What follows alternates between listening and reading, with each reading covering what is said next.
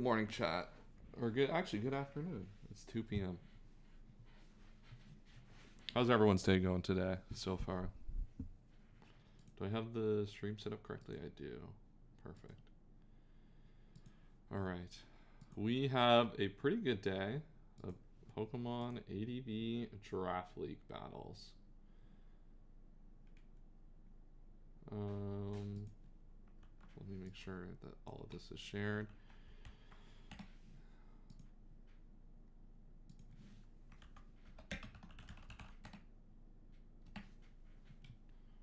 Did I not change the thumbnail for this? Am I dumb? Bonjour, what's up? Oh, I didn't change the thumbnail. I'm super stupid. God damn it. I knew there was going to be something. There's always something that goes wrong. I'm actually going to be gaming in the time slot. Let's go. Yeah, so we got our first game coming up here in just a couple of minutes. Sorry, I'm a little late getting. Oh no, it is the right one. It's just the preview is fucked. Okay. I'm a little late. I'm a little late getting here. If you want to know why we're late getting here, then go to Smoke on General Chat. But that's all we'll leave to that. Let's see. Bang. Let me do the message.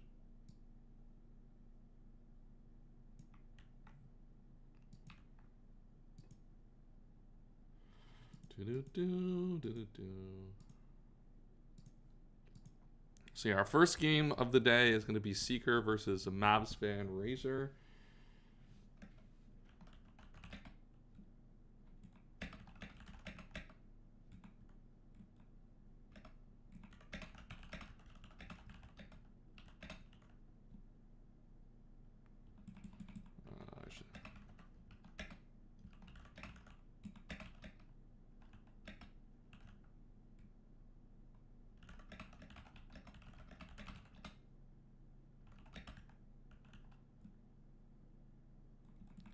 I won't do a waffle shit for this one. You can just get...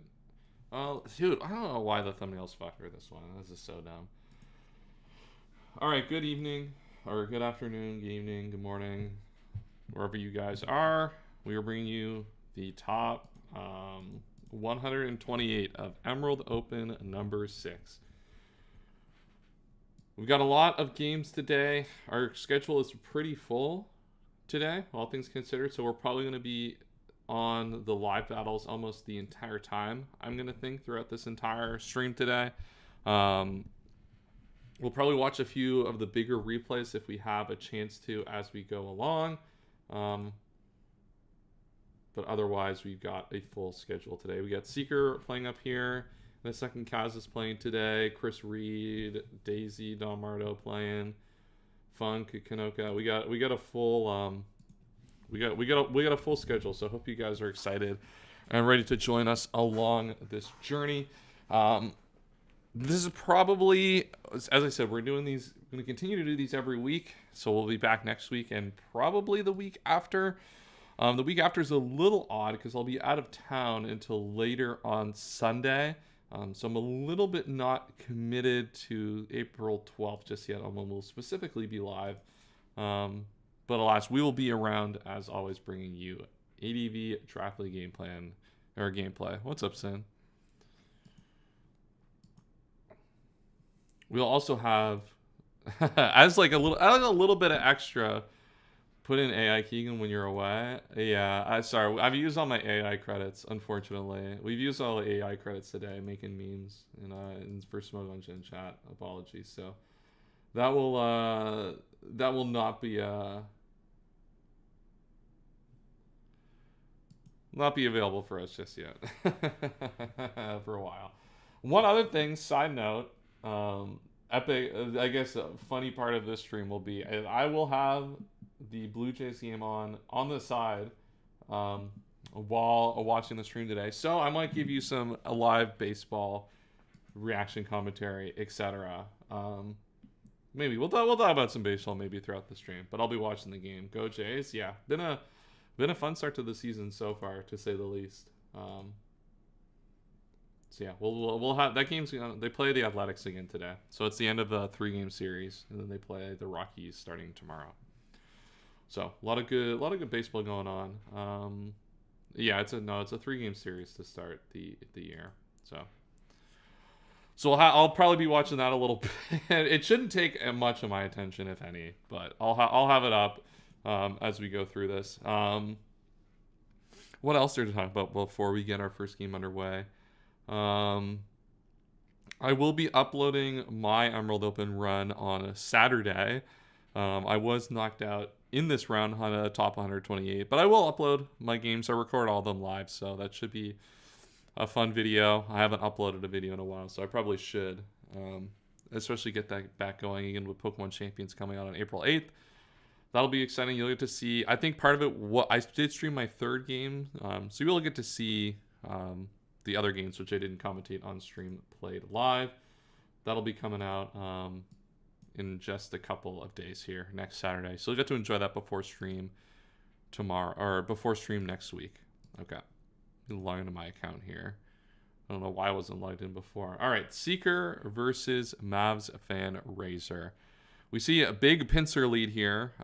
We haven't really talked too much about the matchup, so we'll probably kind of figure it out as we go here.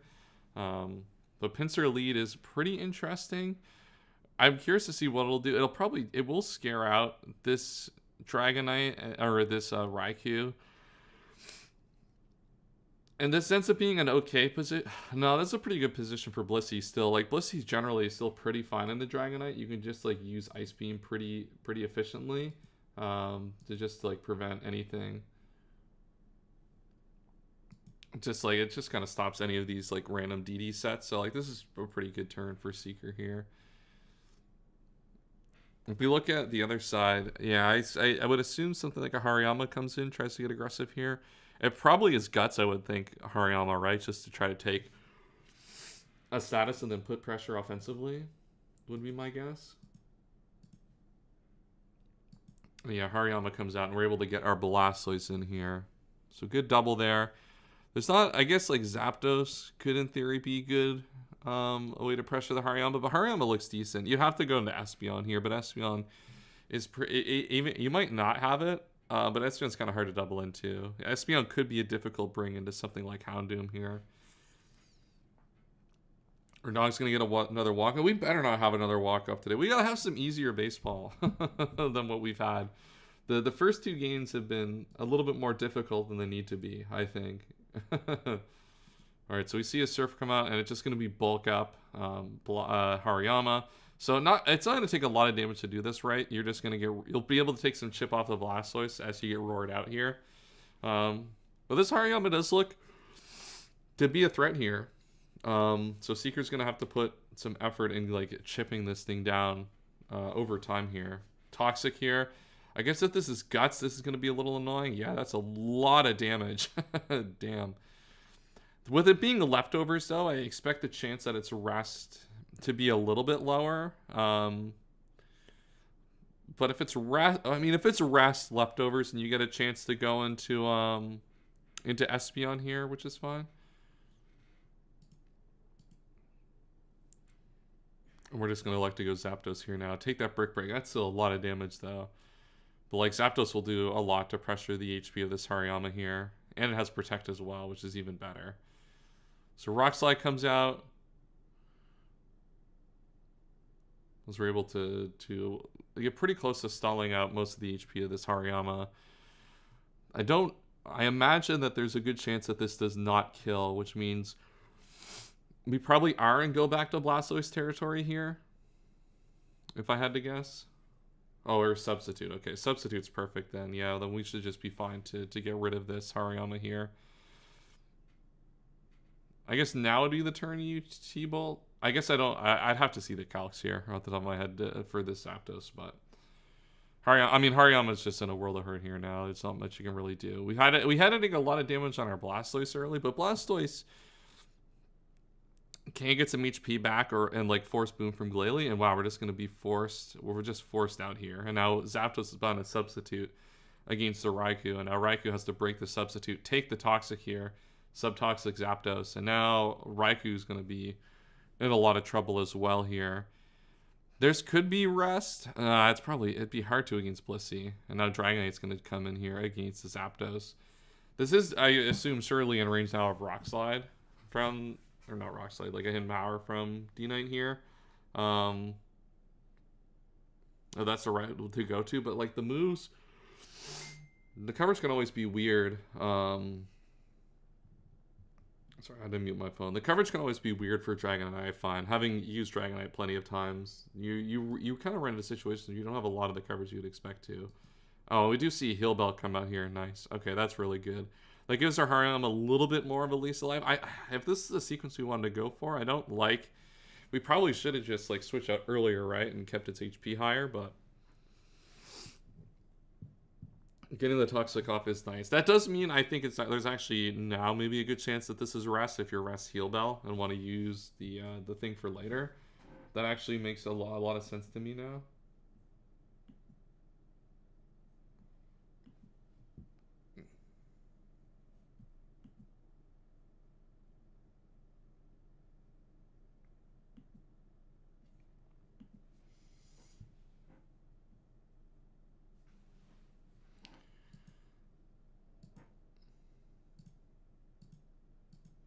No, Regirock is in here on the Dragonite.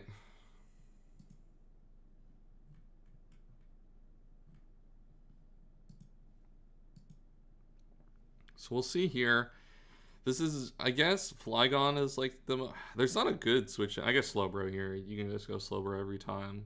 Okay, we're Surf then on the D-Knight. Interesting. So we're barely out damaging this from the Regirock perspective, which is interesting. So it looks like Special D-Knight just trying to be a defensive piece and allow Heal Bells to get off, which it makes sense into the Blissey team. Like this more defensive style team that Seeker has. Like there's going to be a lot more status and stuff coming out pretty frequently. So it does make sense to see the Heal Bell come off here. But the thing is, because you're faster, you're going to win this war from the Dragonite side. I guess the question for Seeker with Regirock is how much HP do you need on this necessarily? Hard to know. I will say this, the time disparity is definitely looks to be in Mavs fans' favor. I think Seeker definitely taking the most time to go through this. That's Seeker's done a good job of like kind of initially stopping some of these threats. We've chipped the Hariyama, tripped the D-Knight a little bit, but I'm curious to see like where we actually go, how we actually go through and try to win this game here.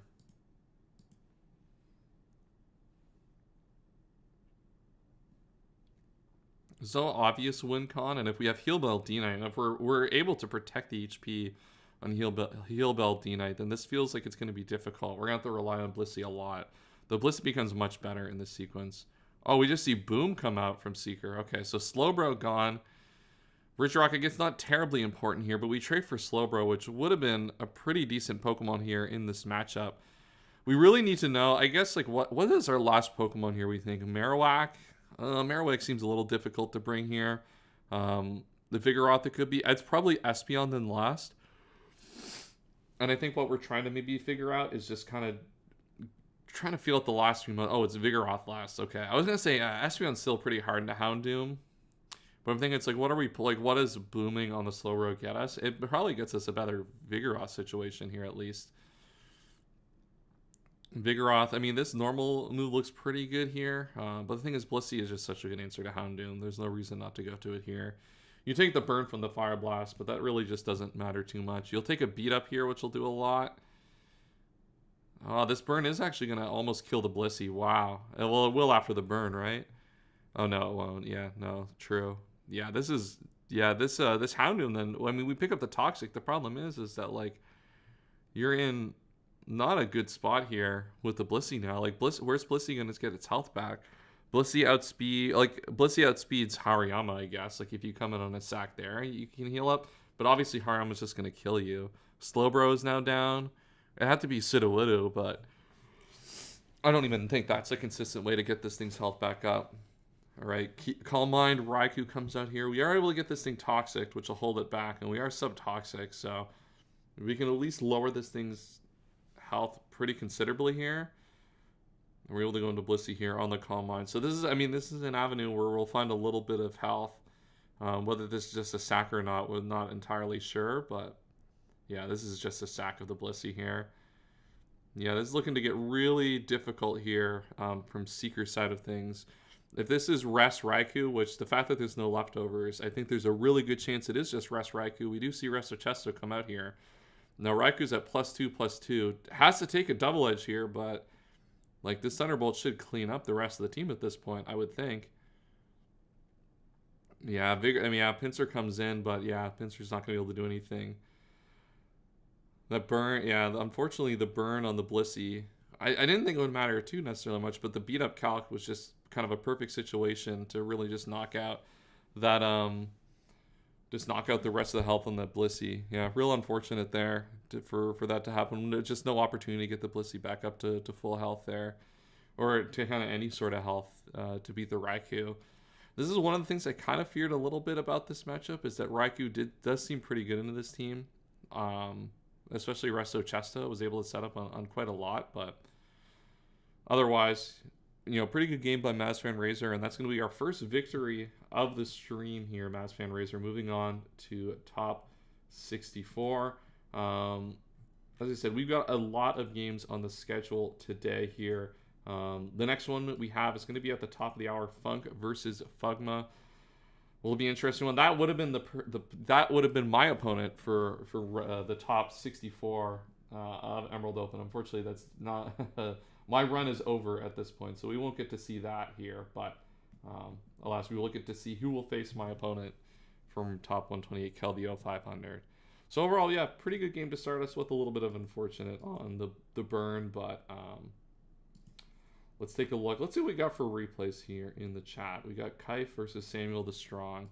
We'll watch a bunch of replays over here. As I said, there's so many good games that go on as you get into these bracket stages of these tournaments. And this tournament obviously is no exception. Let's get those teams on screen. Samuel the Strong versus Kaif.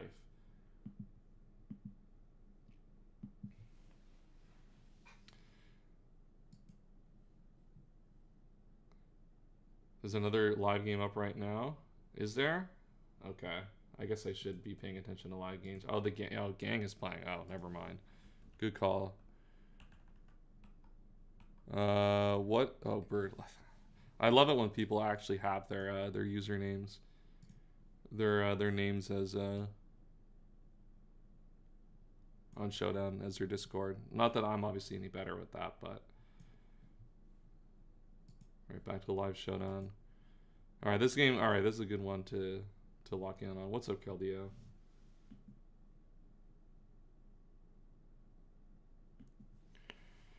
All right, so D-Knight, Earthquaking. All right, Registeel's able to get rid of the D-Knight here. Where are we at here with this battle? A pretty healthy team from Bird Lives.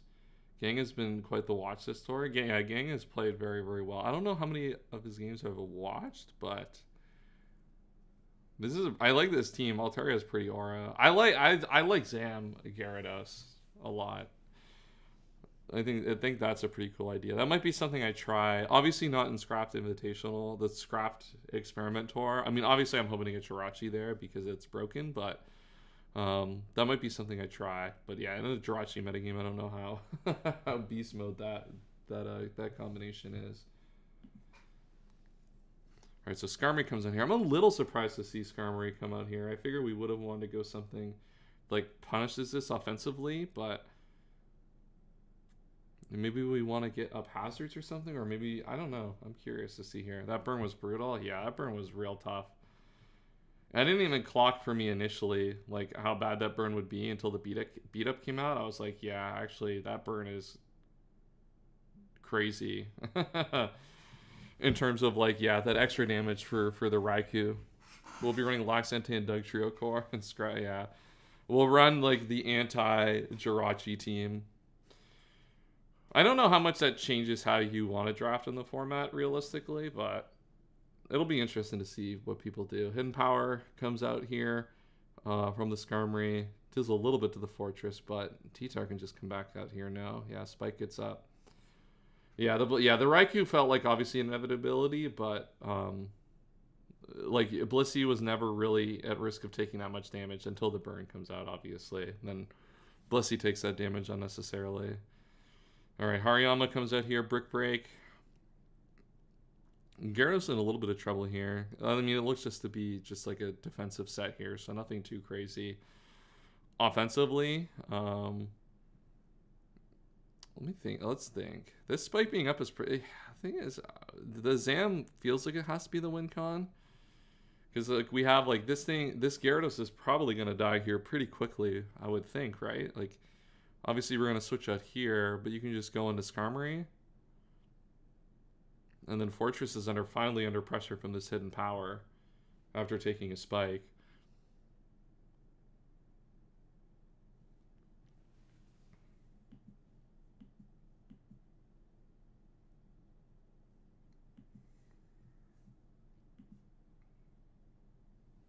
All right, Umbreon comes out here in that now, which makes sense. It's not taking a lot here from this Gyarados, and it's just Wish Protect.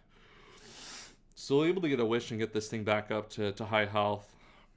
The Umbreon is pretty difficult to break down, actually, for Gang's team here.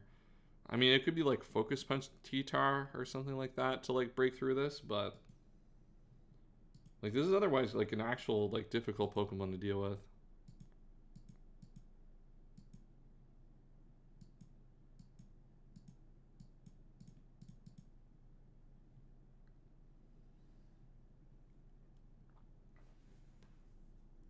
How many minutes are away? All right, 20 minutes from first pitch.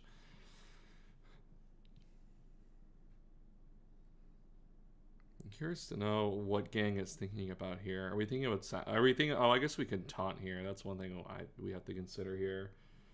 I was thinking, yeah, like the Wish Protect seems free, but the taunt was there. So, okay, so we lose the Gyarados. The problem is that Umbreon. Is Umbreon even like the problem is now with Umbreon taunted? Are you even that? I guess T-Tar can come in here and pressure, but does Umbreon? I mean, Umbreon has opportunity in theory to get wished up elsewhere. This could be taunt DD, and this is a pretty demonic setup for it. The rest of the team is pretty weak. We have Roar Skarmory at least, which holds that back though. The problem is now Umbreon. We're basically gonna have to sack the Umbreon, I think, at this point. We can't stay in though because it's obviously free Dragon Dance. Wow, hard Zam is interesting. Would not have think we would have sacked the Zam off here then, unless we just want to get an Hariyama for free. I mean, I guess that we get that. Hidden Power Flying comes out though, yeah, and that's gonna be that. I'm a little surprised by that. I figured we would have just gone into I figure going into Skarmory at least you just roar out, play around like the worst case scenarios there. And Zam still has like a good chance of like, I mean, it might not be like CM Zam or something, but Zam still looks pretty good here. I guess it's Zam versus Zam, and you have 3 spikes up against you, so I guess it's a little difficult, but I'm not sure what that play necessarily catches as like a winning line that like you can't just make safer with Skarmory, but it is what it is.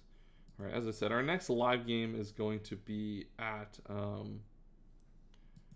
the top of the hour here. If you guys are enjoying the stream so far, make sure to like the stream, subscribe, do all that fun stuff. As I said, we'll be doing these streams continually for the next couple of weeks as we get through the tournament every Sunday. The only one that probably won't be Sunday is Top 32, but that's just because I'm going to be late getting home from a trip, so probably won't get to see that one, do that one live. Let's get into this one. So yeah, that one might be a Monday kind of replay thing, but let's get back into this one that we were watching or planning on watching earlier as we get into some replays here.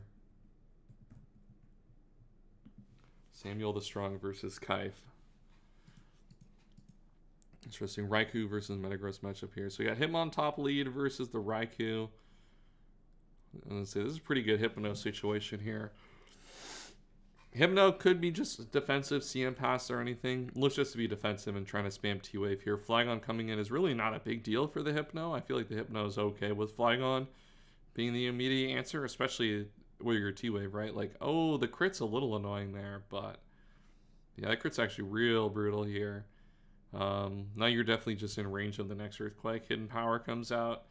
Not going to do necessarily too much to the Blastoise here. Now the Blastoise is obviously going to be threatened here as Jolteon comes in. I'm curious to see if Jolteon's Wish here would make that. Oh my god, we're just getting hella crits right now. And the Para? Okay, we have the Lum Berry at least, which like makes that not as bad. But yeah, that is as bad as a turn as any, honestly, at this point. Now, okay, this looks to be ST Meganium probably. If we're just Earthquaking there, did decent damage to the Melodic, which makes sense with the Lum Berry set, right? Hidden Power, probably Grass comes out here. Yeah, I guess Grass, maybe Electric. I don't know. I don't know if it matters too much. I guess Electric has a little bit. No, maybe Grass is probably fine. I don't think it actually matters which one it is, to be honest, for this team. I doubt we'll see it come up here. Now we see Glalie come in, get up a spike here. These spikes, in theory, could be here to stay. We do have the Hitmontop able to come in and spin them away. He's going to have to take a lot of damage from the Raikou to do that, though. Now, Raikou's just going to stay in, or this thing's just going to stay in a Brick Break and Mach Punch, and not actually get rid of the spike, interestingly enough. Two Thunderbolt, or the Hidden Power comes out there. And now we do see the Resto Chesto come out here, so it makes sense to be willing to keep that spike up to trade for the Resto Chesto there. And now we see the Roar come out here. So Raikou does look to be a really, really big threat in this battle. The Para is going to be a little bit annoying. That's like 2 Thunderbolt pairs we've seen this battle. Like, this is just crazy. I know the Sleep comes out here. Blissey Seeds to force Raikou to sleep. Then Vigoroth beat it from there. Yeah, for sure. That makes sense. Alright, Alright, we're D-Dance pass on the Smeargle. We can Spore the Glalie. Oh, but it is Lum Berry, though. Wow, that is huge. And now we're able to boom, get rid of the Smeargle, and that is a potential Dragon Dance, that Metagross being stopped right there. That could have been a real problem here in this battle. Melodic is going to win this with a Hidden Power against the Blastoise every time. So we'll see the Surf come out here. Do a little bit of damage now. Return from Meganium. Okay, that's not that's just not real damage here. Raikou's able to come in here and start burning some sleep turns. Surf, I mean, Surf's doing a lot though from this Melodic. That's not really going to be helpful. As now Jolteon comes back in. We see the Thunderbolt come out, basically just gaining the spike back.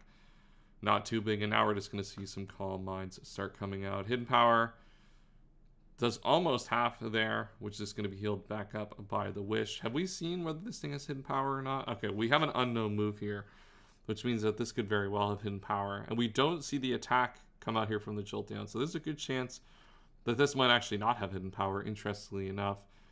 Hidden Power Flying comes out. Goodbye to Flygon. And now Dragon Dance, or Dragon Dance up Dragonite looks to be in a really good spot. This has to be Salac, right? Or it's just good defense and then boom. Okay. Goodbye there. I guess I'm surprised we don't go Melodic there just to kill it and just save our Metagross offensively here. But, I mean, to be fair, Jolteon looks really good the rest of this battle. The thing is, like, I think if we're Kaif, we're probably trying to get to last Mon on Raikou here. Or at least trying to stall out this Jolteon a little bit. Yeah, this Jolteon's not going to be able to break through this Hypno just yet. No, Wish comes back up. I guess that gets us in Raikou here. Or we elect to not go into Raikou here. And now we just T-Wave the Melodic. Yeah, just spreading some Thunder Wave here. Putting... the Melodic will get some defense boost. But, like, it's just going to make it really... put into some tough situations with these Paras. Yeah, I mean, these Paras don't matter too much. Right? But at least get into a position where, we're not able to maybe damage Raikou with the Surf Hit in, like, a critical sequence. Okay, we get the freeze on the Hypno. What is this game? Why are we getting... there's like a million instances of hacks. This game, it feels like, for like no reason. All of them against Kaif too, funnily enough. Alright, the Surf comes out here. Bruh, we just lost our Hypno. That's crazy. We just Ice Beam freeze and lose the Hypno. Alright, so now we just get to start Calm Minding here. Surf comes out. And now I assume we're just going to see a Thunderbolt. Yeah. Thing is, this just going to be able to... Oh, we're just going to go for the T-Bolt. Okay, now the rest comes out. I was going to say, we could just Roar here. I guess the problem is with the Roar is like you just sack the Blastoise here just so you get to be last mon here. Doing it this way at least guarantees you some sleep turns here. Now if Jolteon comes back out, it wakes up and goes for the Calm Mind here. So it's going to Roar now. We're at least going to be able to force it to take a Hidden Power here at +1, which is a good amount of damage. I think we just sack the Blastoise here, right? I mean, the thing is, like, our opponent doesn't have to give us the, give us this mon at this point. Yeah, now you go Raikou on the Protect. Oh, I'm surprised they Thunderbolted. I mean, maybe we just sacked it off at that point, no? I feel like if you sack it off, you get the win there, right? Then you just continue. Thunderbolt comes out.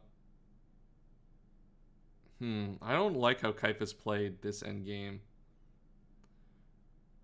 Yeah, I mean, we get the rest off here at least, but I feel like we're past where you can at least get Raikou to like almost full HP last mon and then just like be able to beat this Jolteon eventually, but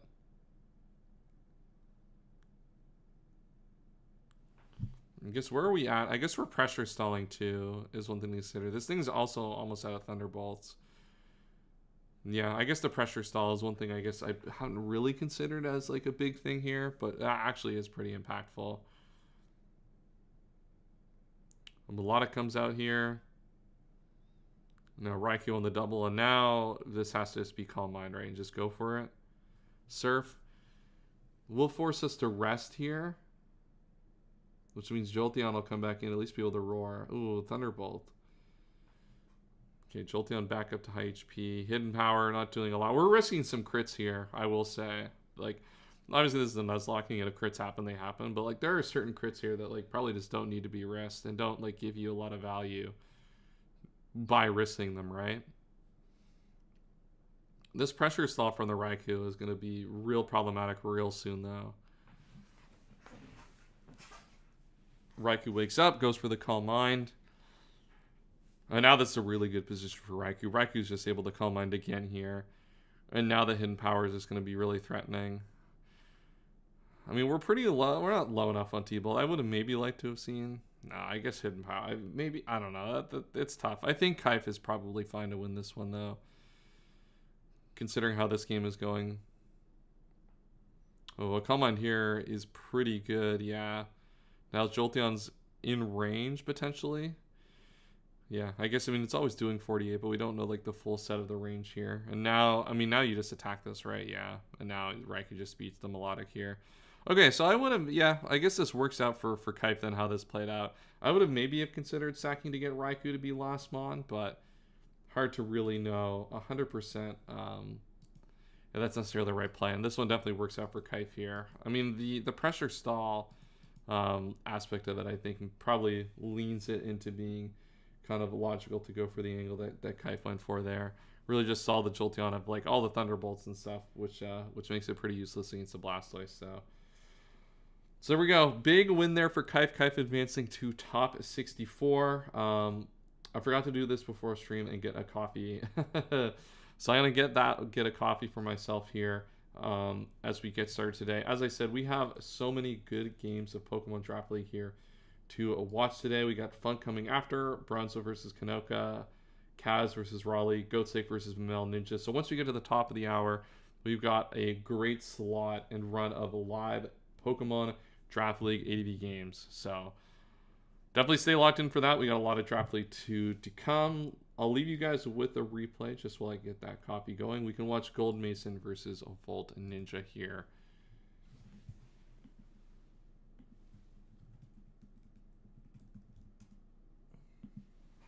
All right, there we go. We'll leave that up for you. I'll get my coffee, and then I should be around for basically the entirety of the stream.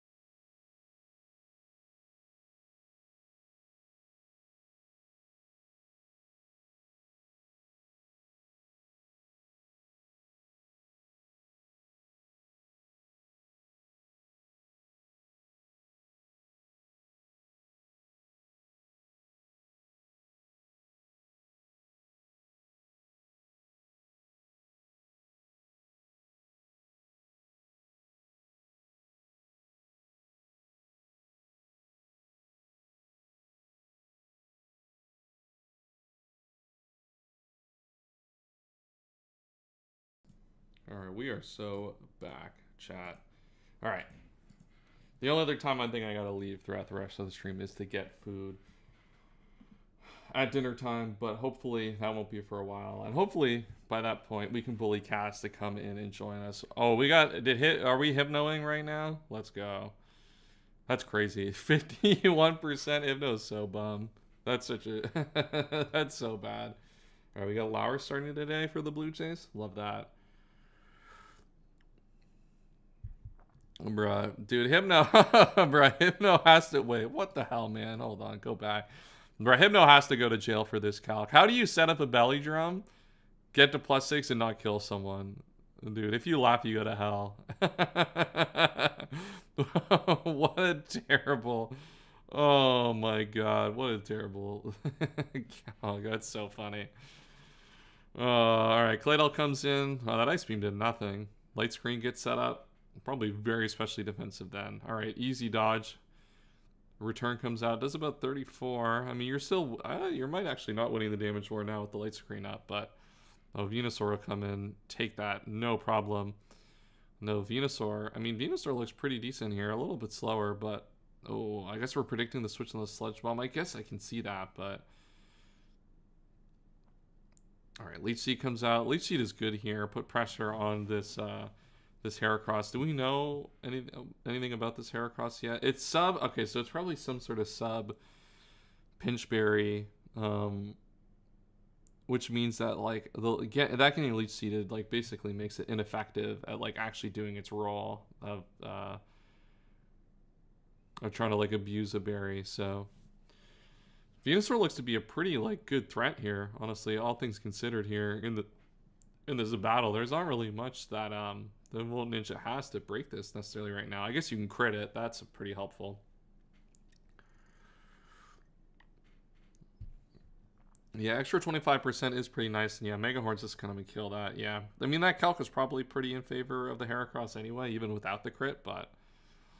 No, Lax... Okay, I didn't even realize Lax was asleep here.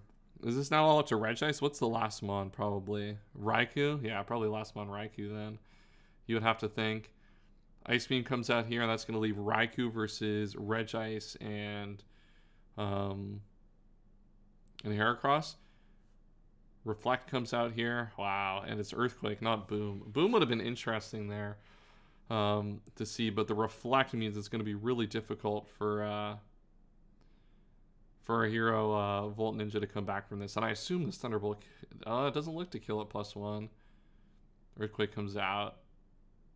I think this should, I mean, I think at the end of the day, this should definitely be heavily in Gold Mason's favor to pull this one out. Yeah. Just go for the Thunderbolt there. Now +2. Like, there's no way this Heracross doesn't die from here. There we go. Big win for Gold Mason. Gold Mason moves to the top 64.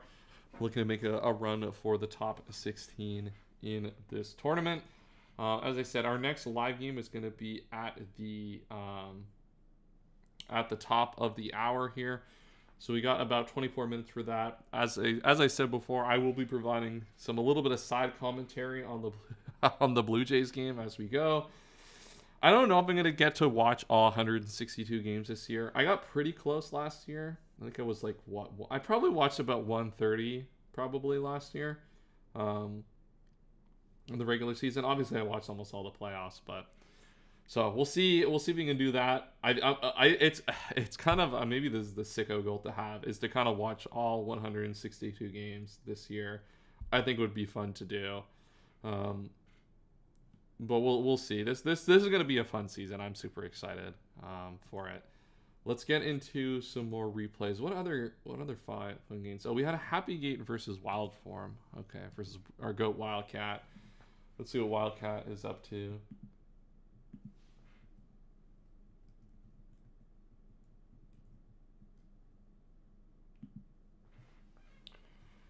All right, let's take a look at this game. Celebi Arrow versus Raikou Hariyama Claydol. A classic battle of some cores here. Native Draft Lake. Typhlosion comes in aggressively on the Celebi, but it's going to take so much damage to do that. Oh, and the aggressive Thunder Punch. Are we going to get... Oh, my goodness. I mean, like, I'm surprised we staying with Celebi there. We have Melodic, which was like so free, but like now we just like trade for that Typhlosion. I mean, I get going for the play from Wildcat side, but man, imagine if we got paired there and just got like full on bailed. Oh, that would have been super funny. But now we got paralyzed Celebi in versus Raikou. Now Raikou looks to try to set up a substitute here. All right, setting up a substitute is nice. Now you got to Calm Mind off here. Looks like we're not electing to do that. We were just sub multiple attacks. And now the Parasong comes out here from the Celebi. Interesting. So it looks like we're probably just Leech Seed Parasong as the set here. Hidden Power comes out. Okay, just sacking the Flygon. Oh, we get the Silacberry off. I mean, but the Raikou just stays in and kills you, right? Okay. I guess this does set up a free setup turn here for the Celebi. So the Celebi is able to probably set up a Calm Mind here. This looks good for Psychic. It's an interesting sequence. I'm surprised we sat the Flygon. I mean, this Flygon's not good, right? All things considered, it's not our favorite user of all time, but oh, Silverwind. Wow, that's big damage here. Fire Punch comes out from the from the Ludicolo. Oh, there we go. I was saying, are we gonna get to see the Omniboost come out to play today? We do. I mean, Omastar should live this, right? Uh-oh, we got Morning Sun. This might be a wrap here. Uh-oh, we might be in trouble now.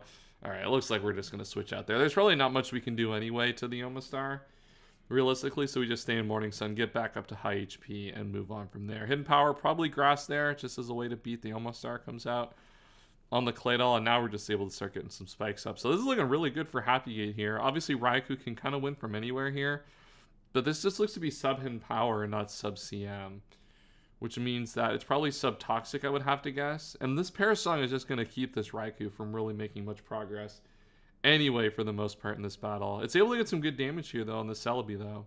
Recover is there to save the day.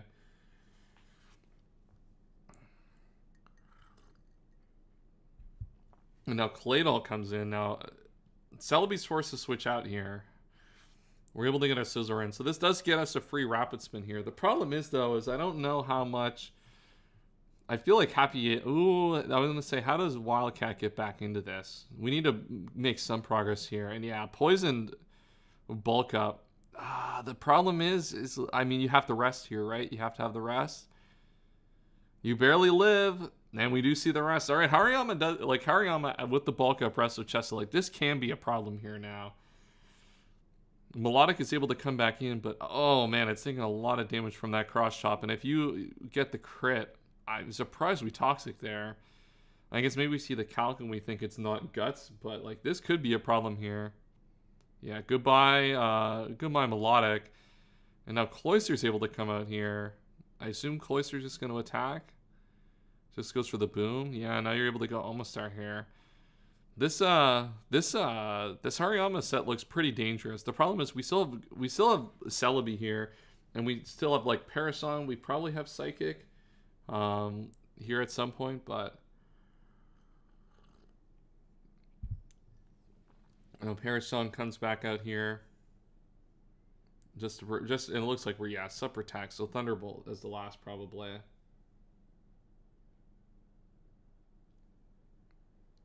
Now Silverwind comes out. Any Omni boosters? No, no second Omni boost today. Now we just go Hariyama here on the Morning Sun. We were able to start bulking up on this. The problem is that we're gonna have to rest here, which means free. I mean, you just go Celebi here every time, right? Oh, this might be in range actually. Yeah, it is in range. Very, very close to not being in range there, but yeah, now we see Thunderbolt revealed last from Raikou. So yeah, this Raikou set is not really a threat at all to this Scizor. The problem is now you only have one Silverwind left, which is a little annoying. So like you are kind of out of moves here a little bit. This Hidden Power is gonna have to do a lot of work for you, but you can just get Celebi in here for free every time. Hidden Power does a lot of damage, but Psychic will kill the Raikou. And this should be pretty academic here for Celebi to pick this one up. Giga Drain can come out. Or we're just going to go to Scizor. Okay. Just keeping it... I mean, being pragmatic about it, I guess. There's no reason not to be here in this spot. Ooh, the crit is a little annoying. I mean, Arrow's probably last. I mean, just go Celebi. I guess you're playing around Boom and stuff here. If you think Boom can be a problem, but... I mean, the reveal Shadow Ball here means that that's not really a problem. You can just Giga Drain here and be fine pretty much every time. Yeah, look, like Shadow Ball's doing nothing here in this spot. You get the recover. I guess you're recovering to get this thing's HP higher to allow for a more powerful or more like healing Giga Drain, I guess is what you're looking for, but without Giga Drain, yeah, you're basically full HP. I mean, this Omastar was never putting you under truly any offensive threat anyway. And you just go for the Perish line here. Just to avoid random Mickey stuff is probably fair. I mean, it is leftovers, so you probably can just Giga Drain and kill anyway, but I guess just to avoid... oh, I guess we have one more. I'm trying to think why we wouldn't just have used it there. I mean, the Perish song I see there, but like on the second turn, I feel like you just use it, right? There's no reason not to.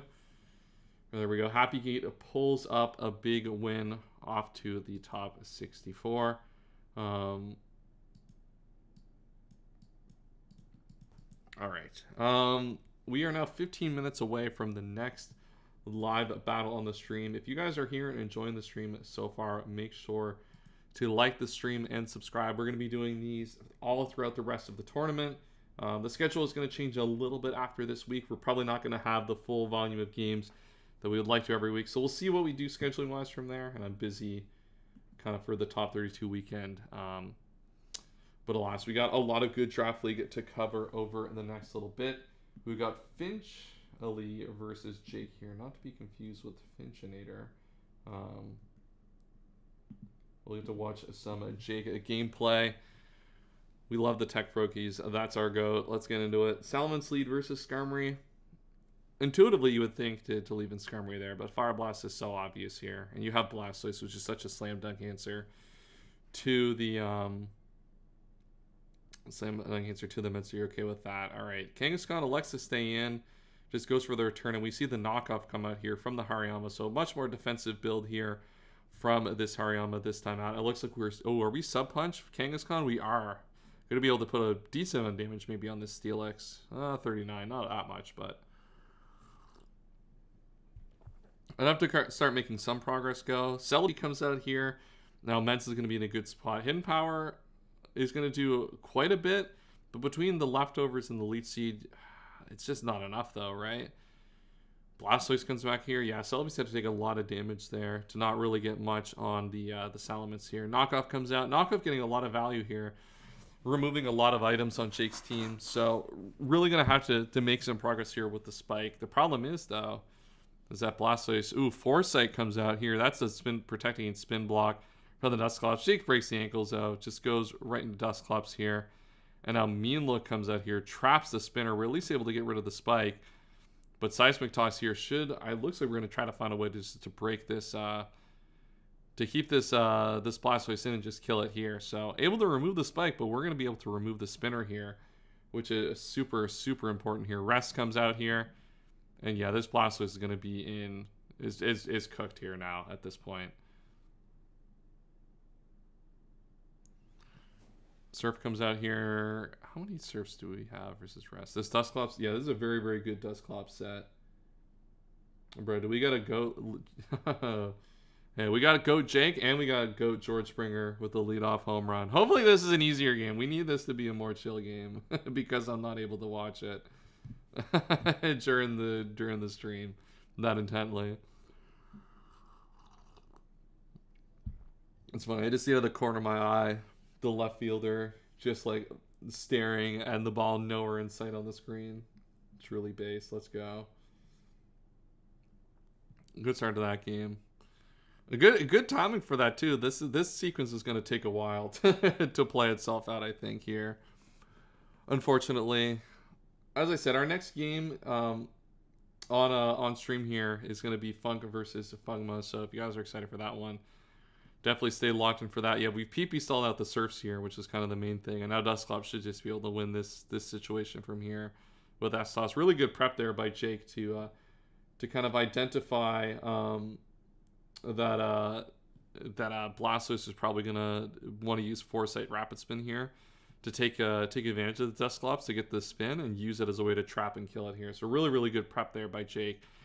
And now, like, there's a lot of opportunities to get spikes in on Steelix and on Hariyama here. That, like, spike, like, you're going to be able to get these spikes up pretty effectively here at some point this battle. And now we're going to switch out here. Good heads up play by Jake there. Get this Toxic up on this. So now you're able to actually use the Leech Seed or Recover to heal up the Celebi. Wow, really good heads up play there at the end of the line. To not fully deal with the Blastoise, but to leave it at 8% with the Toxic. So now as soon as you get up a spike here, this Blastoise is dead too. So yeah, really, really good heads up play here. And this is the opportunity to get the spike here. You take the Brick Break, but now the spike comes out every single time. Zam will come in, take advantage of this a little bit, but you still have Celebi, which is still such a good answer to Zam here. CM does come out, which is a little annoying. Oh, that's a nasty crit. Uh-oh, that is danger time. I mean, we were able to go into Arrow to revenge it, but losing our Celebi there is so, so painful. But as I said, though, getting rid of that Blastoise here, these spikes are going to be super important here the rest of this battle. We do get a sub up here. Mence is able to come in and accept that.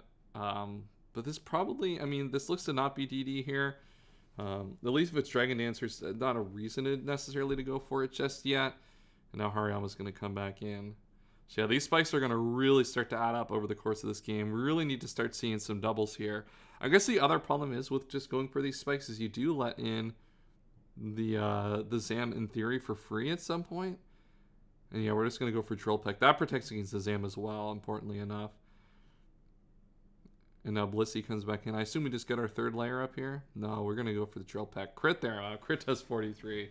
Not even crit. Crit doesn't even do a KO here, funnily enough. Now we get our third layer of spikes up. Super important there to get that third layer up. That's going to get some good damage on the Zam. That's going to really put pressure on this Hariyama. Hariyama's coming in here, but it just eats an S-Toss and dies, right? Yeah. So yeah, now Zam's going to come in. It has the leftovers. And CM Zam is a threat, but like it's going to struggle a little bit to beat this Dusclops. You're going to have to kind of trade the Toxic for the Poison here on the Dusclops. It's a little annoying. But with this being CM Alakazam, that's a trade you're probably happy to take at this point. It's definitely not going to be Rest here. At least you wouldn't expect it to be. And now you're in a situation with multiple hazards up here. This thing Toxic. Ooh, a little cheeky double protect. Why not? That's the GOAT. That's the Tech Froakies difference right there. Getting that double protect. Going for the triple protect. Not going to work out as well, to say the least. And now Aerodactyl's able to come in for free. This thing is now in range of spikes and is just going to die anyway. So we sack the Zam. And now we're in a really, really good spot here. If you're Jake, you'd have to say, right? Like, as I said, you got that hazards up. The only real threat left is going to be that Mence. You're just able to get this big rest off here now. Obviously, the Mence is able to get wished up here pretty often from this Blissey, but Blissey's going to have to put itself in riskier scenarios to do this every time it wants to come in. Taking 25% is not trivial here, even though there are a lot of Pokemon that it can switch in on really effectively. Kangaskhan comes in here, takes the Toxic. Though this looks to be Rest, I would think here. Yeah, Rest early bird. No leftovers there. Or I think it might... No, it hasn't revealed item yet. I was going to say a lot of mons get knocked off, but I don't think this had revealed. We do see the Wake Up here. Do see the Return come out. And now I would have to imagine we just substitute on this, or at least try to find... I guess we can go Dusclops as well. Dusclops, yeah, this thing's doing nothing to the Dusclops either.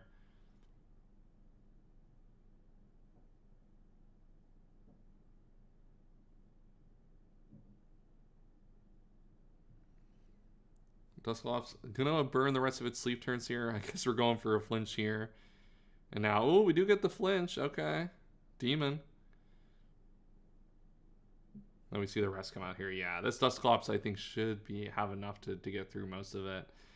I mean, Mence is able to come in here, but this Mence hasn't shown enough to be able to break through this team. Declaw. So this looks just to be full mix Mence. Probably not Dragon Dance at this point, you'd have to say. No, Kangaskhan comes back out here. Probably just a sub here, or maybe you just attack. No, sub's probably fine. This looks to not be DD, so I think you're okay to just actually just keep returning this thing as much as possible. Trade the rest of your HP, as much of your HP on Kangaskhan as you can to really put pressure here. You do have the rest as well to get that HP back against something like the Blissey. And ooh, we do just go hard arrow here. Oh, and we get crit. So I guess that was safe from crit, but barely safe from crit, that's for sure. And now that risk does mean this arrow is in a little bit of a tough spot. Dusclops is able to continue to just completely neutralize anything that this Steelix wants to do. Especially with the pressure, like this thing is pressure, right? You're going to be able to pressure Solace, and yeah, you were going to see the same sequence we did against the Blastoise and just pressure stall this Steelix out of this game here. And yeah, we're going to see the forfeit come up from Finchley. I mean, this game would have taken an infinite amount of time from here if we played this one out.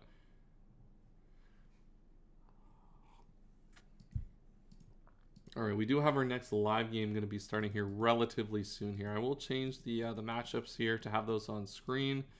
Get back to live showdown view here.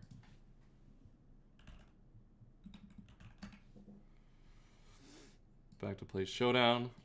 And now let's put our matchup on screen. Funk versus Fugma.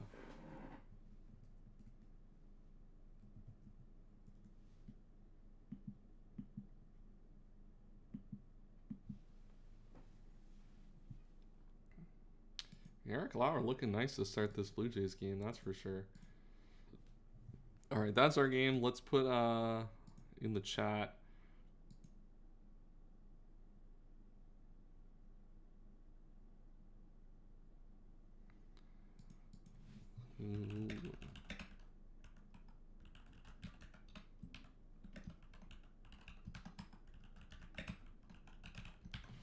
There we go. Our first poll of the chat. And if you guys are enjoying the stream, as I said, make sure to like the stream. The support goes a long way to helping this stream do well. I appreciate all the love that you guys provide every single week for this stream and for the Emerald Open.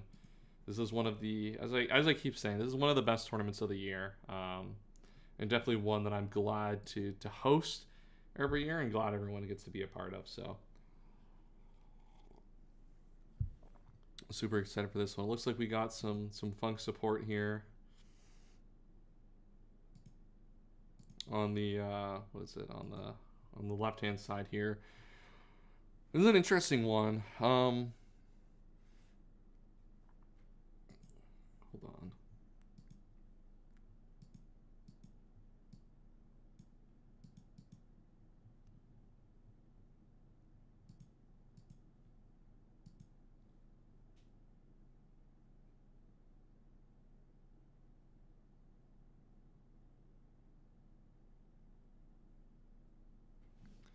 All right, let's take a look at this matchup then. Let's see what we got cooking here. So we got a Zapdos versus Lax team.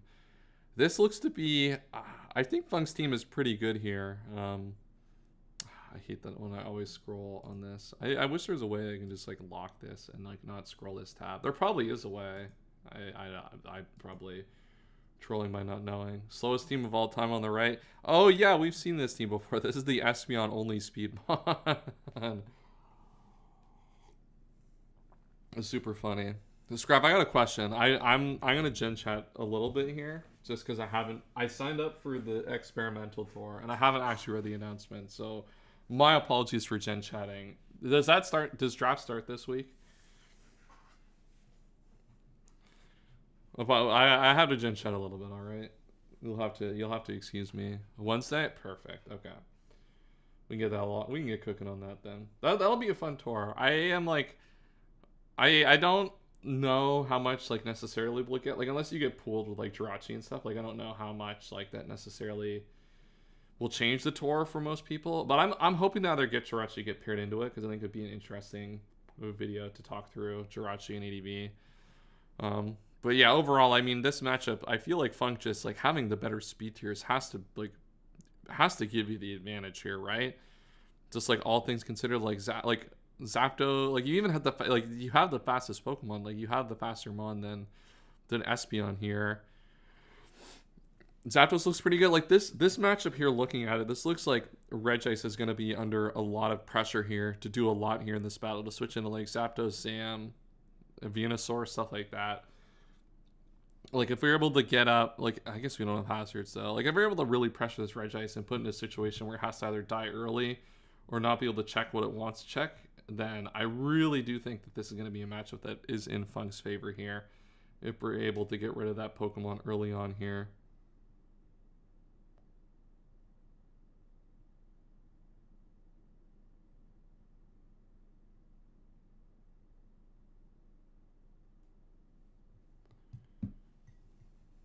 All right, come on, Lauer. Let's get a light strike out here, Eric Lauer. Right, Eric Lauer's beast moding right now. That's what we like to see. Oh, we got Stefan versus Lexi as well going on here in a second. We can definitely watch that one live pretty soon.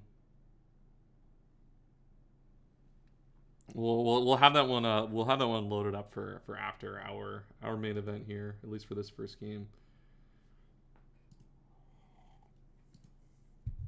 It looks like our players are getting ready to get this one going here. We'll leave the poll up for a little bit longer. Make sure to get your votes in on that poll so you guys' opinion can be heard as we get into the next live battle.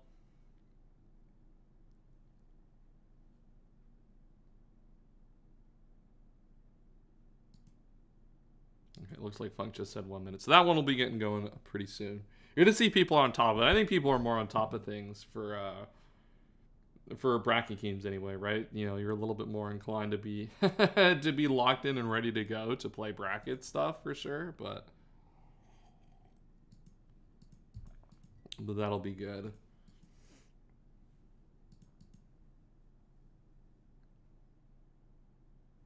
Hold on, Scruff. I gotta check the Scruff. Are you still here?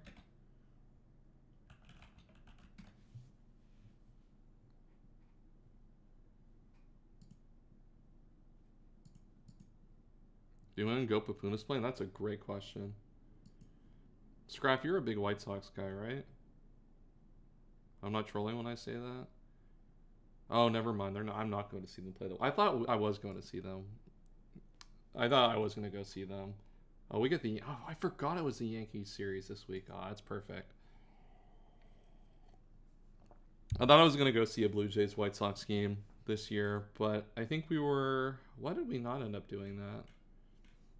Because I know what do they play the White Sox? They play in like April, right? Do they play April? Was it like July that they play in Toronto?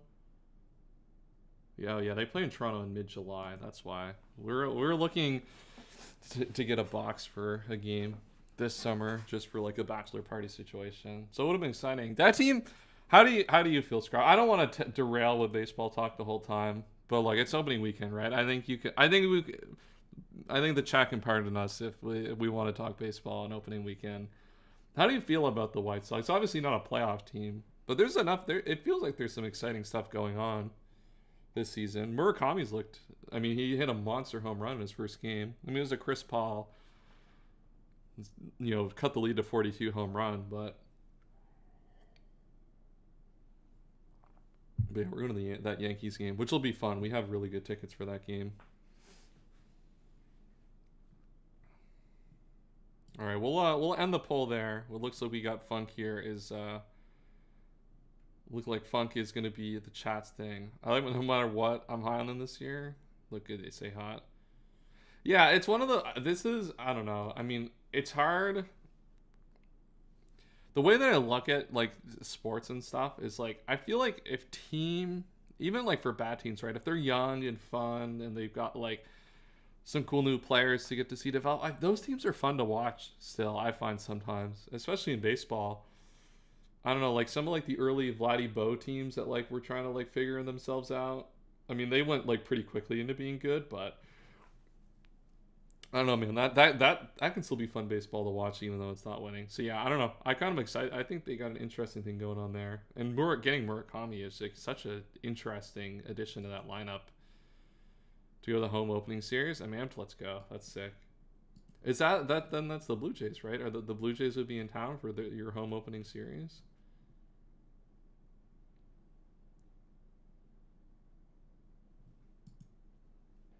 It is the Jays. Yeah, that'll be good. I don't know who we're gonna be starting for that series. because we had the Dodgers right after. A rematch early in the season. Convert your eyes. I'm going to get cooked. We're not watching your game to start, at least. I'll say that much. Oh, it looks like Stefan's going to be live ready in 10 minutes, so we probably will get to watch your game. Going to Ron No Mox. Yeah, I didn't go No Mox this time. I got a lot of working with Pythons to like with a day to go, which wasn't great. I don't know. My matchup was really weird. My commentary for my game will go up on Saturday here, so if you guys want to watch my run live commed, and one of the games streamed, obviously you guys would have seen that on stream. That'll be going up this Saturday. I have to finish editing that, recording the team builders and intro for that. Probably do that after stream here. So that'll be up next Saturday. Still waiting for our next game here to go up.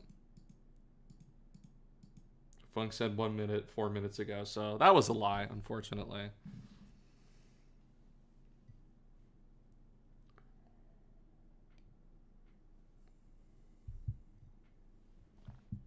Oh, we got a ping. Is that our game? It is our game. Let's go. We are so back. Do I got the right orientation on stream? Yes, I do. Oh, and we got the right side off rip. Thank God. All right. SP Funk versus our GOAT, Fugma. The chat is in on SP Funk to win this one. If you guys are excited to keep going, we got basically all live games here, almost for the entire rest of the stream here scheduled out. I think we have one little time slot that we don't have live games for, but we should be hitting as many games as possible here. So definitely like the stream. This is going to be a fun rest of the stream. Get to seeing a bunch of high level ADV draft league games. We talked about this a little bit. As I said, I think this is a matchup that Funk is probably going to be favored in realistically. This is just a really slow team here from Fugma all around. Mobamba in the chat. Is this is this a Fetty Wap nickname theme?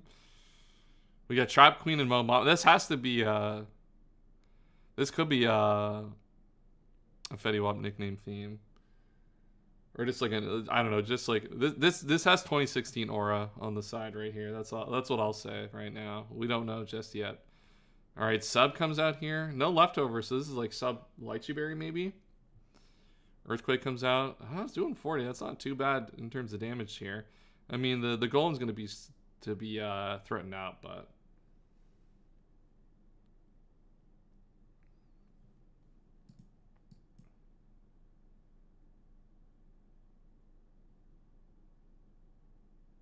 being Endure coming? Yeah, this could be Endure, actually. Yeah, Endure. Nah, it looks like they're just going to switch into Lax.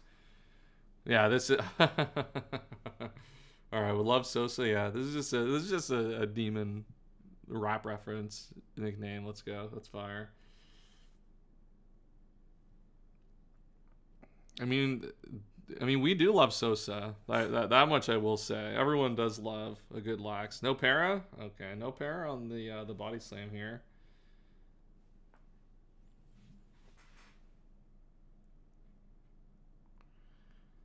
We'll see. All right, so Baton Pass comes out. Probably just going to... Oh, it looks like Venusaur here. Earthquake comes out. What were we trying to predict there? The Registeel, I guess? I mean, we're not doing much damage either way, but... Body Slam will come out here. Okay, we do get the para on the Venusaur here. I don't know what the Lax was trying to do here necessarily. Maybe just like spread para, spread some damage. I'm curious of what type of set this is. There's no item, so it's probably rest, right? You would have to think this is a rest set. So like it's probably curse rest. And it's just trying to like in the early game just like spread body slam para as much as possible. I don't know why with Earthquake they feel we just like body slamming the parrying the Registeel is still like kind of a good like still helps further our game plan, I would think, but superpower out here comes from the Registeel, which does put this in Lychee Berry range. This could get a little dangerous, actually. I mean, Golem is naturally slower, but you have to imagine, right? If you're doing this, like you have speed to outspeed Registeel, right? Like, there's no way you're getting outsped here by the Registeel if you're doing this, right? Okay, so we just sack the Venusaur on the boom. Okay, so our goal, yeah, just to use Lychee Berry to trade for one thing. We trade for the Venusaur, which is a good start. Venusaur looked to be a little bit of a problem here in this battle. And that does remove the Leech Seeder, which can create awkward situations for our Lax. Because right here, as you see here, Blaziken like is a good way to pressure Lax offensively, but it's kind of hard to get in against this team.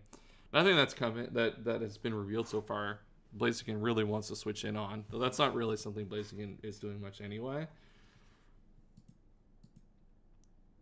Oh, George Bush is in. Let's go. Shout out to George Bush, the Ursaring. Ready to put some massive damage on here. 10 of the, yeah, there hasn't been yeah, in terms of nicknames in this so far in this game, this has been an A+ game for nicknames. You know, all of the this is like mid to like 2010s nickname theme. We got George Bush, the Ursaring. Oh, if we got Poison there, that could have been Demon. That's a lot of damage though, even after the bulk up too. Damn. This Weezing is doing a lot of damage. This is like random CB Weezing or something. Return comes out here, does a bunch of damage. But yeah, oh, and a crit comes out here. I mean, it had to kill, right? There's no way that it didn't kill. I'm a little surprised to see the Sludge Bomb. Maybe I was a little surprised we sacked the Ursaring. Maybe you're predicting that the Weezing. I mean, I guess the Weezing is if we assume it's Choice Band, right? I mean, it's never switching. It can't switch moves, so it's not switching. I guess we had a guaranteed value out of our Ursaring there, just considering how the situation that we ended up in. Thunderbolt comes out, able to break the substitute. Now we're able to put Tom Pass out. Chirper Drown. Dude, unfortunately, I think Vaporeon's going to be drowning here in this matchup. All right, Regice finally comes out to play. This is the Pokemon that we kind of highlighted a little bit in the preview. That, like, Regice is really, really good in this battle. But if we can find a way to really pressure it and force it to either take a lot of damage, force it into bad spots, which this T-Wave will do, then I really like this from Funk's side. The problem is like our last one's probably Blaziken, and Blaziken's not really ready to win because Espeon's at full HP. So it looks like we're just using our Zapdos to pressure. There's no Ice Beam comes out here from the Regice, interestingly enough.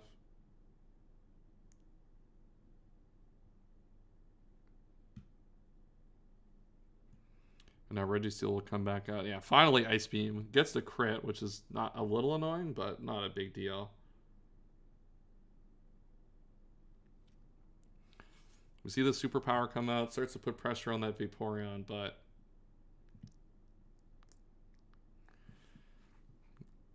yeah, Regice... the thing is, though, yeah, Regice's paralyzed and taking a little bit chip. That's what we're talking about, as I said, in this earlier, kind of in the preview. This is what was going to... this is going to have a big impact, I think, on this battle, realistically, in terms of how this one was going to play out, was how much we were going to be able to deal with that Regice early. The thing is, though, we really need to get rid of the Espeon 2 here to really enable our Blaziken to have a good endgame, which we haven't been able to do yet. Calm Mind does look good here. Wow, we're doing so little damage to this Lax, though. Yeah, this is not great. I mean, like, we can surf it, like, if you, I mean, you surf again, I think, just in case, like, Calm Mind, I guess that's our play here. I guess our goal is to rest. Oh no, that's, yeah, this could go wrong, real wrong here. Yeah, that's unfortunate. Goodbye to Slowbro. Now Funk, I think, is in a lot of trouble. I mean, this is entry point for Blaziken, at least. Like, you kind of have to go into it now. You kind of have been given no other option here.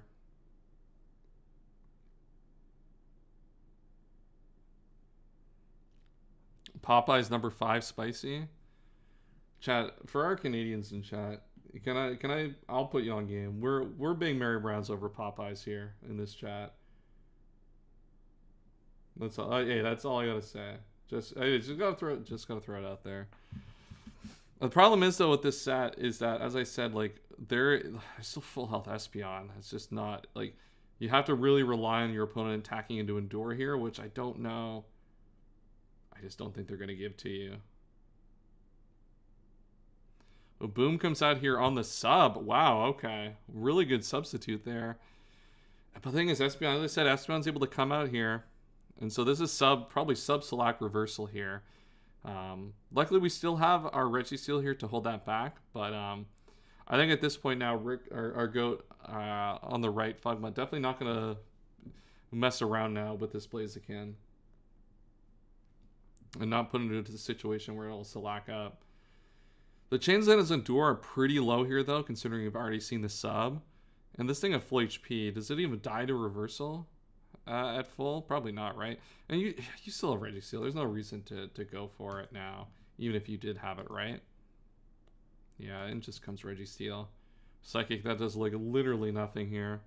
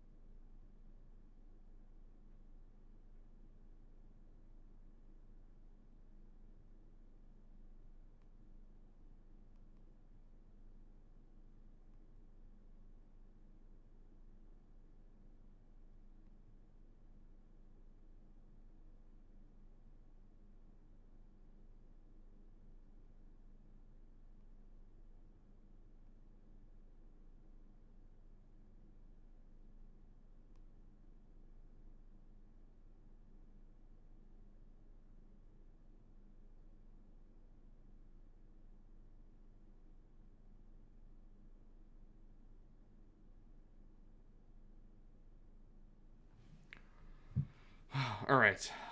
I had a respond on a message here. Let me get a few more turns in here. Hidden Power comes out here. I think it's Espeon still at full health, right? So like what we were saying earlier is still like very much a big part of where this battle is going, right? Espeon being at full health really keeps everything under control from this Blaziken. Thunderbolt comes out. Para, all right. I mean, this is looking okay for Zapdos. You get Para now.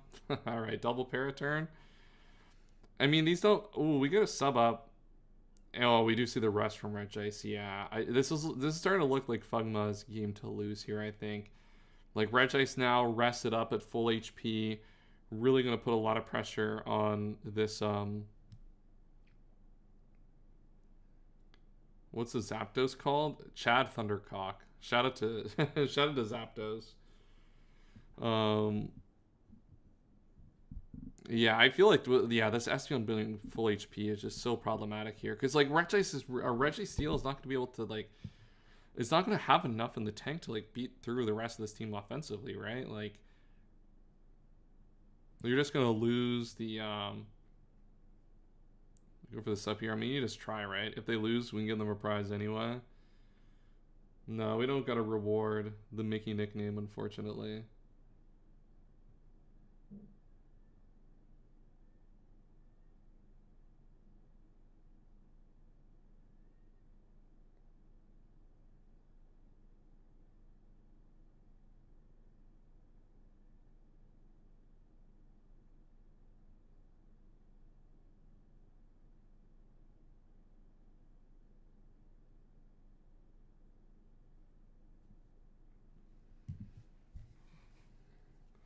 So let's see here.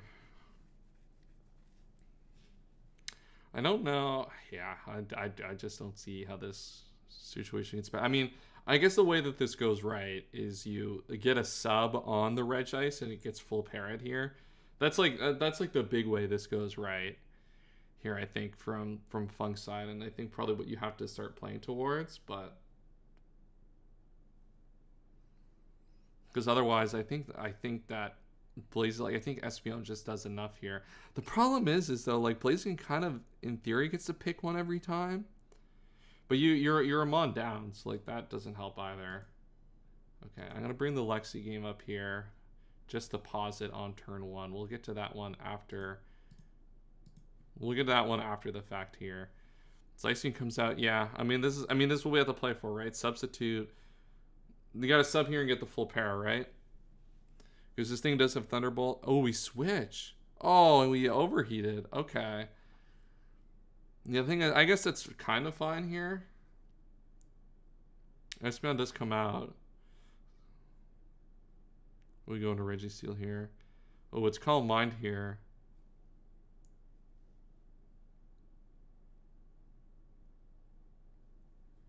And we just see CM pass into Vaporeon. I mean, that is okay. I don't know how much that like really helps here, but oh my god, superpower's doing nothing. Okay, Vaporeon might just have enough here. I mean, do we not have Estos or anything here?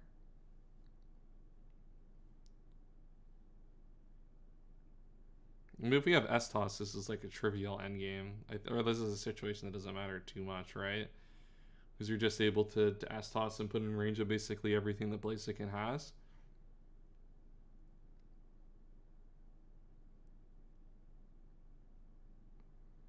I mean, I guess we keep playing for crit, but even if he had Boom, Boom would have been a great click here. Wow, we switch into Espeon on the Boom. What the hell? What are we doing? That can't be right. I mean, we lose this Mon, but like if that gets crit, wow, if that gets crit, that couldn't have been the right. Yeah, that doesn't seem to be the right play to me.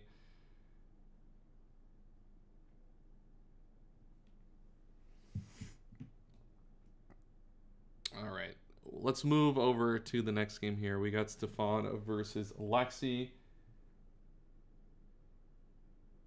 Oh, did Jesus Sanchez just hit a home run? Let's go. Beast mode. Oh, this Blue Jays team is going to be so much fun this season.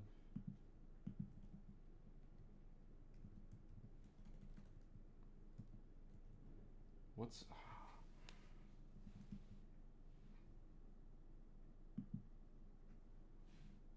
That's Lexi's team, right? Yeah. Oh, I got... How do I have streamer mode enabled? Hold on. Streamer mode off. Streamer mode's so annoying. I get why people use it, but I feel like it always screws everything up. All right. We see Tauros comes out here. A little drops a little bit annoying. You just go Sableye here on what could be a Boom. All right, Solrock comes out. We do knock to remove the leftovers, which is pretty good. The thing is, this is going to CM pass into something at some point here. Into Vaporeon. Just go for the Shadow Ball here. Do see a drop. The drop obviously doesn't really matter too much here. Thing is, we do have the Melodic. Melodic just walls this all day. I mean, this could have Hidden Power Electric, but you just go for the Toxic here. It does have Substitute, so I guess we're going to rely on having a Hidden Power here. Uh-oh, this is going to get problematic. Alright, goodbye Sableye. We go Tauros here. Tauros able to break the sub, but... Yeah, we just had no... Do we just have no prep for... Calm Mind, like, Baton Pass? Yeah, this looks a problem. I guess, yeah, what do we just... We didn't bring... I mean, Sableye could have had Encore here, easily, right? Like, we could have made a switch. Yeah, it just looks like nothing, like we just didn't have any preparation for this. Which, like, it definitely is a mistake into Solrock, right? Like, Solrock is definitely designed to be a Baton Pass guy. And that's, like, definitely part of its bag, so... A little bit unfortunate that.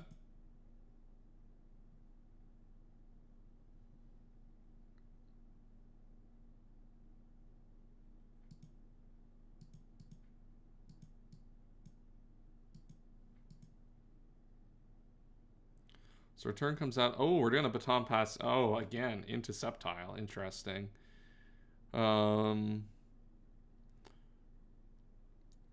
Yeah, this one's pretty... this is pretty demon, too. Yeah, at +2, Sceptile should be enough here. I mean, this Leaf Blade will kill here easily, yeah. Yeah, this one looks to be cooked, unfortunately. I mean, it's tough. Like, Sableye definitely... Like, there's definitely a lot of tools that you have access to here, like, that we just didn't bring any of them. Which, like, Solrock is, like, so face-up and that it wants to be a Baton Pass threat, you know, frequently in these battles, so... And unfortunately for Lexi, I think this one is pretty close to cooked here. And even if we don't just straight up lose to this, we've lost so many resources here that this one's probably just over. All right, we'll see there. What do we got next as our next live game? I hate to give up on Lexi here, but like, oh my god, that did nothing. Okay, you're doing nothing back though. But as I said, like, you just lose so many resources doing this. Like, unless like Raikou D-Knight is able to win this, but there's still a full HP Lax there left to go. Lexi coming out. All right. Between this, like, if we see, yeah, you probably see Substitute here, and then it's really over. Yeah, because this thing gets into Overgrow. Yeah, this will be wraps. Oh, we doing the mock bench. All right, never mind, chat. I gave up on Lexi too early here. I gave up on Lexi just a little bit too early. What is going on? That could not have been the right way to play around that set. Bro, why do they have the property brother guy on the Blue Jay stream right now? What's going on? Why is he? All right, bulk up past then, incoming probably. I don't know why we stayed in Brick Break. We could have gone melodic there, anything. I guess we want to sack this off as the main thing.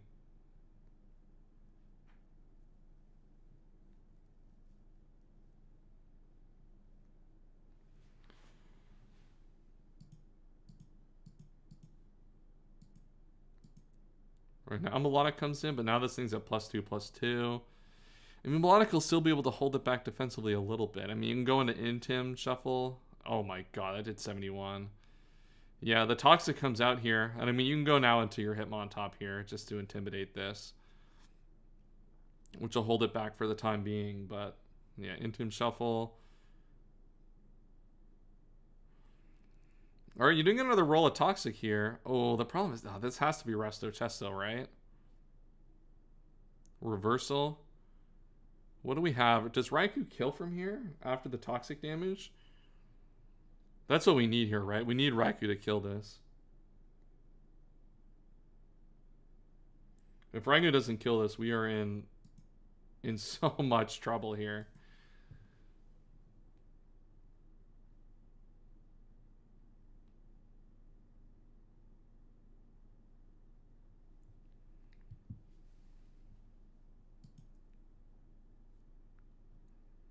Well, I mean, I don't know what else we got here. I mean, we could have Protect here. Protect would be nice.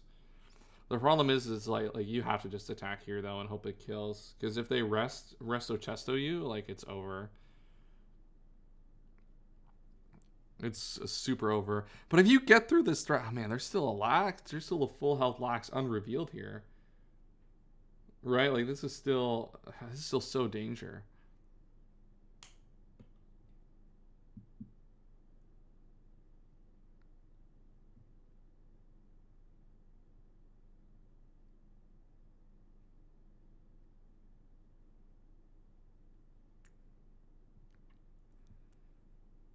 Oh, we got this. The suspense is killing us now.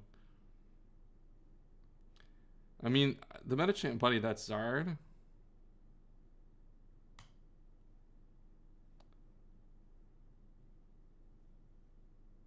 Hey, chat. Hey, I just got here. Who's winning?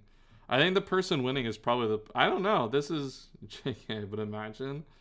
Yeah, true. I thought, I'm like, why do you say Zard? But the Zard's on the team. Who's winning? That's a good question. This term will answer it here, I think. I mean, Stefan is pretty likely winning this battle, but like, this could, like, if you are able to kill this Metacham here, like, it can be closer.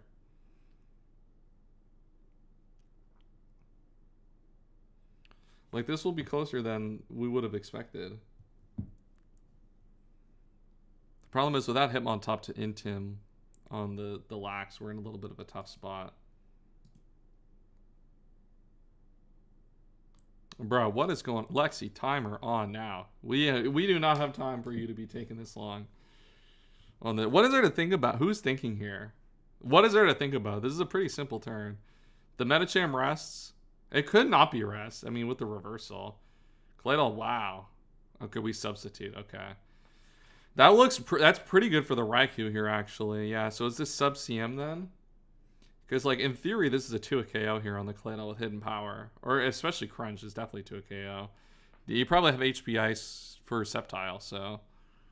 Yeah, definitely HP Ice then.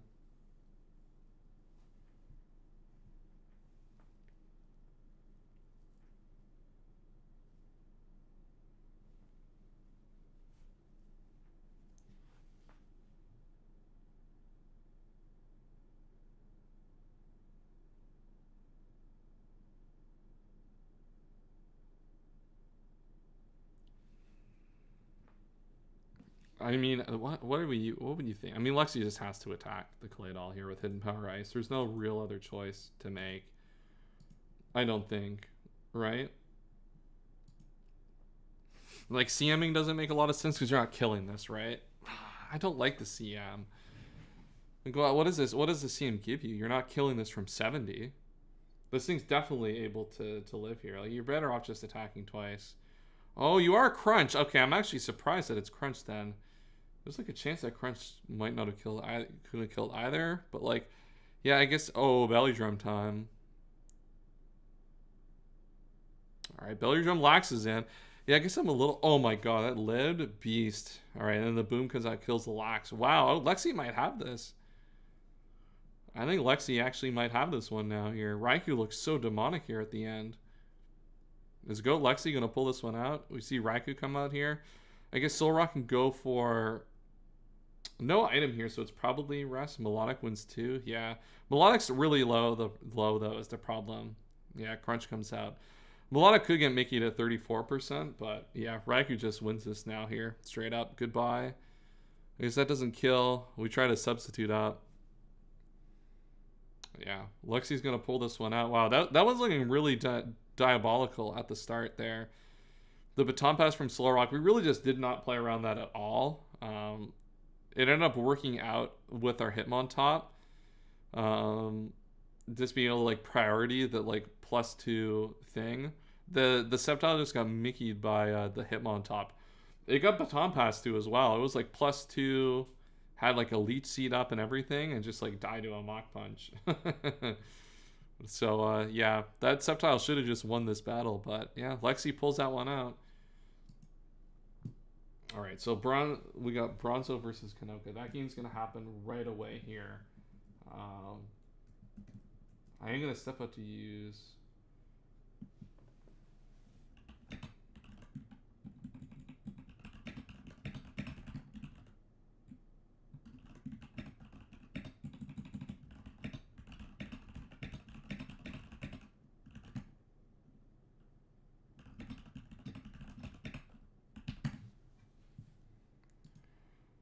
I did not know Solrock had baton pass. Oh my god. Bruh, come on, man. Come on, Lexi. What do you mean you don't know Solrock had baton pass? How are we not gonna know that? What do you think Solrock? Did you not look at the Mons and the? Did you not look at the set in the build, the move pool in the builder? I thought it was. What do you mean? What do you mean you thought it was just a Lunatone? What the hell?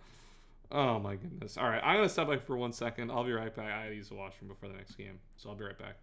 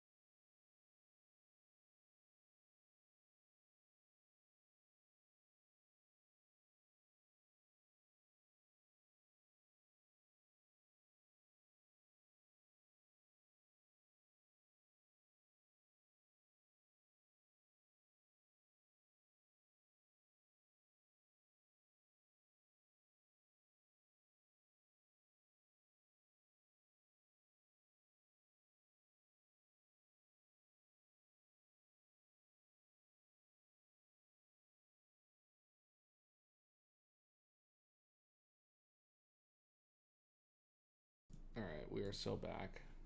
All right, this next game should be up here.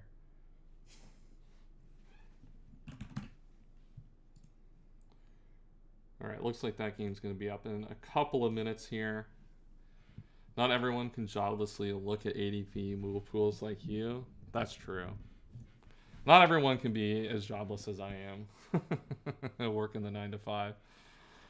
Both Murox do, but Solak actually has upside as a physical attacker. Yeah, I mean, Ludoton has some defensive utility, right? Bro, first Okamoto home run. Let's go. Beast mode. Bro, what a game. The Blue Jays are just teeing off here.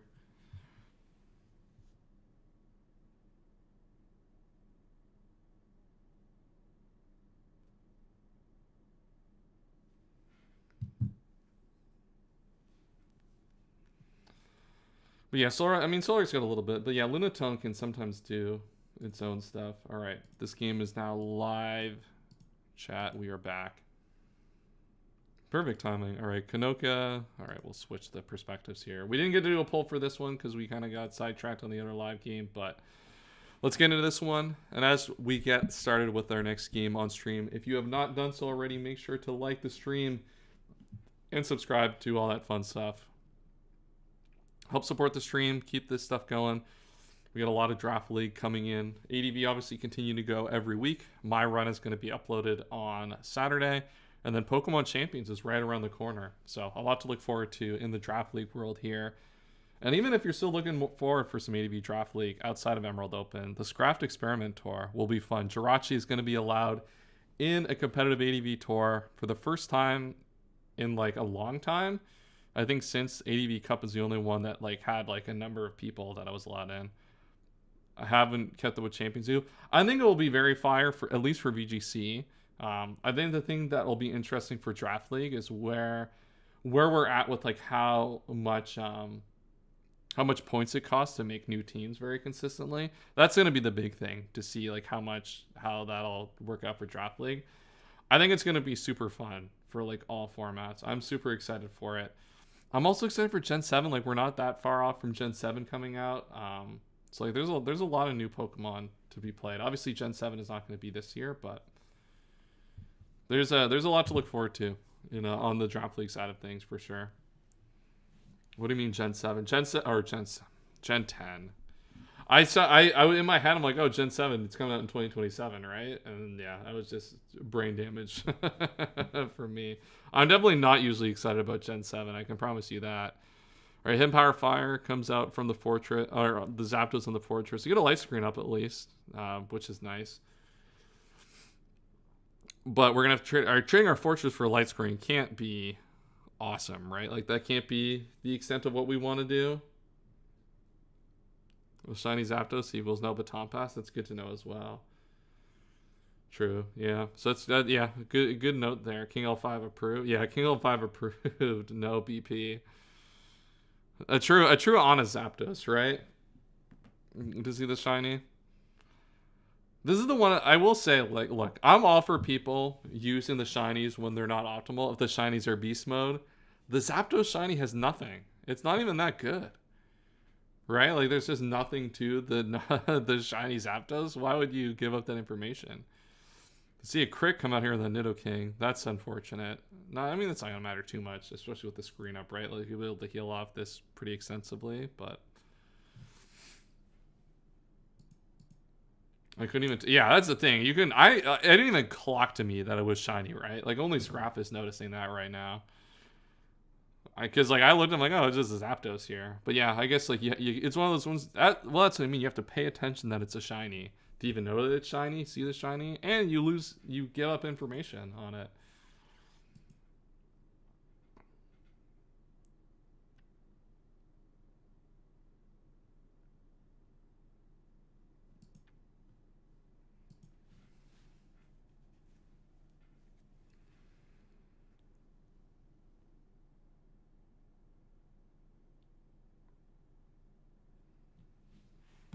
Some water. Of course I'm out of water. Didn't fill my water bottle either before stream. What a bum. Just it's just completely throwing. I will say the only thing I'm not super happy about for Champions for Draft League is I'm pretty sure it's only going to be level 50 for all the games. So it's just like a minor picky quirk to have. Building a level 50 is like kind of annoying, and it makes things a little bit stronger, which is not fun, but oh well. All right. I mean, Semnil's behind a light screen here. Semnil does look kind of good here. You can just leech seed up here, start putting some pressure with sub seed on stuff like Registeel. Start gaining some health back, or start just like chipping away at that mon, but.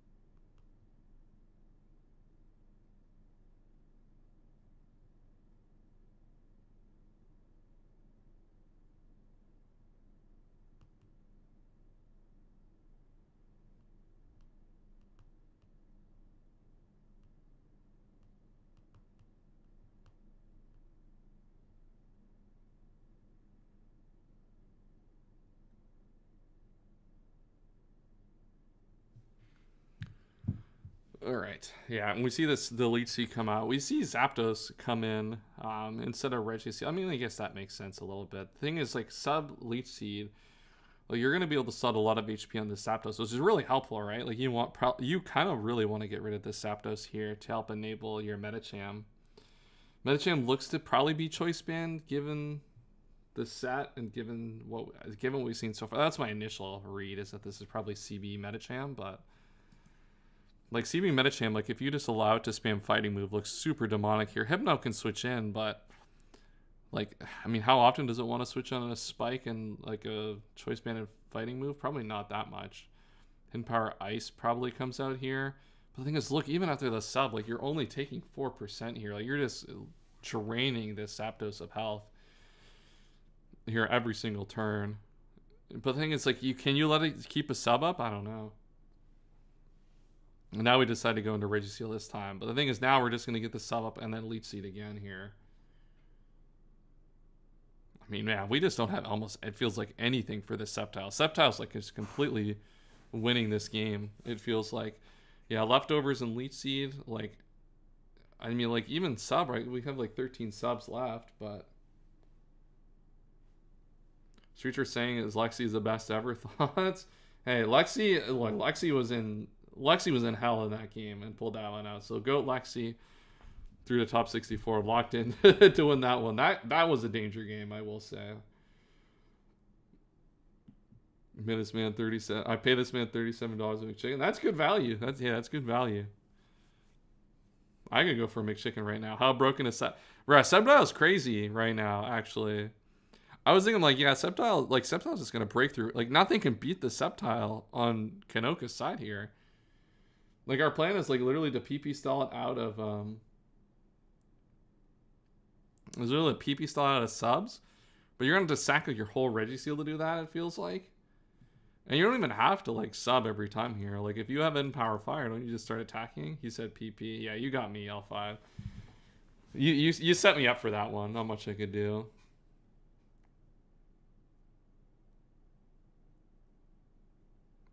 Like, look at how much damage this is doing. Like, this is nothing. I mean, if this has Hidden Power Fire... Oh, I guess that's our win con. Bronzo disconnected. Sceptile is horrible, by the way. I mean, Sceptile is kind of beast mode.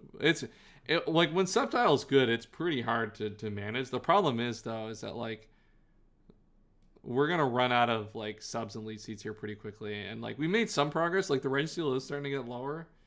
But not that much. Okay, we do see... All right, so HP Ice is our hidden power. So our goal is to start attacking the Zapdos here. Make some real damage. Get some real progress on this Pokemon here.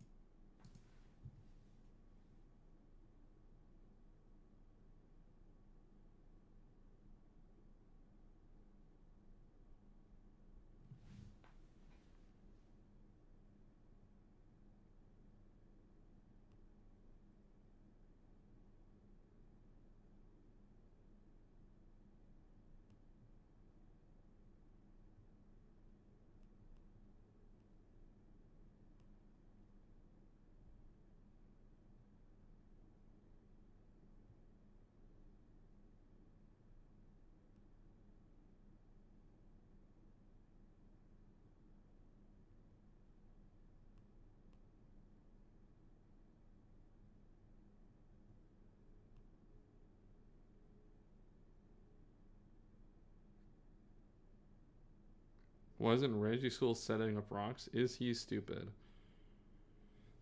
Oh, you're asking the real hard hitting questions today. This is we're really learning here.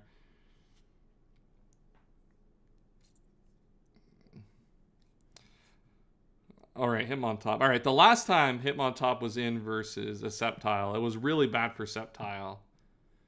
Unfortunately, I don't think it's gonna go well for Sceptile. I don't think it's gonna go well for Hitmontop this time.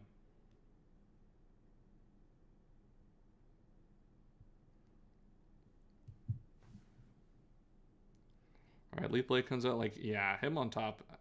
All right, we get rid of the spike. Is that what's gonna change the game? I mean, no more. Is Sceptile just gonna win this game? Like, what's going on here? Do we literally have nothing for this Sceptile? We're literally gonna have to run it out of Leech Seed and substitutes here, I guess. Oh my god, and we Leech Seed the Registeel coming in? Yeah, this team's in hell. This has to be rest. Oh, we boom to end the turn?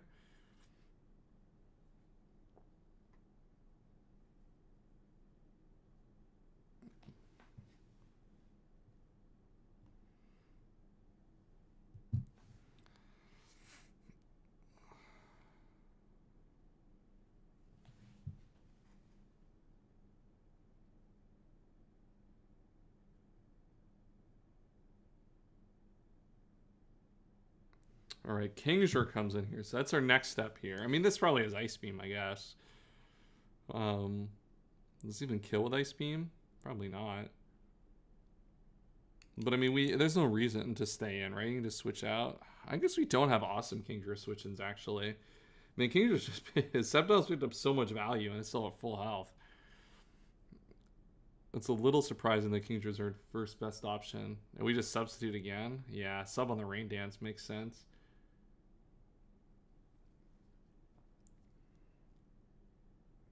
So now so this helps us stall out some turns here. I assume the Ice Beam, I assume we Leech Seed here, right? Because Ice Beam does come out. We could, I guess we sub again to help stall out. The problem is this is where we actually start losing HP on this Sceptile.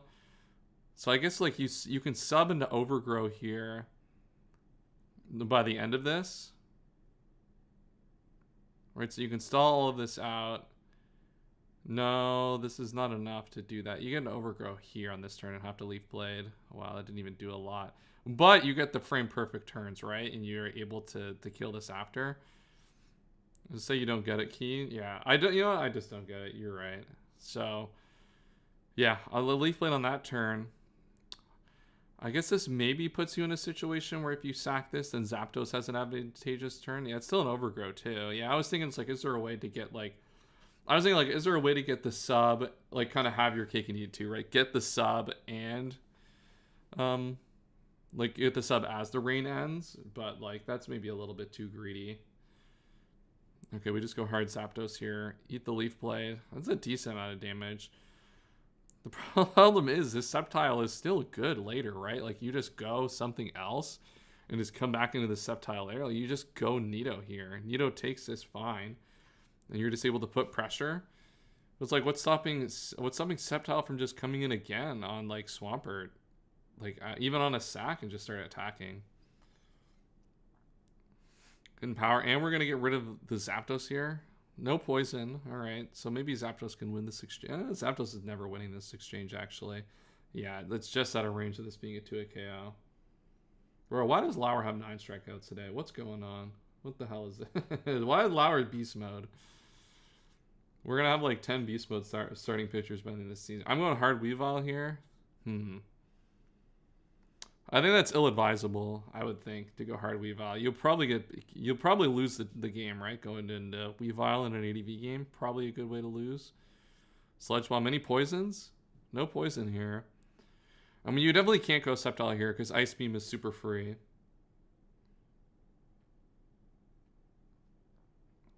So I guess like no immediate W key for Sceptile here. Though I mean, if you do sack, you just W key into Sceptile again, right?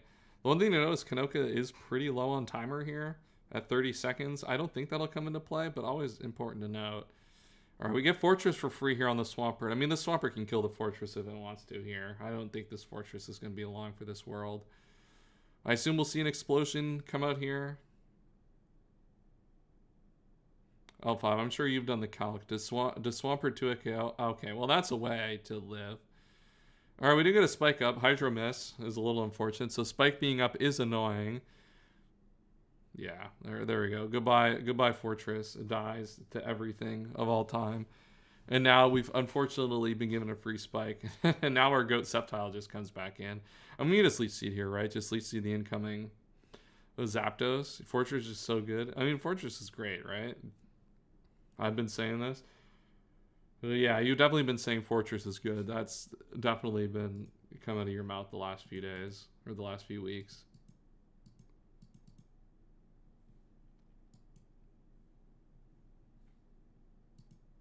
Alright, we're back to sub 30-second timer. I mean, you just have to go Zapdos here, right? Like, you just don't... What else do you even have? Sceptile's had too much screen time this stream. Dude, Sceptile's going to be on... At this rate, we're going to have Sceptile only the whole stream. Yeah, Leech Seed has to be the play here, right? Leaf Blade. I guess Leaf Blade into HP Ice is, like, probably fine. Assuming it kills, it has to, right? At this range of HP. Leech Seed just feels Beast Mode, right? To get back up to high HP. If you subbed here, you were Aura. But I think Hidden Power is obviously just always the play.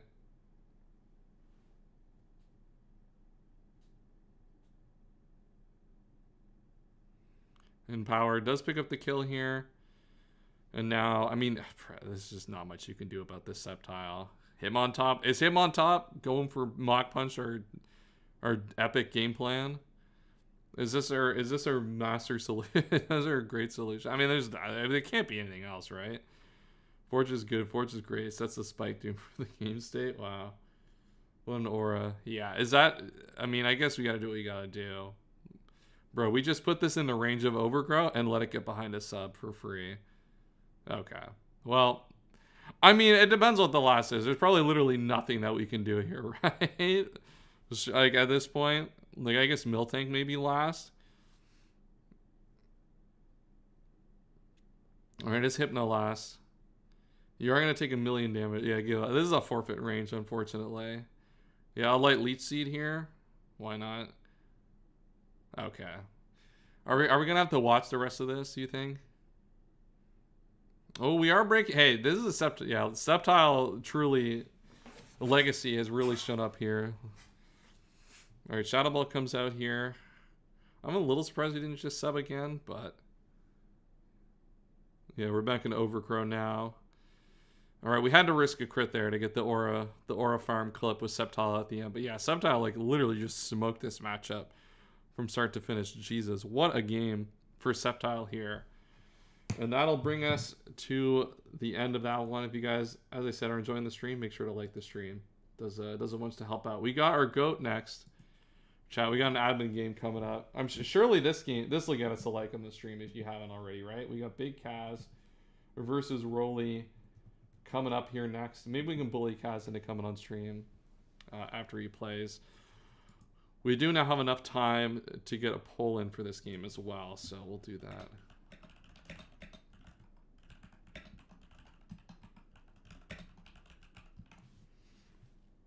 Kaz versus Rolly. I don't want to face anymore. I don't think anyone wants to face Sceptile after what we just saw there. Sceptile is just showing... Sceptile Legacy is truly at an all-time high right now.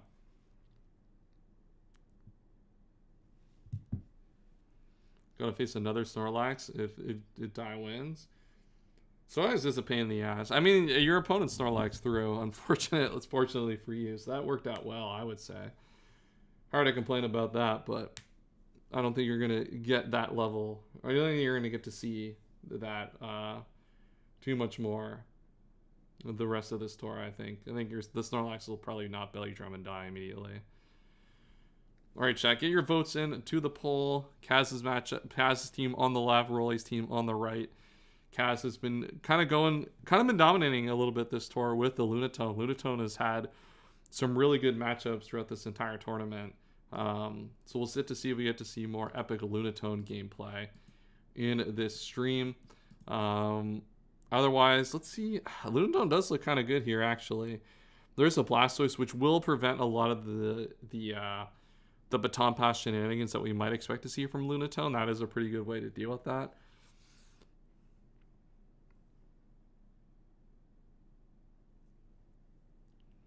But it looks like the chat is heavily favoring Kaz at this point to win this game. Maybe that's just Kaz bias in the chat because he's the admin of the tour and has been on stream. Is always commentating on stream.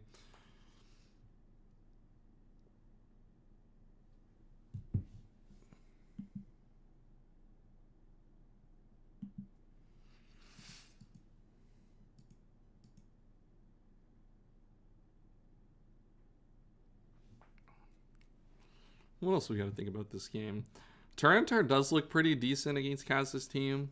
No, there's a Dugtrio. It's going to be tough. The D-Knight looks okay.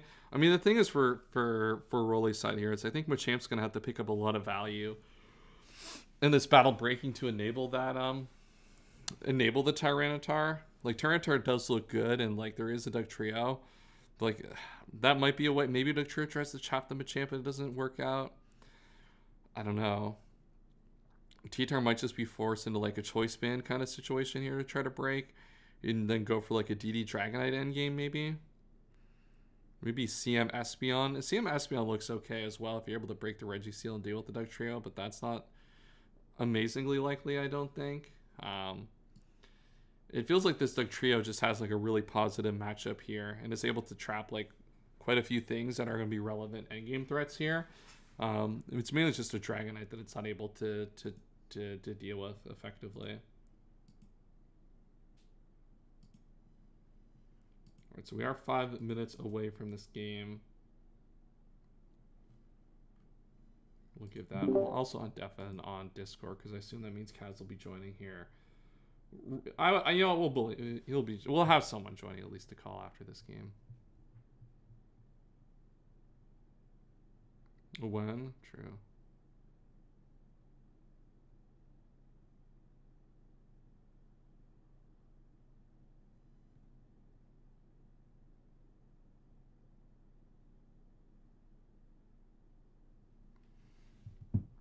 When? Yeah, true.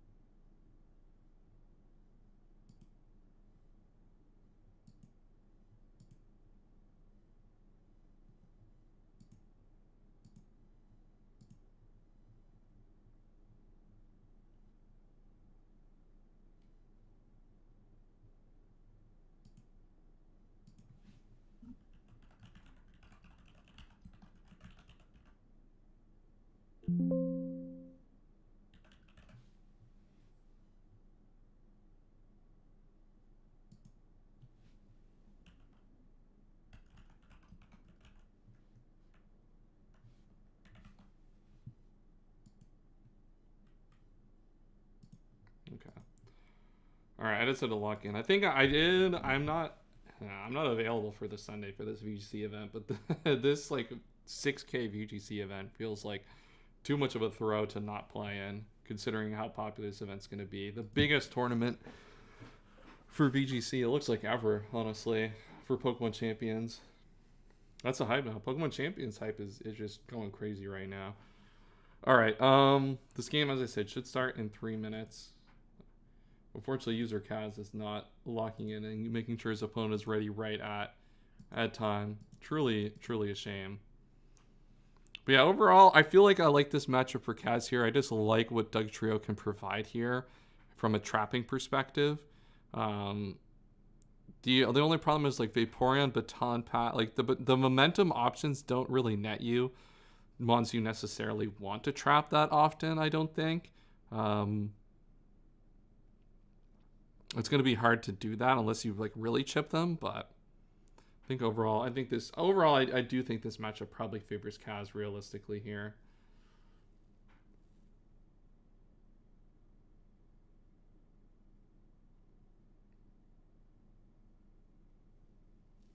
I gotta be locked in. Vladdy's at the plate.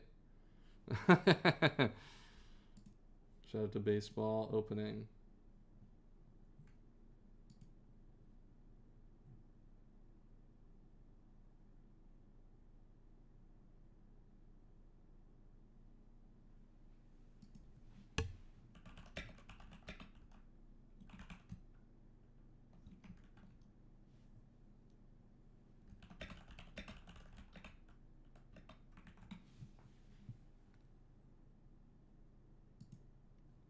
White Sox are back, 1-2. Colson Montgomery grand slam. Let's go. Hey, 1-2. You got 1-2 on the first series. That's got to be a W for the White Sox, surely, right? Oh, Vladdy single. Let's go. Bro, Heineman, why are you slow, bro? Come on, man. I mean, he probably wasn't making it home, so. There we go, locked in, bases loaded. We gotta see. Addison Barger needs a big hit to start his season here.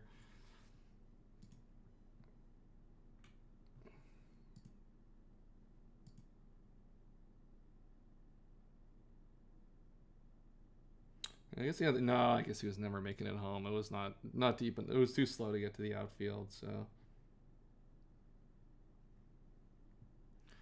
All right, we are at the top of the hour. We'll leave the poll at that. Kaz overwhelmingly the favorite in the chat to get this victory. We'll see how that one will go here. I don't see them typing in the bracket chat here, but hopefully that one gets going pretty quickly here. Yeah, Kaz messages at 4. That's crazy. Luckily, his opponent responded frame 1.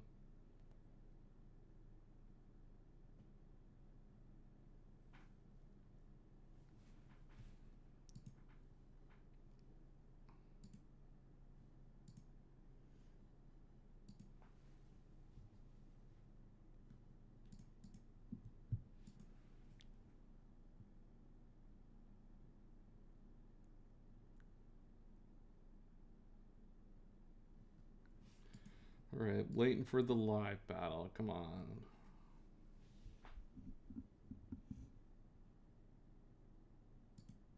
Bang.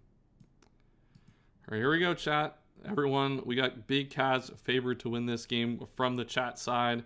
The lead is not a good start, though. That's Espeon lead versus a Registeel lead. We do see the sub come out here. We do see Baton Pass get substituted out here. Probably into Machamp, I would say. Though I assume Kaz is just attacking and would break this substitute here with the Seismic Toss. Yep, makes sense. And now Machamp is in without a substitute, but in on a favorable matchup here in Registeel. This Pokemon is one of the danger mons in the matchup, this Machamp. Especially CB. It's got to get a few plays right here, but you know, it can still do a lot of damage. Like if you get the Rock Slide turn right there, then you're in a really good spot. That's a hard one, obviously, to click here, especially on turn 1, to make an aggressive play like that. But, you know, definitely this Machamp is going to be a problem here. And definitely one of the early trap targets, I'm thinking, for Kaz's side. I mean, Machamp on Kaz's side looks really, really strong as well. There are equally not as many good switch-ins here. It's the D-Knight here. We'll see if Rock Slide. Wow, aggressive Rock Slide here. Takes out half of the HP here of this Dragonite. And while it is leftovers, it's not going to be able to do that for much longer. And Vaporeon is such a good answer to the Dragonite. So, good early play by Kaz to actually get that situation right with the Machamp. And now we see the Wish come up. Paralyze on the Vaporeon from Thunderbolt is super tough, though. That is a tough situation to see. Because now Kaz can't Ice Beam. He has to go for the Protect here to keep this thing alive. I mean, yeah, he has to go for the Protect here.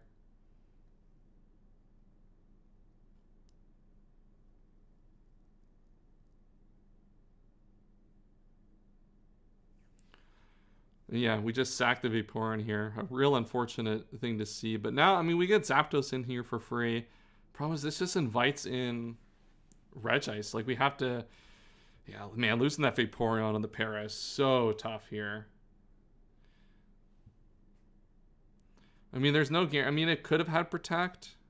I don't know. Maybe it doesn't. And that just, like, having... having the not having the protect, like just having the T-bolt would have been enough there, but definitely something that probably comes into play there. All right, we do see the Iron Defense come out. This is interesting. Let's see if this, I mean, it is faster than Machamp, so ooh, this is not looking potentially good for Kaz here. We're just going to start S-tossing here as we see the bulk up from Machamp come out. Low kick. Oh my god, 55. That does so much damage. Oh, and we get the counter turn. Perfectly correct. Wow, what a beast mode sequence there.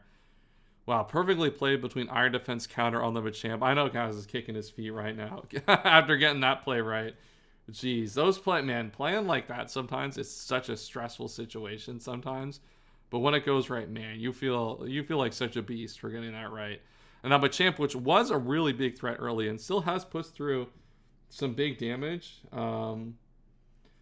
locks in and is dealt with. So there we go. Kaz kind of makes up. I mean, obviously, it's prep versus hacks a little bit, right? So I'm making up, but definitely puts himself into a better position. It looks like the Dragonite content to stay in here and take the Hidden Power Ice. Very surprised by that, actually. Now this does put Kaz in a little bit of a tough spot, but Ursaring is able to come into here. Take the Flamethrower. No burn here. And we do see no item, which means maybe Resto Chesto here.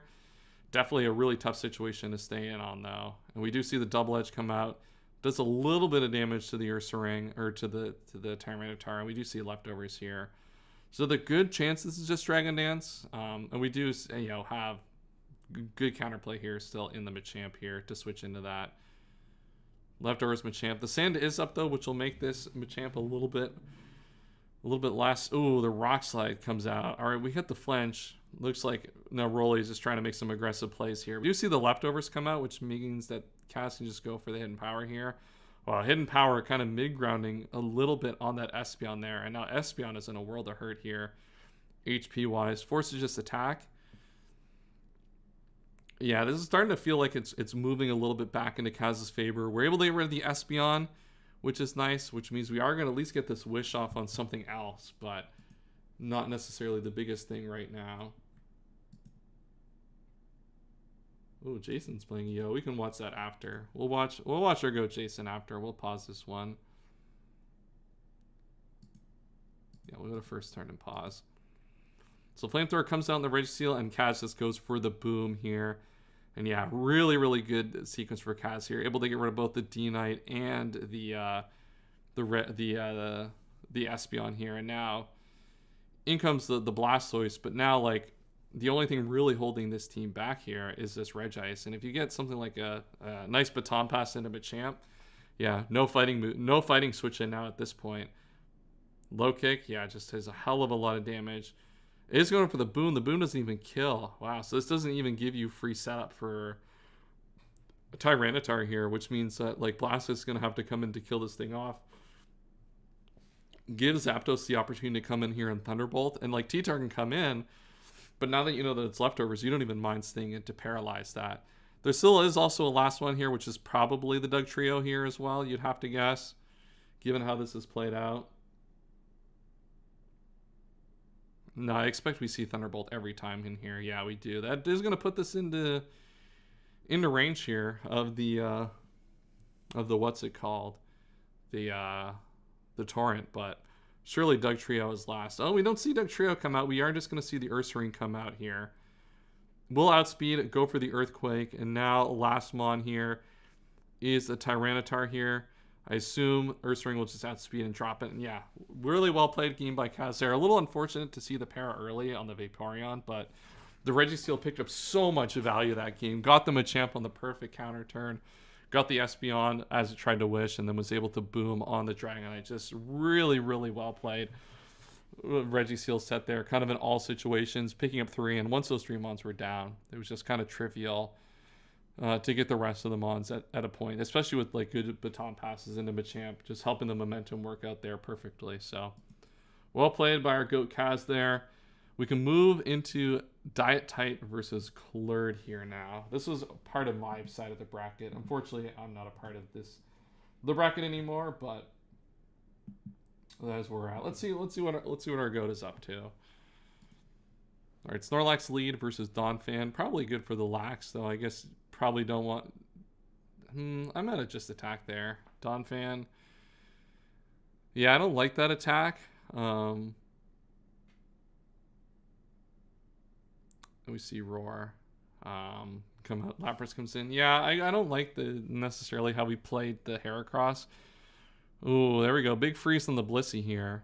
Yeah, like having to take a hidden power there. Just definitely not great. And now, oh, we get Gengar and a Ludicolo. Nightshade.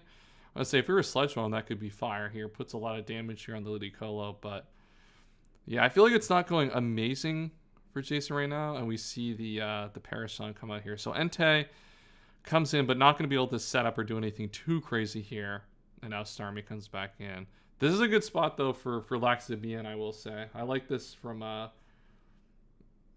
Snorlax's side. You're just going to be able to put up a lot of pressure with the Body Slam here. Maybe find a way to fish a para. Would be kind of nice here. Starmie's definitely not inclined to switch out here. Yeah, and para on Donphan would be nice. Make that Pokemon a lot less annoying, and we do get the para. Perfect.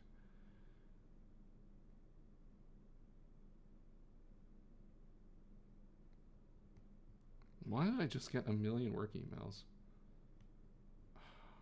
What is this? Okay, well, there we go. There goes my ADO. completely ruined for the next friggin' months. All right, Ice Beam comes out here from the Claydol, and yeah, there's the para coming in here, right? Being really effective here. Now Donphan's gonna be forced to switch out. Nice Toxic there too.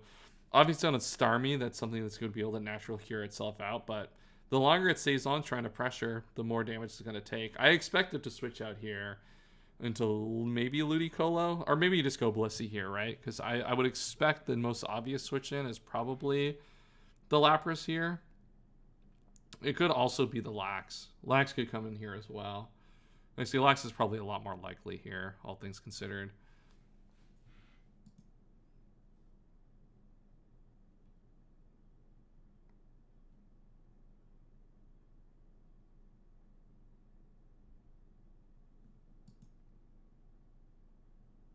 Did we just lose to Snorlax?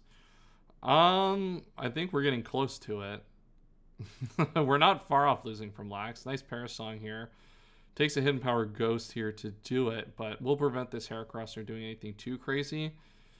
Really want to see a Protect here from the Gengar. Yeah, you want to see that Protect to get this thing's HP back a little bit, because this Gengar with the Parasong is still going to be very useful the rest of this battle. I assume now, I mean, you could aggressive into Lax. I mean, if you're a beast, you go Lax here. I don't know. Look, if I'm Jason, I flex and go Snorlax, but that's just me. That's probably maybe too difficult, too cute of a play here. Yeah, they go Starmie. Okay, so my play would have worked out, just not exactly how I would have predicted it to work out as. And now Starmie is in, which does give Starmie a good turn, but like Lax just comes in here every time. It doesn't care. Heracross is starting to take a little chip. Weavile on Starm would have been tough. Yeah, I guess if we had Weavile in ADV, that would have been pretty good. The problem with Weavile here, though, this spot, is that, like, because the dark moves aren't physical, like, you're not doing anything to this Starmie, right? Like, you're, like, what do you do? Pursuit trapping the Starmie with a special move? Maybe, I mean, it might actually not be that good when you think about it, right? Not even strong knockoff in this gen. You might actually be throwing making that play, now that I think about it. I mean, Heracross is definitely just, you just have to go Lax here.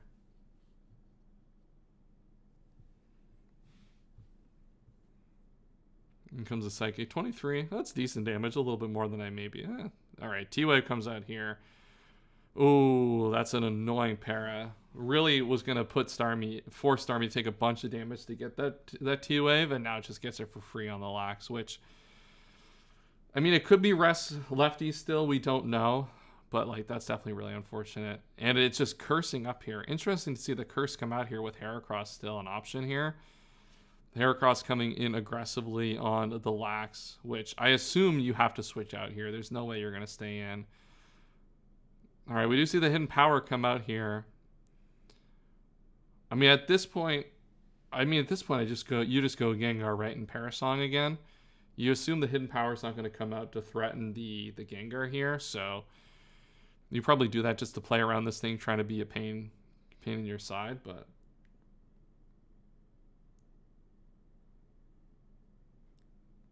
all right, Entei switch in here. Ooh, I do not like this Entei switch.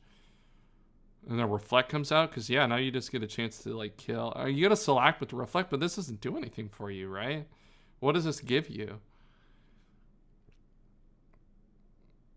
I guess this gives you Heracross with a sub behind a Reflect, but I don't even know what that even does. Well, you can even stall the turns around this if you wanted to.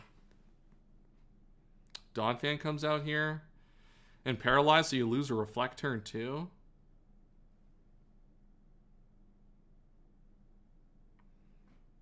This just doesn't feel like it's working out right now for Klurt's side, I think.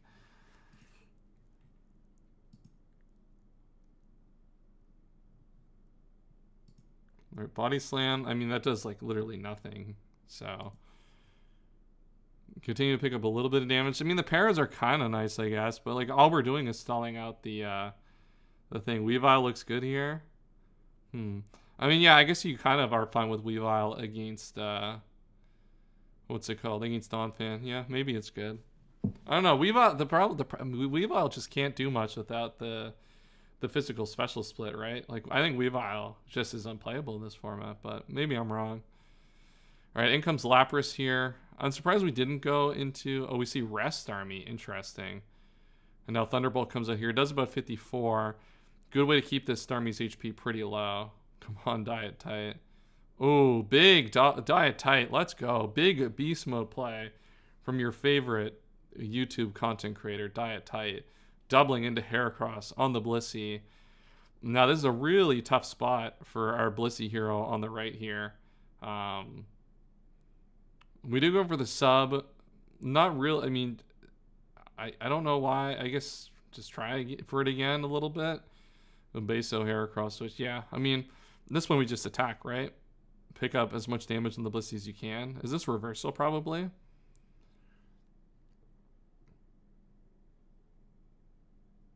I'm curious what we see here now. And we were basically just getting one here and then just going into Starmie after the fact because we are... I mean, this is a good opportunity for... man. You tell me if it's Lefty's reversal. Is a choice. We'll figure it out. It could be. Dude, he's gonna click it here, right? He hasn't revealed the move. Dude, watch him click. Look, it's Jason, right? That's the level I'm interacting. What? Why switch? Why switch? I guess you don't. This lets in Starmie too after you get a kill. That could be the reason I guess you don't switch, but that can't be the right play. Now you get another Reflect up at least, but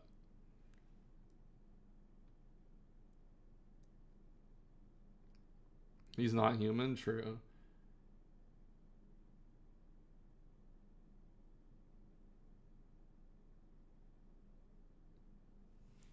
Let's reflect on that. There's a lot of things to reflect on the last few days. A lot of things. I got it. See, yeah, that's a good one. Oh, we see Rest come out here from Donphan. Lot gets it. Okay, so Donphan, got paired earlier, which is a little bit annoying, but still able to... We'll get back to full HP. I mean, it probably doesn't care about this Gengar set, really. There's not much this Gengar is going to do.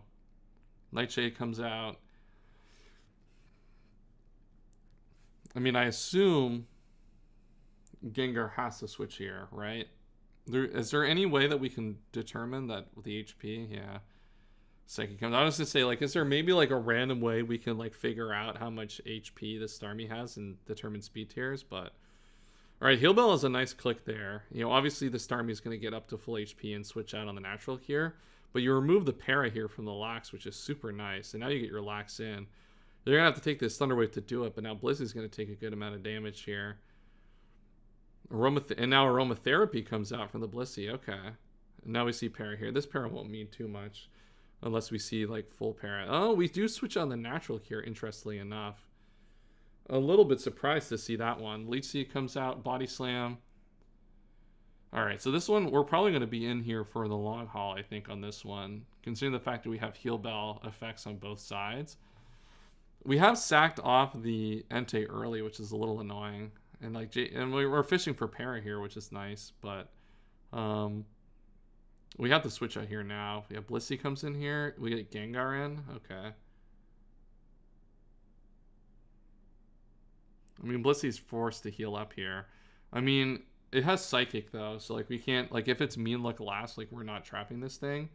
So it's not really that, it doesn't really matter too much, but. And we are just going to Perish Song here. At least try to force it out.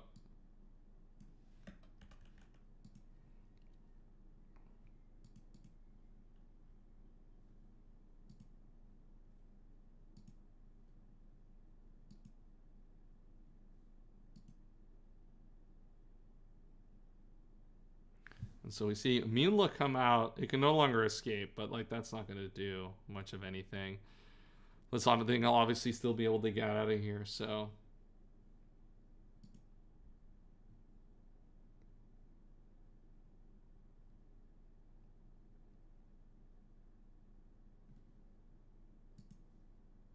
Imagine a Dugtrio. Wow. Yeah, Dugtrio would have been Aura here. Unfortunately, we don't have Dugtrio here. Ooh, we get a free Aromatherapy here. And the Para is super annoying because that thing gets to now stay at high HP. And now we just get to start cursing out. Still a Heracross in the back, which is a little annoying with this. But. I'm trying to think about who is winning this one here. I feel like Jason is. Like, Lax feels like it should be kind of like the big advantage point in this matchup long term, but I don't know. I worry a little bit that Jason might not be able to get this Lax over the line here. Cleared wins long term. If he gets a spike up, well, unfortunately, we don't have Stealth Rocks on our team. Boom here. Okay, Ludicolo gone. Interesting to see that trade. Heracross. I mean, Lax should still win this, I think. The problem is like it's hard to do it against Heracross, and we have to heal Bell at some point. Ridgerock it's not the right one, I think. I mean, Ridgerock is like the worst matchup left. I feel like I would, yeah. I mean, we go Lapras here now. I feel like I would have gone Lapras and tried to force the heal Bell there, right? I think Heracross is just really good here in this endgame right now. And we just don't have a path to be able to deal with it.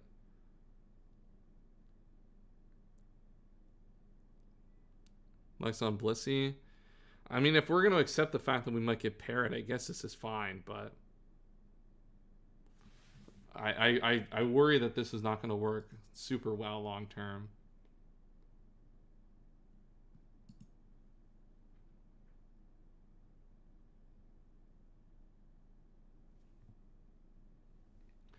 All right, Regirock comes out.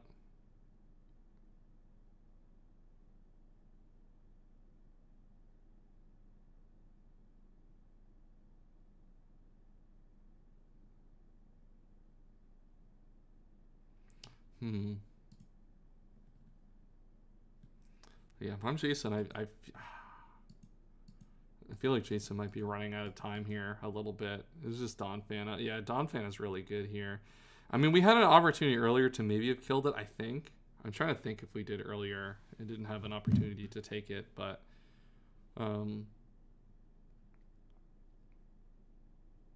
yeah, it looks like it's just going to at least dominate the game from this point on.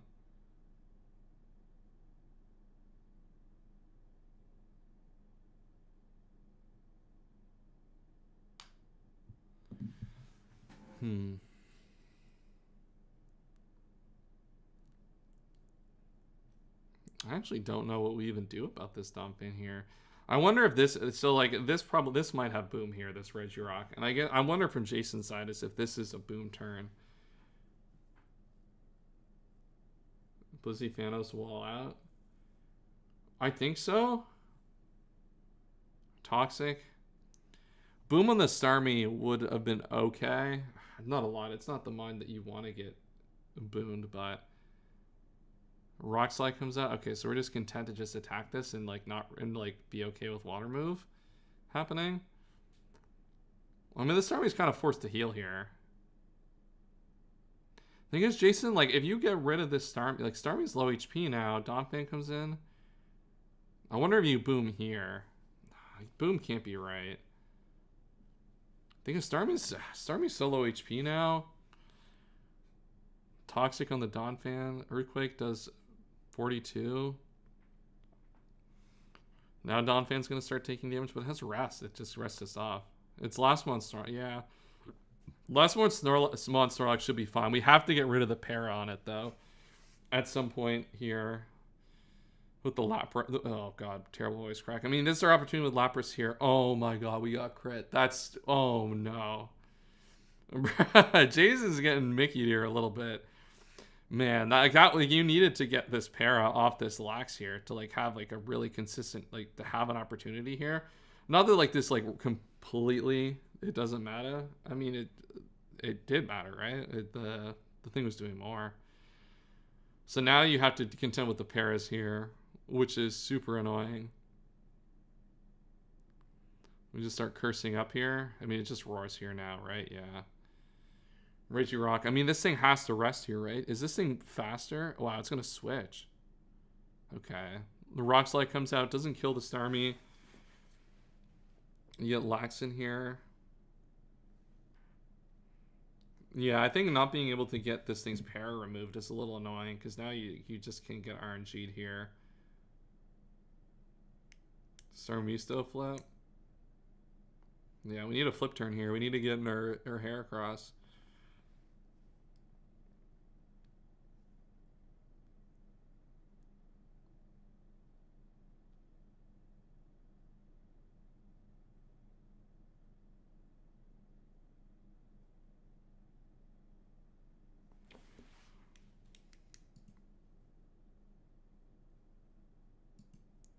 All right, our next game here. What is our next game? Because we're going to be going to another live battle here soon. Yeah, we have Mr. Goat Stick versus our Goat, Emil Ninja, coming up here soon. We're obviously going to finish this one out before we get there, though.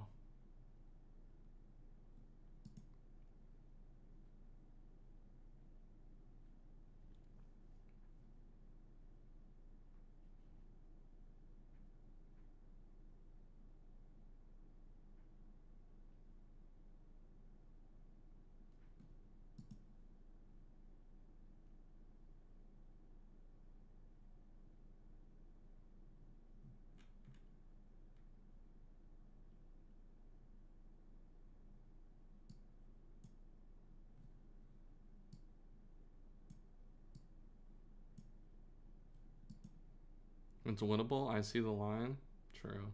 I mean, we need rest here last is what we need, I think, at this point for this to work out. I still don't think this works out because Heracross is still in the back here, which is kind of like looming over this game a little bit as a threat. Because it could just be Lychee Berry, like reversal or something, and you just get smoked no matter what you do. But I don't think you have anything. I don't think you have any counterplay for the Heracross at this point.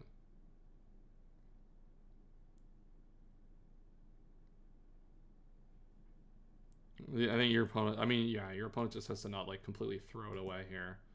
This is what has to happen.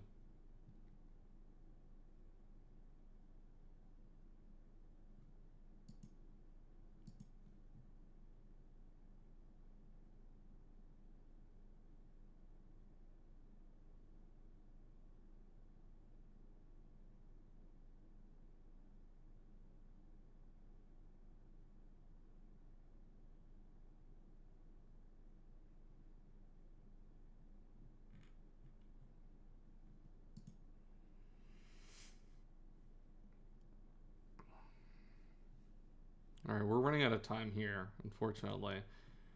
What do I want to do? Yeah, I mean, we're gonna keep watching this one, but I do think Jason's doesn't not have much that he can do at this point to reasonably win this game.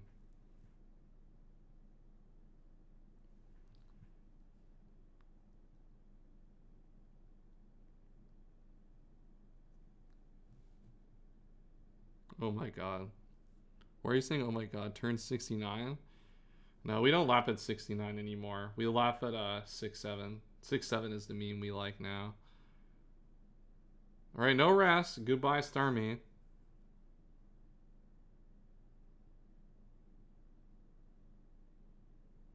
The problem here, yeah, is that his Heracross comes in here and just subs once. Okay, so it's just Brick Break instead.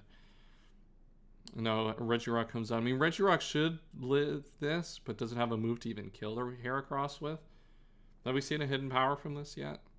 We haven't. It could have hidden power and live this, and then it becomes interesting, right? Because you have Toxic Donphan and Blissey. Yeah, Blissey's not even going to want to find out. Oh, we do have the hidden power. Okay, tricky. Thing is, you always attack here. Rock Slide comes out and say... Alright, I guess... Alright, here's the calc. I think Jason has to double the Heracross here. I think. I don't know how else you win here. Aromatherapy comes out. Yeah, that removes the poison. Yeah, you had to come into Bliss to Heracross, I think. And then try like win a speed tie with their Heracross if you had hidden power, but... Toxic is nice, I guess. Yeah, the problem is that I just don't think you can win here now. Now they're just going to protect against that switch every time with Toxic.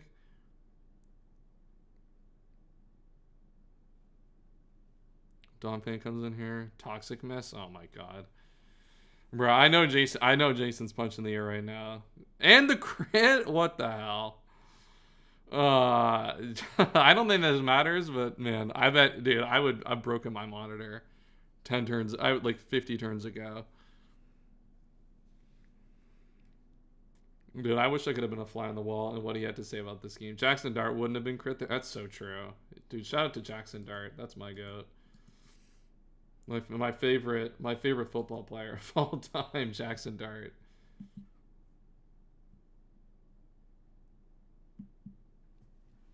We see the rest comes out here. The rest obviously doesn't matter too much. Okay. It's winnable. Chad, do we think it's winnable or not?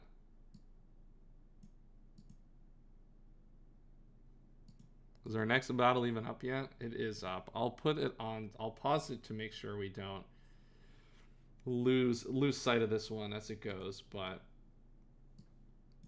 we'll watch the final. It is winnable here by Claire. That's true. That is true. It is winnable. I mean, if you randomly, yeah, there's nothing you can do about this. Yeah. Their Omega Horn comes out. Doesn't even kill the Blissey. Sad. All right, Mel Ninja. We didn't get enough time to get the prediction for this one because that game took the rest of the time, but we got Mel Ninja versus Mr. Goatsteak here. Celebi Arrow team versus Tyranitar. Let's see what we got in store for us here today. Oh, they haven't even let off yet. Nice. They've let off but haven't even started. Perfect.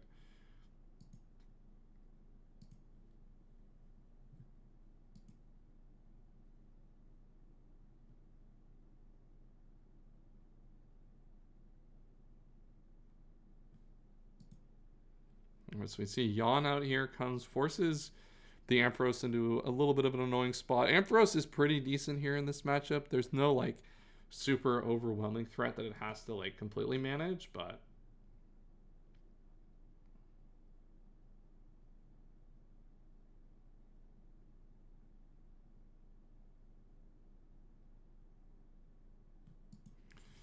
why is my entire team slower than 4 Mons? Oh, this is even worse. What the hell? We had like the one like fast mon and like all 60 speed guys, but like this is outsped. This is fastest mon Eradicate, by the way. And like our Moltres, which is our fastest bringable guy, is slower than 5 Mons on the other team. Yeah, this is a special. Glalie Steinfeld. Chat, how do we feel about Glalie Steinfeld as a nickname? Do we like this one? Is this a W or an L? Celebi has Prankster this game. We lose. Yeah, it kind of does have Prankster in this game when you think about it. That's true. A lot to think about there. Focus Punch here on the taunt. Okay, goodbye, Glalie. All right, so we get a spike up, but we're able to use Focus Punch, Registeel to get rid of the Glalie. So I mean, Fortress has to find that opportunity to rapid spin here. That's I guess probably likely against Arrow and Miltank here to get that rapid spin off. But as long as we don't go into those Pokemon, at least for the next couple of turns, we can at least get some value out of this spike to make up for just losing our Glalie for basically no progress on this.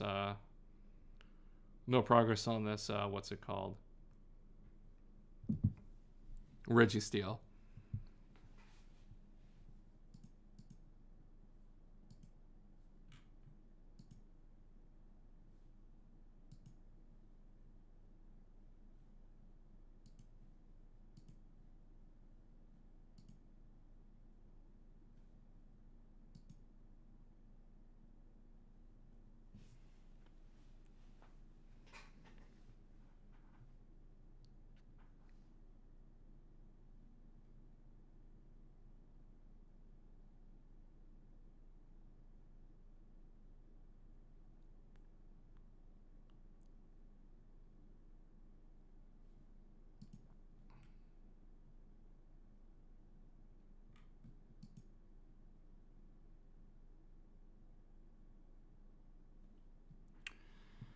All right, Toxic comes out here.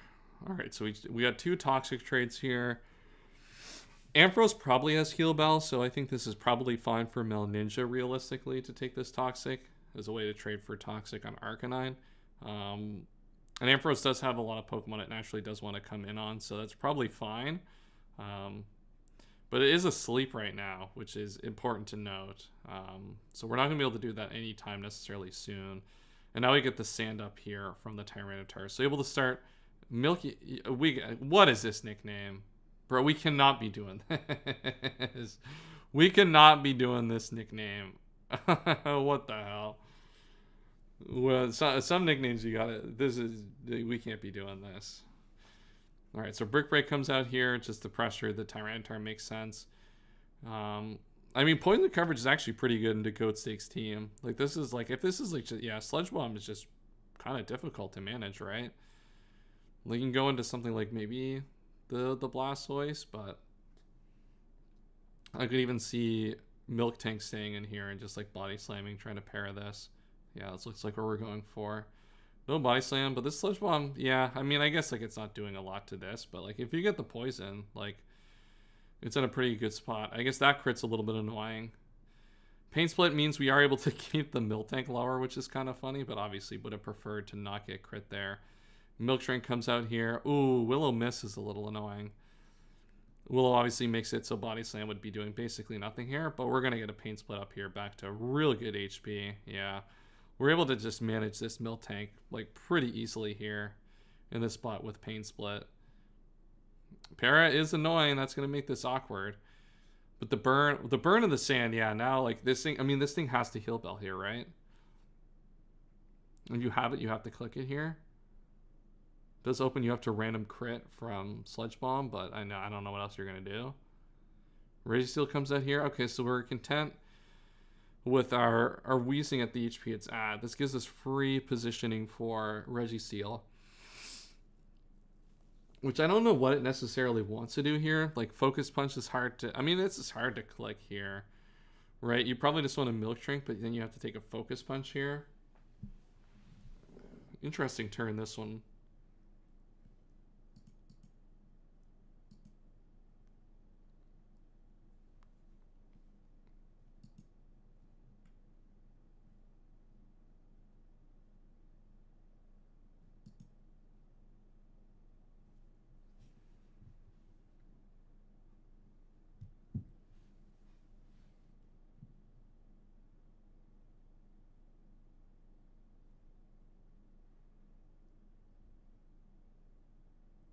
So Hidden Power comes out.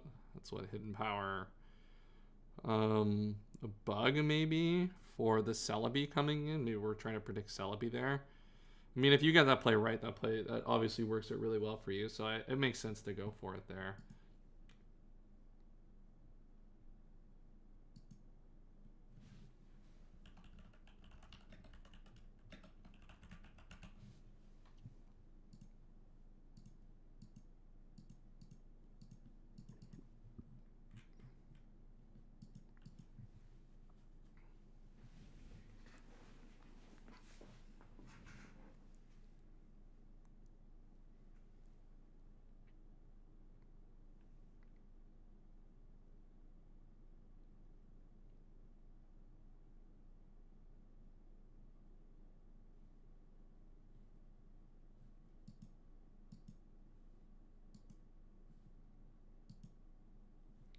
we see the timer go up.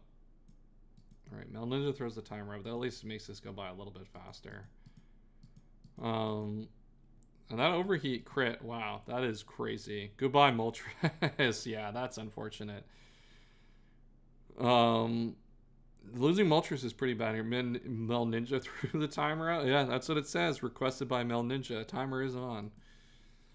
We need to start mandating timer for these tours, especially for the stream games. When people just sit here forever, it can be super annoying. But all right. I mean, this could have hidden power, but I mean, at -2, you're probably fine to just come in here and attack. I mean, I mean, Celebi comes in here every time, right? There's no way Celebi doesn't come in here.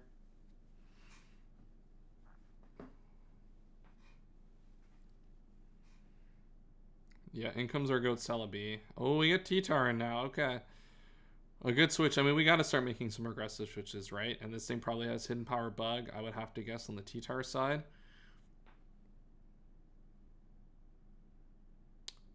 This is an interesting turn for Goat Steak. Yeah, I was thinking half a second, I wonder if it's Focus Punch, but if you have a Baton Pass, you don't have to worry about that too much. Wow, this is a tough spot. Yeah, Miltank is able to get in here.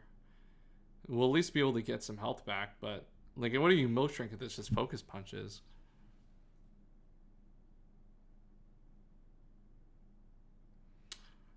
Yeah, Weezing just comes in. I mean, oh, it does Brick Break. Wow, to play around that. Very interesting. Yeah, now you're going to get the Milk Drink back up, though. Yeah, I mean, it makes sense, right, to play it this way. Ooh, the pair is annoying. Yeah. Now Milk Drink's able to get up to full HP and probably just start attacking this thing. Pain Split is annoying, but, like, you can probably just beat this if you want. Right here, right? You have to get this thing low, but, like, as we've kind of talked about, as kind of, like, the texture of this matchup is you're so much faster than everything. Like, yeah, you're pain splitting up a little bit, but you're probably content to just keep attacking here and removing this Weezing from the game.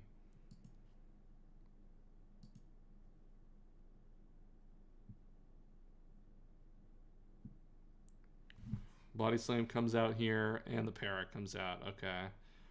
I assume now we see the final attacker. There's no reason not to. Yeah, and there goes the Weezing there. So a little bit of hack's unfortunate, but I think that's the way that Goat Steak wanted to play it the whole way. This is an easy Focus Punch here.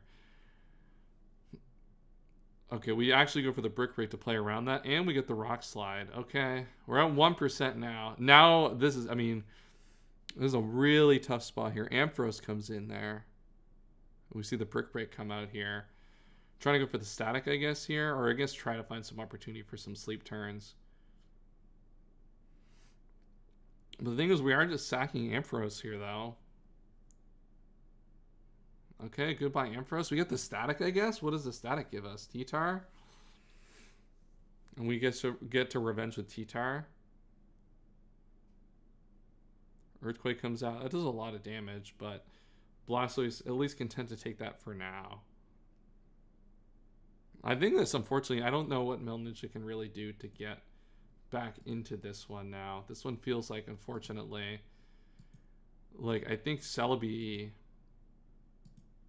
or I just don't think we're gonna, like, our offense, we just don't have enough going on here. Like, even this, like, Blastoise is holding us back. We still have an unrevealed arrow, by the way, in the back that's just, like, chilling. And yeah, we're just content to just get Chip on this for the arrow. Makes sense, right? Because now you're going to get the Torrent boosted Surf here, which is going to do a lot. Yeah, that's definitely got to be in range now. Oh, we Ice Beam, trying to predict. I guess it doesn't matter because we get the kill, right? But the thing is, Celebi comes in here, and now, like, yeah, just Giga Drain. Even if you go T-Tar, right? There's nothing that is really going to be able to happen here, especially with Aerodactyl in the back, able to just clean up basically anything. Yeah, we DD, hidden power would be nice, but it won't matter in the end. And then Arrow comes right in, finishes the job, and that is, unfortunately, Metal Ninja's Torment over. The crits were definitely a little bit annoying over the course of that battle. Definitely swayed that into Goat Steak's favor a little bit there, but, I mean, the slow pace, yeah, some of the pairs were annoying, but I mean, the slow pace team is always going to run into difficulties into Celebi Arrow. That I think these are the matchups that are just difficult to deal with in ADV if you're going to play this like super slow style of team. All right, we are at our next game is not live for a while here. We don't have one until 4:30 Eastern time. I think what I'll do here is we'll get into some replays again. We got Unit versus Gon Zamar here. I do want to get my dinner started. I did say I wasn't going to leave again, but I am going to get dinner here cooking. So I'm only going to step up for a second here. So I'm going to get that started. Get you guys started on watching this game, and we'll be back in just a couple minutes. Get through some more replays, and then back for our final 3 live games of the day.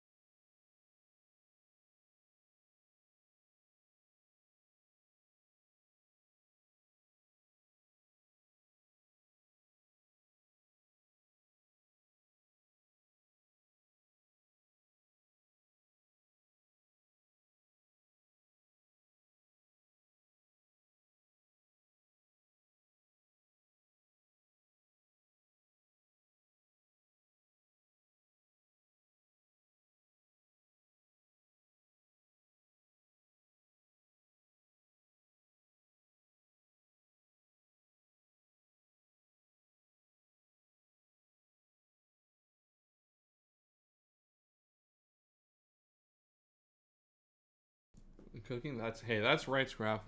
No DoorDash today. We decided to up our responsibility levels here a little bit and actually have food around in the house and ready to go. All right, how's this game gone so far, chat? How are we feeling about it? Golem, big Golem comes in, probably on a T-Bolt. There we go. Unfortunately, there's a Skarmory in the back. Oh, the Skarmory's got like no health left. Oh, Golem's on some beast mode shit right now. I mean, you go Skarmory here. Yeah, and you get caught by the Zapdos Dam. Unit is in definitely a little bit of trouble here now. In comes the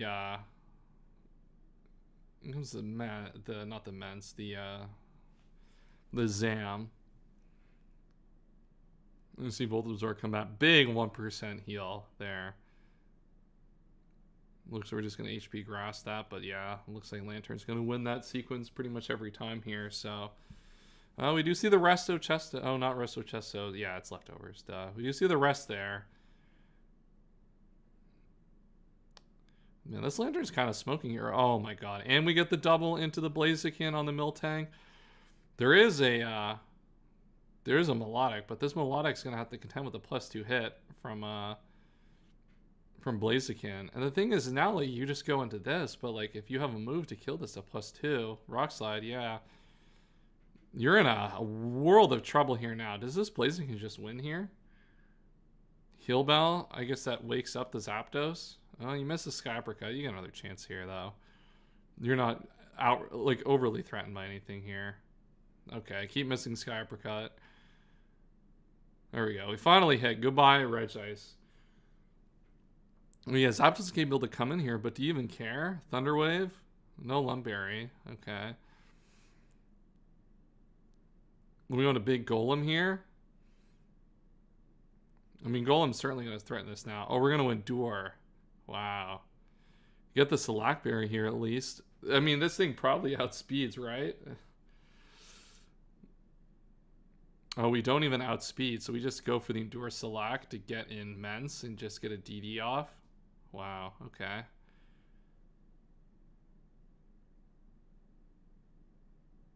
Oh, and we have the... Wow, so we just double DD on the Zapdos, have the Lumberry too. Just to not even worry about hidden... Not even worry about hidden power. Now, this Melodic's taking a lot of damage to do this. And now it lives. Ooh, you live with the Ice Beam too, though. Yeah, and this should be enough for Mence to... Nice be for Mence to figure this one out. There we go. Hey, Mence, look, there's some Salamence haters out here, I will say. I'm one of the Mence haters, but that's a good performance from Salamence right there. Just to set up a really good situation with Dragon Dance there. Super well played on that one.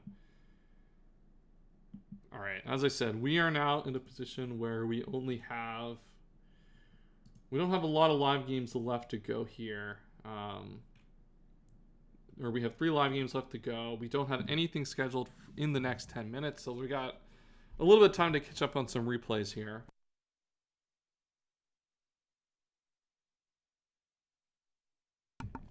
All right, let's take a look here what we got. King Rock versus Lancer, a Bandit here.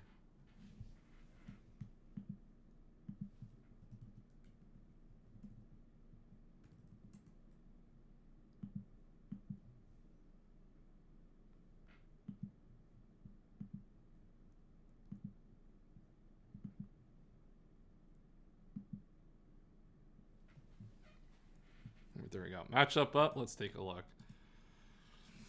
Closer lead, Espeon. We've seen a lot of Espeon lead the last little bit. Toronto Builders. Why are we hating on the Builders in Toronto? Why are we hating on Toronto? Have you seen BMO Field for the World Cup? It looks so great, guys. Why are we hating?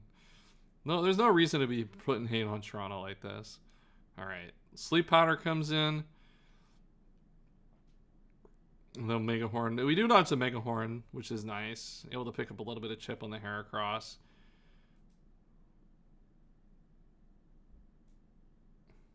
And now we get the Toxic from the Steelix on the Cloyster, which will be good. Espeon comes in here. I mean, this thing obviously, you know, long term probably won't... It doesn't have much of a reason to stick around. There's no Spiker, but... oh, that's a nasty crit. Wow. Goodbye, Tyranitar. Yeah, now we'll have to go Jolteon here. Take a bunch of more damage on the Jolteon that we probably didn't want to. And now it's going to stay in and take a Psychic here. I mean, taking a Thunder is bad enough, but yeah, you just died of the Psychic here now. So now, like, you've lost, like, all your HP on T-Tar and lost your Jolteon in that situation. We're able to go into our Blastoise here, but... I mean, Jumpluff's getting some value here. Substitute comes out. We probably have Ice Beam. We're just going to spin here. Get rid of the Spike. So, yeah, I mean, getting rid of the Spike is kind of nice here. We do have to, like, get rid of this Jumpluff here. That's not a great way to do it. And now we've, like, spent all that effort to get rid of the Spike just for the Cloyster to come back in and get up to basically fall. Well, Toxic, which is not great. Spike comes out. We get Espeon for free here on the Spike, which kind of works out nice. Able to put up some pressure offensively. Oh, they just sacked the Cloyster here. Interesting. No, Espeon just going to come in here. A Substitute comes out from the Jumpluff, and we just stay in to break the Substitute. So, Jumpluff not able to get another Substitute here, which means you are able to go into your Steelix here. We do have a Sleep Sack. Hidden Power comes out. Swampert's able to come in every time, though. Does not care about that. And we do have the Ludicolo here, which will be a pretty good check to this. Obviously, we are asleep right now, so we're going to have to find some time to get this Pokemon to wake up. And every time we try to do that, or at least the first time we try to do that, Heracross is able to come in. We'll see if we make a bold prediction on the Mence. Not really. The problem is now with the thing is with Mence, though, we only really need to break this Swampert here. And the endgame with Mence looks really, really good. That's gonna be I wouldn't say easier said than done. We kind of are running out of tools here to do that with very quickly. And the Hidden Power Grass comes out, and that is going to be really, really good for King Rock here. So it looks like that really helps enable that Salamence here as we get into the late game.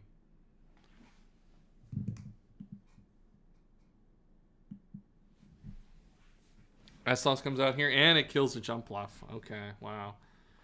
Yeah, starting to look really, really good here for King Rock to figure this one out. Heracross comes in here. The Wish goes up.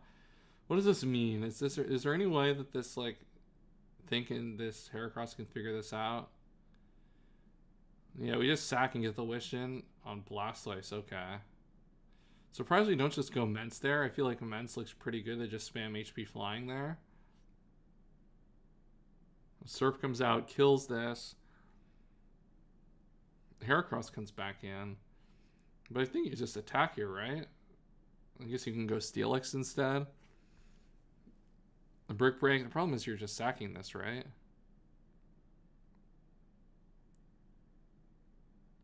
And this thing gets to 25% on the item. Probably Slackberry. Not even a berry? Or was it just like just outside of range? Yeah, Mence. That's why this is why I was kind of confused. Mence didn't come in early. Maybe the 28% is just a high roll. Oh, there's Protect as well, so it's able to get out of range then. We do get the Protect off here.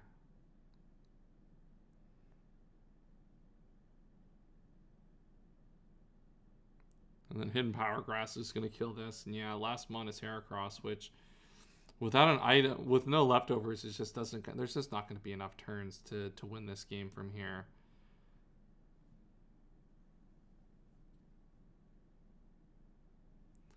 And that's going to be enough for Mence to come and pick up the kill, and that's a win for King D-Rock. Another good Salamence game right there. Salamence showing some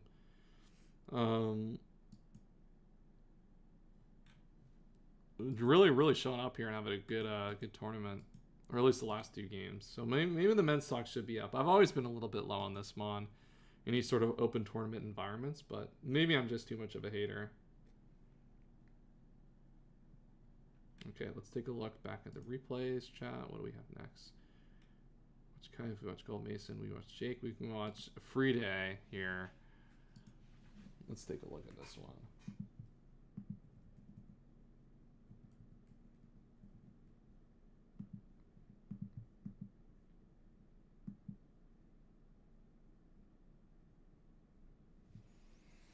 All right, let's get Free Day versus Urfter going. Oh, Damp Daniel, this has been a fan favorite for the stream the whole year, or the whole tournament so far. Damp Daniel coming through. We do see Chansey get slept here. Leech Seed comes up. It looks like we're just going to be a Sleep Seed here. All right, go for the Sleep Powder on the switch. I mean, I appreciate the vision, right? Like, there's not much you're doing here. You might as well try to force a sleep on something else. And now if Chansey finally wakes up, but it's on a natural cure, and that's fine here. You don't mind just switching out into Melodic with the Donphan in. Substitute comes out. I don't know what the sub is getting you necessarily. I guess you get a crit Earthquake. That's not bad. Yeah, Melodic's kind of cooked now. I mean, we're at least able to heal this one back up. And now Curse comes out here from the Registeel. Doesn't really want to deal with that, staying on the Fortress, and now you're just able to get some spikes up. Sub comes here.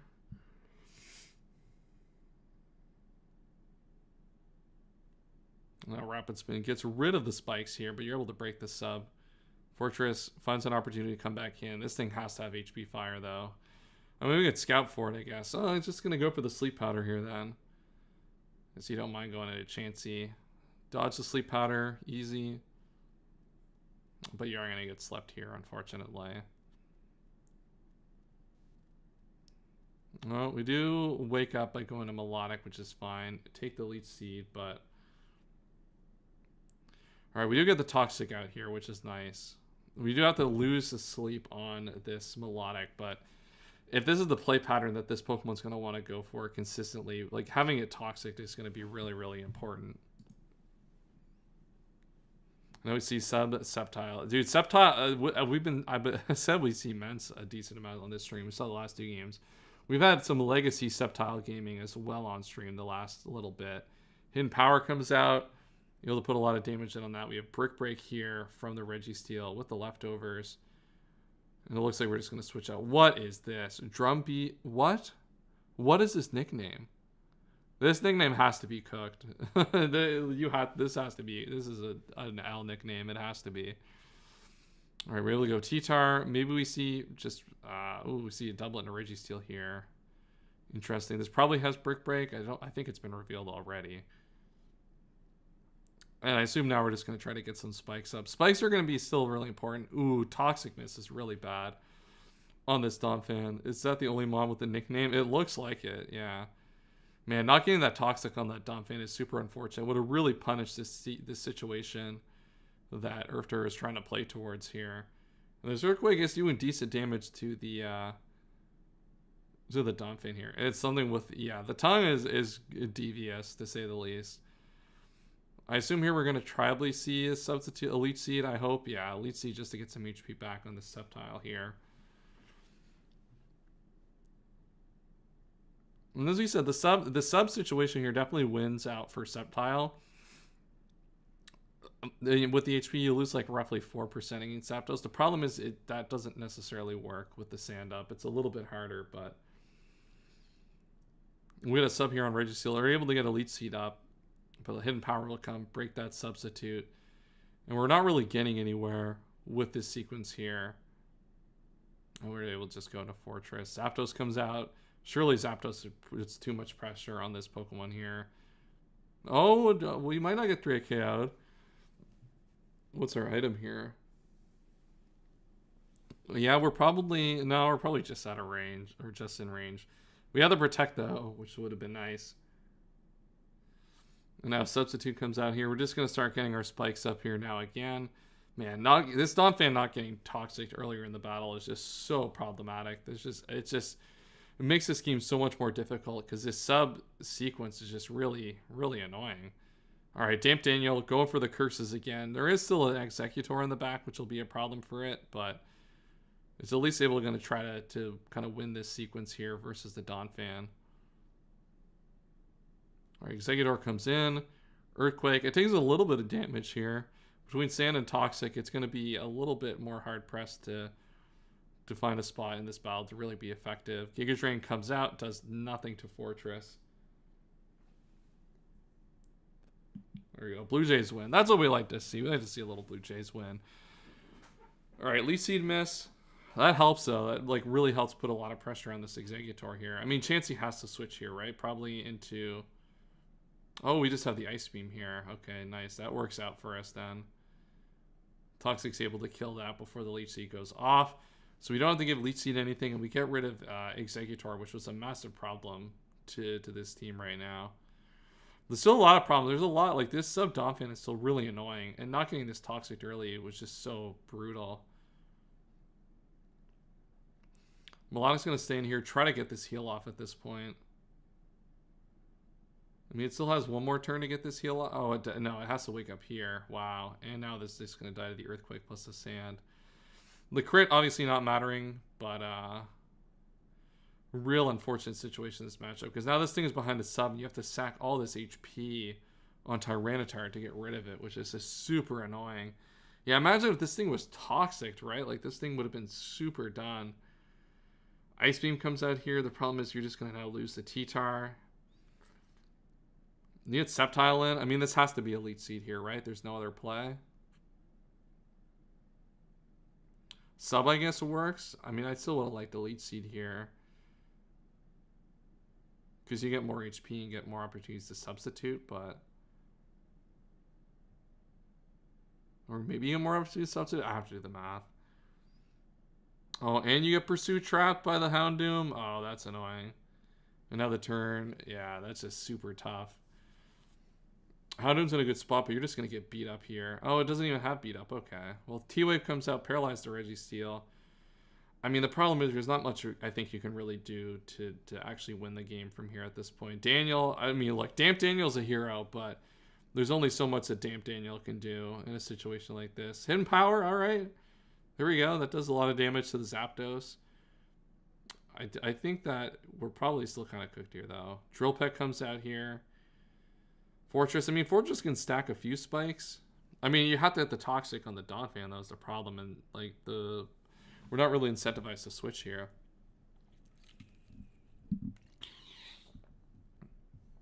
Now, Chansey comes out here. Eats a Paralyze to come out here early, which is probably fine. You're okay with that. I mean, obviously, you're just going to switch at some point anyway, but... Oh, there's the last one, Medicham. Forgot about that one. That's pretty good.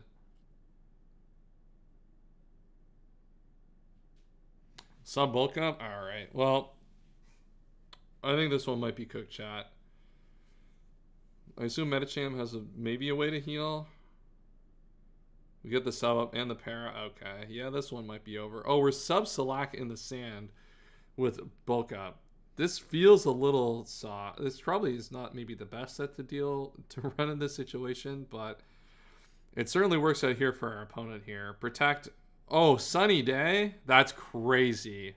Sunny Day on the Protect is demonic to set up this perfect situation against the Protect. Wow, that is crazy tech. And Medicham pulls out the win. Yeah, this Medicham set felt really good as soon as we got near the end game, right? I guess the problem here is, I don't know. I mean, man, that Donphan was able to just do so much here. I just wonder, like, if we hit that Toxic on the Donphan earlier, how much different this game ends up being as a result. But, yeah, super annoying, that one there. Zerfter pulls up that victory. Got Cone Fear versus Nick. Yeah. What is Cone Fear's username? Is it... Did I get the users right for this? There's probably like a 0% chance I did. Yeah, it's Ollie Cat. That's what it is. Okay, I think I got the other user right here. I mean, this one should be relatively easy. Alright, it is Mence lead, so I'll assume that I got the team right here. Alright, sub Mence lead against CM Slowbro. Wow, that's me. There we go. Let's see how this one goes. Hidden Power. Yeah, that's not going to work out well against CM Slowbro. I mean, I guess you just take a little bit of chip before you switch up. Hitmonlee. Why is Hitmonlee our Slowbro switch in? Hidden Power Ghost, I guess. Oh, we don't even kill though. Uh-oh. Alright, I guess that worked out. I didn't think that was going to work out. I mean, I was more so thinking you might have had Psychic there and just, like, kill this. But, yeah, if Surf was the move, then, yeah, that works out here. Lax is able to come in now. We dodge a Hydro Pump. Alright, easy. Alright, we're just playing the setup game here. Sub setup, okay. Counter. Oh, that's danger. Yeah, now we can just start going for curses here. Alright, it's got Roar. Okay, that's good. Alright. Crisis averted from our opponent's side here with the Roar here. Houndoom's able to come in. Has to take a T-Bolt to do that. You're probably okay with that. Will-O-Wisp would be a nice click here if you have it. Oh, perfect. Yeah, Will-O-Wisp on the Mence coming in. There's really no good switching Houndoom in this matchup. Mence would have been like probably one of them because of the fact that it's like it's a decent fire resist here, but yeah, having Will-O-Wisp just makes this Pokemon so much less effective throughout the course of the battle.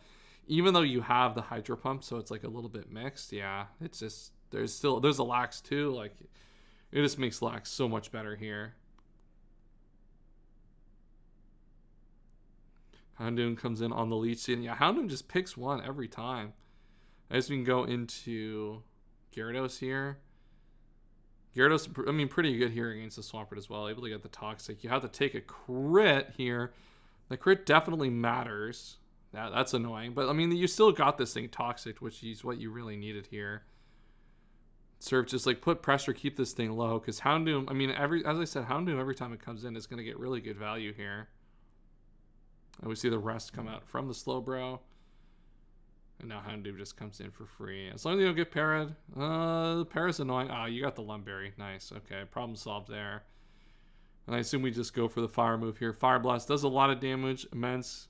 It does have the leftovers, but it's taking 13% from that burn every time. But Slowbro is going to take advantage of here. But as I said, like this. Ooh, all right, good Sledge Bomb there from the opponent to prevent Houndoom from getting in here. The problem is the normal spam is going to be too much at some point here in a second too. Substitute's able to come out here, really just put Registeel in a bad spot. And we see the Curse come out here.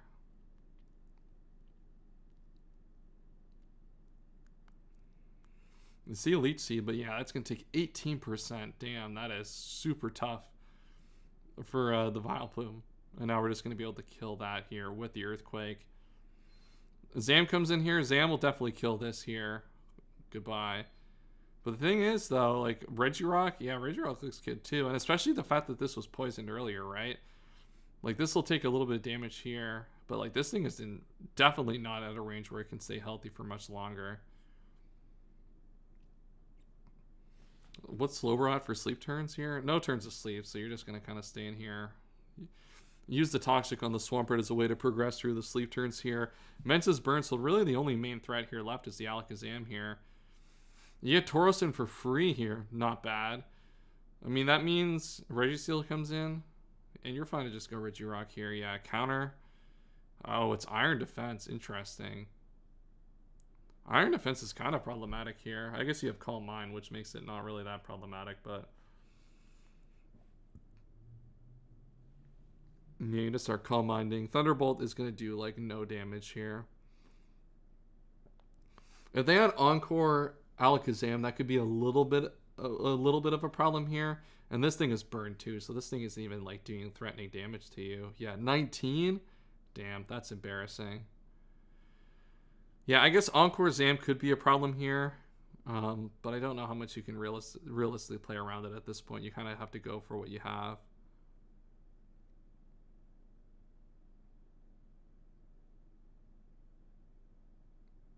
Thunder Punch, yeah, we're doing like no damage here.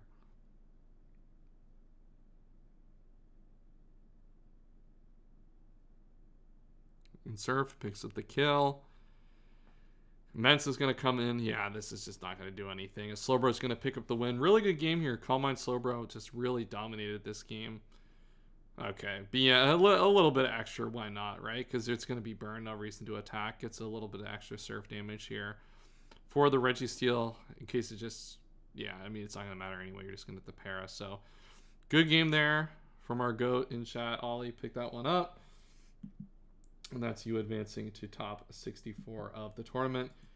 My food here, chat, is ready that I made. So I'm going to step out for one more second. I am going to eat. I am going to give you the next replay, though, that we'll watch. We'll get through a few more replays, and then we're going to be back to basically live games for the rest of the way. This is a super fire custom, by the way. Typhoon Carter versus Jumpy 23. Good game here. I will leave this for you, and I will go get some my food. I'll be right back.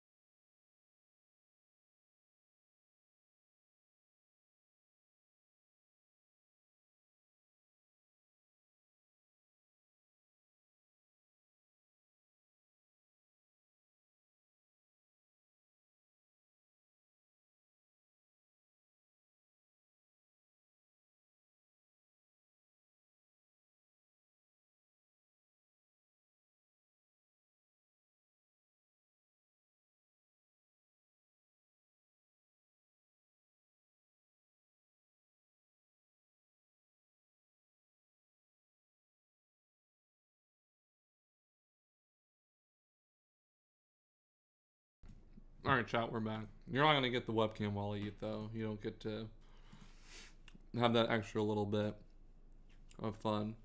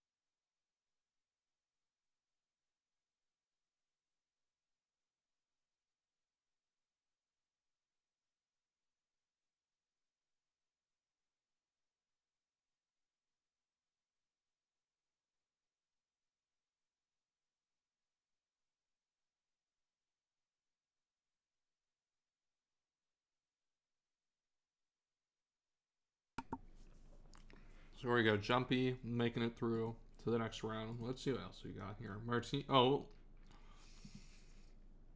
we got L5 up. Let's watch L5. One of our favorite baton pass haters from the Gen chat. What's that? And then once we finish watching this game, we should be able to get to our next live game relatively soon in the next 15 minutes here. So let's see what we got.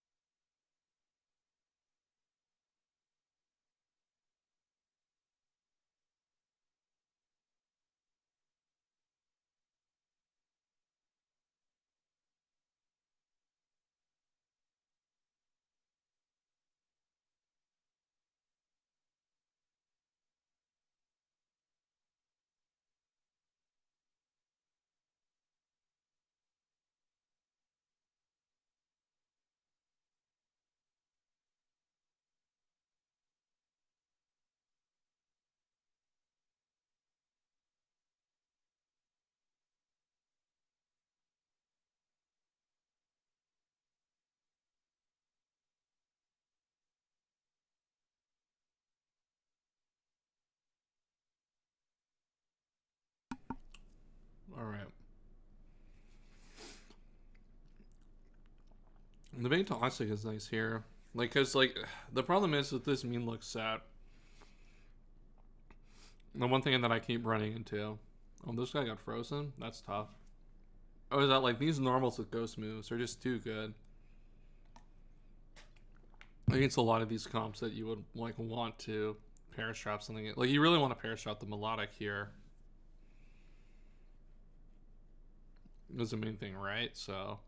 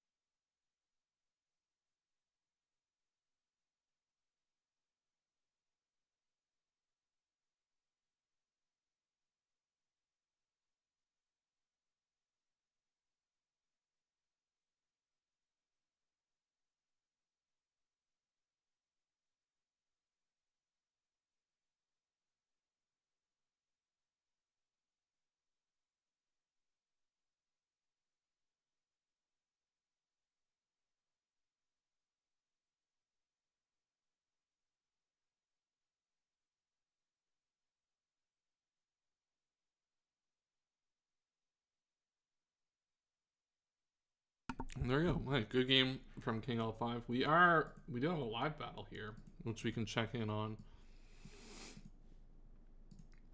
While we wait for our next game, we have Vesuvius. I don't know who Vesuvius is playing.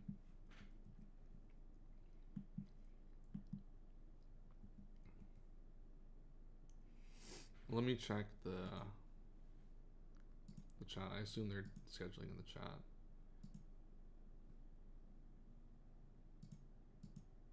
Oh, Cream 314. Okay.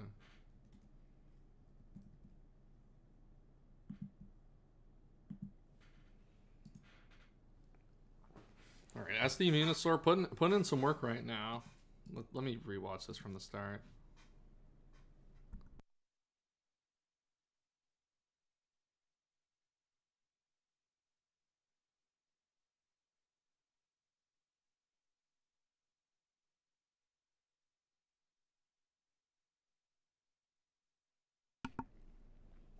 All right, decent from the Arcanine there to trade for the Jolteon. I don't think that's what Vest was probably expecting this mon to do, but probably something you're pretty happy with, all things considered. SC Venusaur revealed here. It looks like a pretty demon set in this matchup. Ice Beam is doing like nothing. Earthquake, obviously great coverage for Tentacruel, and then Poison coverage is really good otherwise, outside of Earthquake.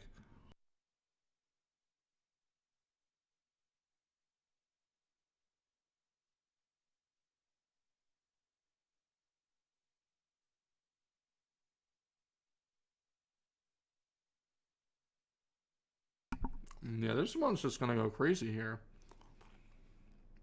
Okay, well. Fire Blast missing doesn't help, but... Alright, well, I think Venusaur's probably gonna win this one here now. Decent damage for Metagross here. It takes the mash, so it does that, but like Venusaur just gets two big pieces and takes a bunch of damage off the Donphan, so... Really good start for Vest here.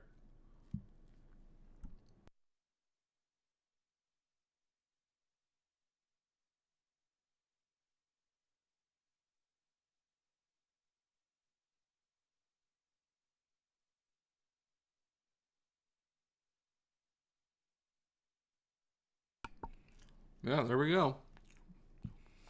And that's that one. Pretty quick one for Vest to win.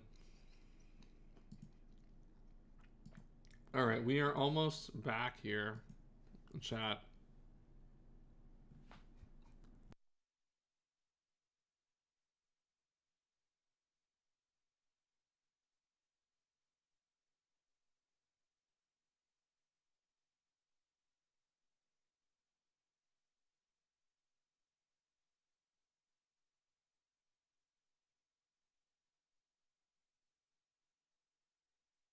Alright, we're here. Don Marto versus Daisy as our next game. We got 3 more games here, chat. 3 more games to get to live through this day that have been scheduled. So if you guys are enjoying the stream, if you are, like the stream, do all that fun stuff. We've got a little bit more awesome coverage of the top 128 players ready to get to you before the end of the day.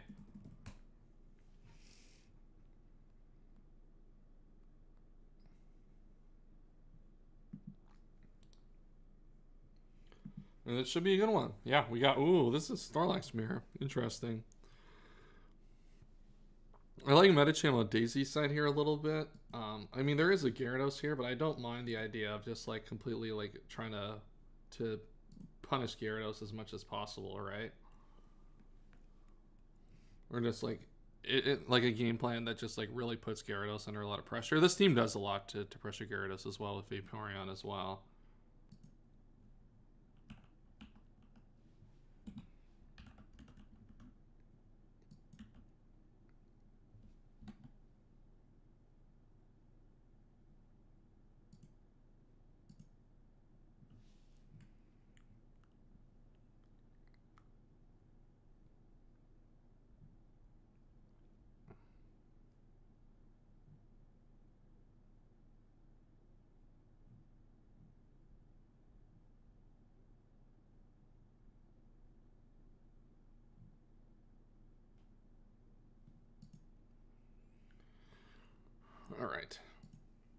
Yeah, let's take a look. Yeah, so yeah, yeah, Metacham is decent here, puts a lot of pressure.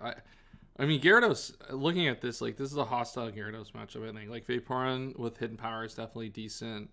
It's hard to really set up on a lot of these Pokemon because they either outspeed you, like Espeon, could, like, randomly Mickey you, like Arcanine.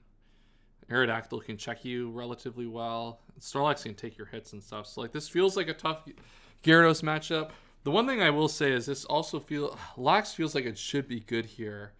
If you can deal with the if you can deal with the Arcanine, like, this should be a really good Snorlax matchup in theory.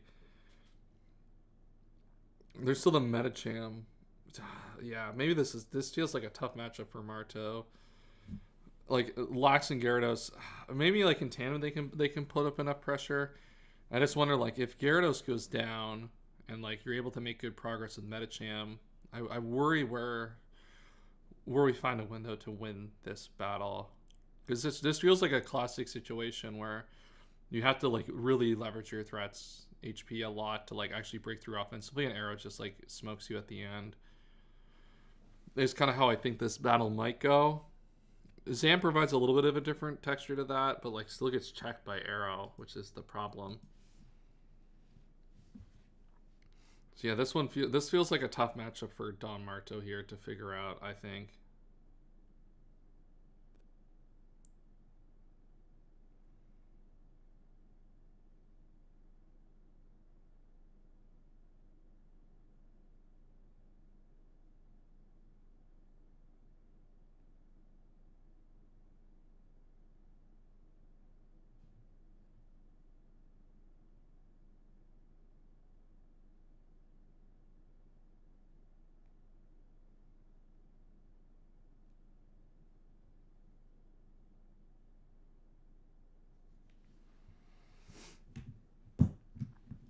And let's see, from Daisy's side, Lax looks relatively okay. There's a Hitmontop, but Hitmontop doesn't have a lot to do besides come in on Lax, so I'd be curious. I mean, maybe it's still good enough to do that. There's Encore Zam. That's a really loose way to answer that. There's a Regirock, which can be an okay way to deal with that temporarily. But, like, that taking damage, like, can be a problem for Arrow. It's not a great Arrow switch. It's good enough of one. Man, this just feels like, I feel like Arrow just has so much inevitability against Don Marto's team that, like, if I'm on Don Marto's side, I'm trying to think, like, how do I ever, what do I play to beat this Aerodactyl here?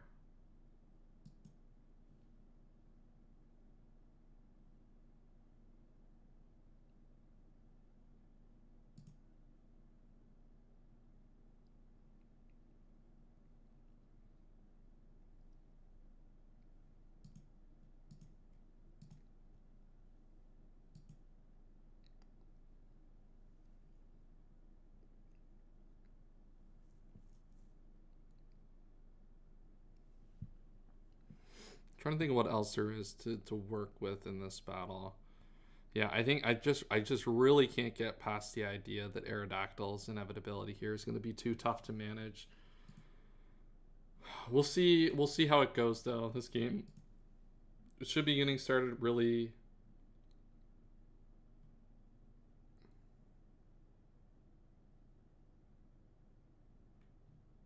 That's crazy. Bro, they're gonna wait that's so funny. Just wait. Make me sit here and suffer without something to commentate on for a couple minutes. I mean, we're at the perfect kind of time range here.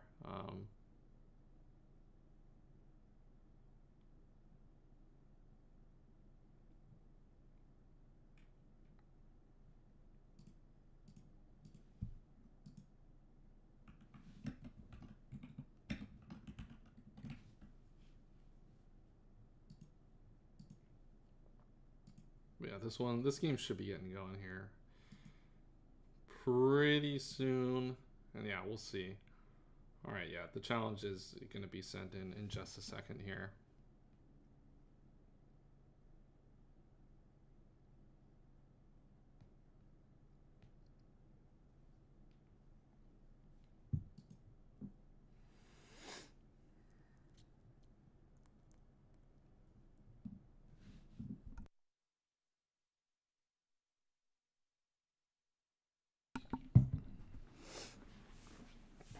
We got a ping. Is that live battles? It is live battles. Perfect. Don Marto versus Daisy. One of our 3 final scheduled games of the stream. Let's see how this one goes. As I said, I really worry on Don Marto's side on how we beat this Aerodactyl Medicham combination long term, but maybe there's something I'm missing here, which we'll find a way to deal with that. Sub Flygon here. Looks like we're just going to spam Surf with the Vaporeon.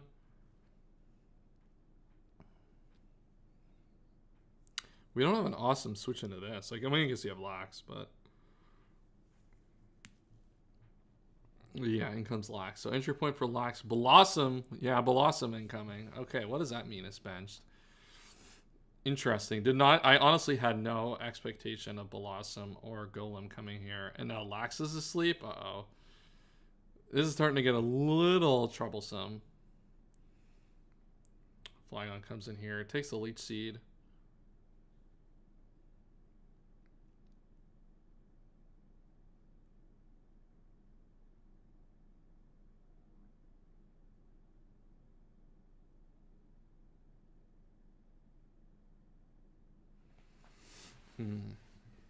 Yeah, I mean, Blossom's probably going to just switch to Vaporeon here, right? I mean, if you have Flygon, you hope you have Toxic here. Because Toxic would be really nice. Yeah, I guess you get on the Blossom. Oh, it just has its own hidden power. Okay. Grass probably then. Flygon's taking a lot of chip here, and this is like one of your ground immunities. This wasn't a great way to deal with Aerodactyl, but it was something that you had in the chamber for it. Vaporeon? Wow, Vaporeon the Gyarados. Yeah, this is not looking good. Unfortunately for Dawn. We're able to go into our Ampharos here on the HP Electric, which is nice. And this, I guess, is like a good turn. The problem is Blossom just comes out here and just sets up another Leech Seed, right? The Heal Build comes off, which is like fine. You wake up the Lax, but what stops Blossom from just like Leech Seeding and staying at high health? And like this Flygon basically just being super low.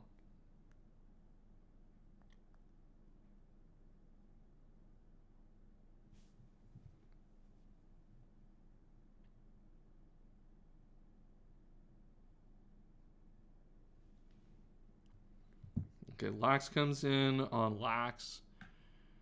This will be an interesting situation. Oh, that looks like Choice Band to me. Ooh, that's pretty big here. We didn't even like really touch on like Daisy's Lax at all. Like obviously Lax is like really good, but it felt like there were so many other threats that were really good here as well that kind of like defined this matchup.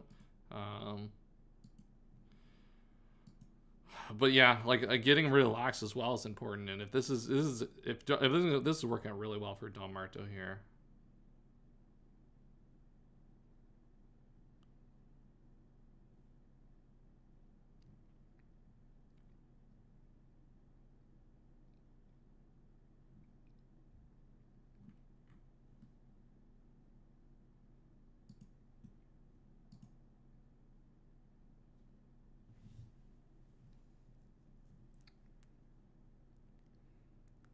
Blossom comes in here. It takes a Body Slam. Yeah, it's taken a lot here. I mean, it's able to get the Wish back up. But, it's taking a lot. I mean, this Leech Seed will help, but, like, you're still at pretty low HP now, all things considered. And now Flygon comes back in. Yeah, this Blossom will struggle a little bit now. The Toxic and, like, the damage from the Lax will start to add up here.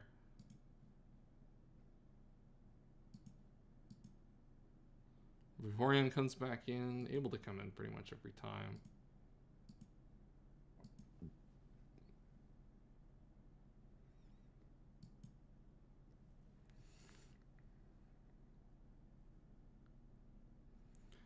Alright, so looks we're just content to talk to the Vaporeon. Wish kind of making sense here, right? You want to keep this Blossom at high HP if at all possible. And getting a Toxic on the Vaporeon is going to be really helpful over the course of this battle. It looks like we're just going to Wish into Lax. Makes sense. Keep that Pokemon as high HP as possible. And now Return's just going to come out. Does 18%. Not too bad, but Looks like Don Marto's getting into this game a little bit. We haven't been able to see Medicham come in and like truly impact the game offensively. We managed to toxic the Blossom, the Vaporeon, so it feels like we're getting a foothold on this battle, which is good. Because it felt like we weren't it felt like in a matchup like this that feels like pretty tough. That's you got to find a way to make progress here, and if it means forcing Medicham and Aerodactyl early into uncomfortable situations, it's probably pretty good. Though I do worry that like I at some point the offense is going to overpower, right? And like Blossom's doing a good job just like putting pressure on stuff like the Flygon and stuff. But Flygon's now back to 61. Like maybe it'll randomly find its way back to high enough HP to impact the game against something like the Aerodactyl. I don't think that's likely, but it's something to consider at least.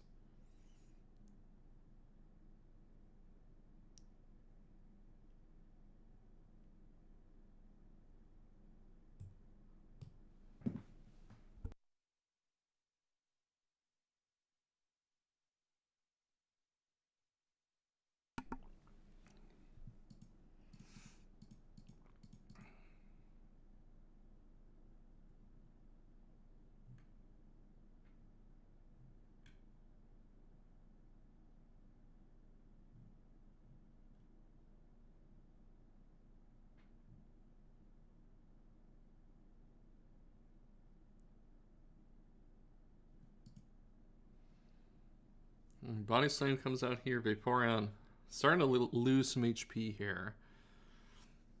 Oh, or Belly Drum. I was thinking it might have been CB, but I guess we're just hitting a lot of damage with our Body Slam here. And wow, Belly Drum's a huge click here. Because we're just able to outspeed and kill the Vaporeon. So something's getting a free. So this Medicham's getting him for free here, right? I mean, you're not seeing him with Lax, right? Like, surely not. But yeah, Belly Drum picks up a kill here. And I guess the leftovers, like, you get to do this again at some point in the future.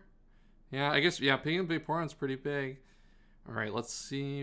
So Gyarados comes in, intimidates, takes a little bit of chip. This is what I was kind of worried about. I guess the problem is now, like, with Vaporeon down, this Gyarados is a little bit harder to break, right? Like, you don't have the Hidden Power Electric button to kind of pressure it with. And Medicham, you almost, the problem, yeah, maybe the problem is with Medicham, you almost have to aggressively attack the Gyarados every time it comes in, right? To make it work out.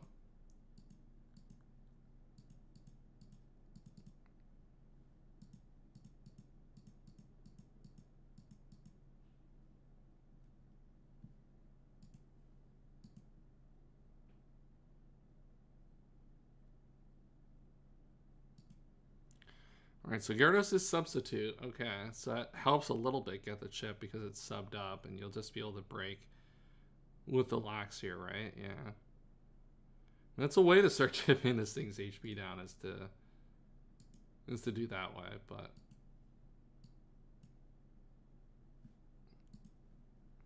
Body Slam comes out here, no para. So we'll return Body Slam, double normal here.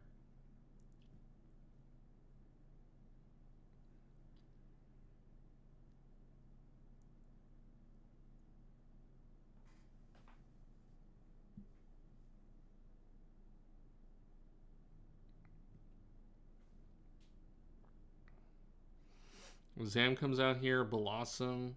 Oh, that's a good Zam switch in to get in here. I'm not sure if this was like the exact one we were trying to catch, but Zam puts a lot of pressure on everything here. Sub comes out, return. Okay, that breaks the sub. Blossom's in a lot of trouble. Yeah, this is actually working out really well for Don Marto. Oh, that did not kill. This is not a relevant amount of damage. You're probably fine to take that, but... Alright, here comes Aerodactyl. This is the mon I was kind of worried about a little bit, right? Like, this combination with Aero Medicham seemed pretty demonic. The problem is the way this game played was we were never really able to get damage on the Gyarados, and we haven't really been able to leverage our Vaporeon and Blossom to make much progress. Any progress we made early just kind of got neutralized. Double Edge is free here. Yeah, this is a pretty good Double Edge turn.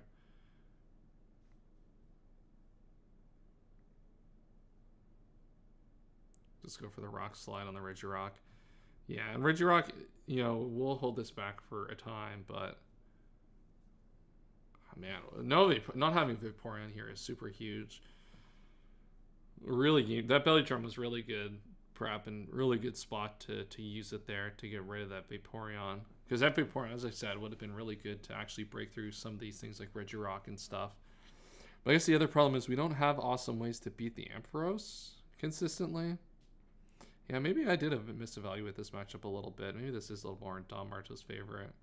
Let's go in the back. Regirock means trouble. Yeah. You have to go Laxier. I guess if you, yeah, you get free turn with Laxier on a para, but I think this is choice Lax, which makes it really awkward to figure out a good click here with the Gyarados in the back still. Though I don't think Gyarados is ever coming in.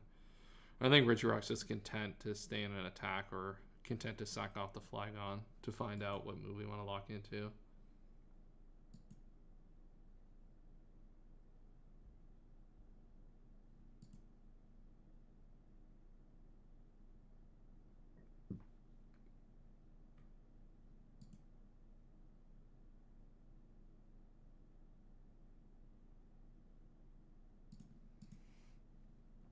Alright, Medicham comes in. On the Gyarados, though. Oh, we got a fake out here. Okay. That's good chip on this Gyarados, actually. We are starting to slowly get some of the progress I was talking about. I just don't know.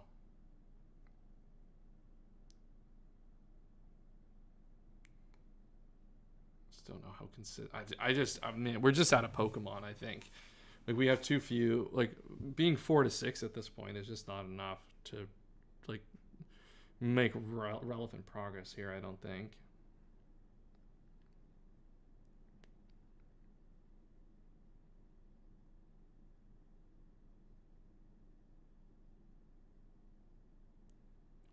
Sunnybeam, Arcanine, Trust. True. Alright. Surf comes out in Power Flying. Goodbye, Snorlax. And now we go Arrow, I guess? I mean, Arrow, I guess, is fine, but we're not picking up a kill with it. Wow. Yeah, here comes Arrow. You just Rock Slide, I guess? I don't know. You're not getting the kill here either way.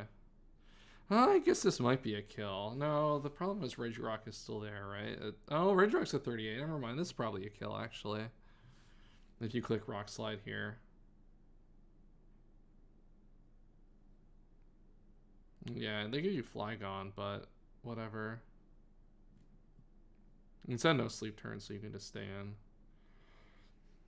Oh, I guess you use free Espeon, actually. Yeah, use the sleep turn for something more productive. Zan comes in. And we always start Calm Minding up. Okay, good position to find Calm Mind Espeon in here. This could be Encore Zam. Encore Zam would be good. Nice. There we go. Big Encore. Love to see that here. If we're Encore CM ourselves, or we're Encore Sub, yeah. And we get the T-Wave off on their Medicham. Nice. Okay. Yeah, this feels like now Don Marto has completely turned this one. Completely got this game in his favor now, and it's just kind of at this point we're almost just going through the motions to get the win.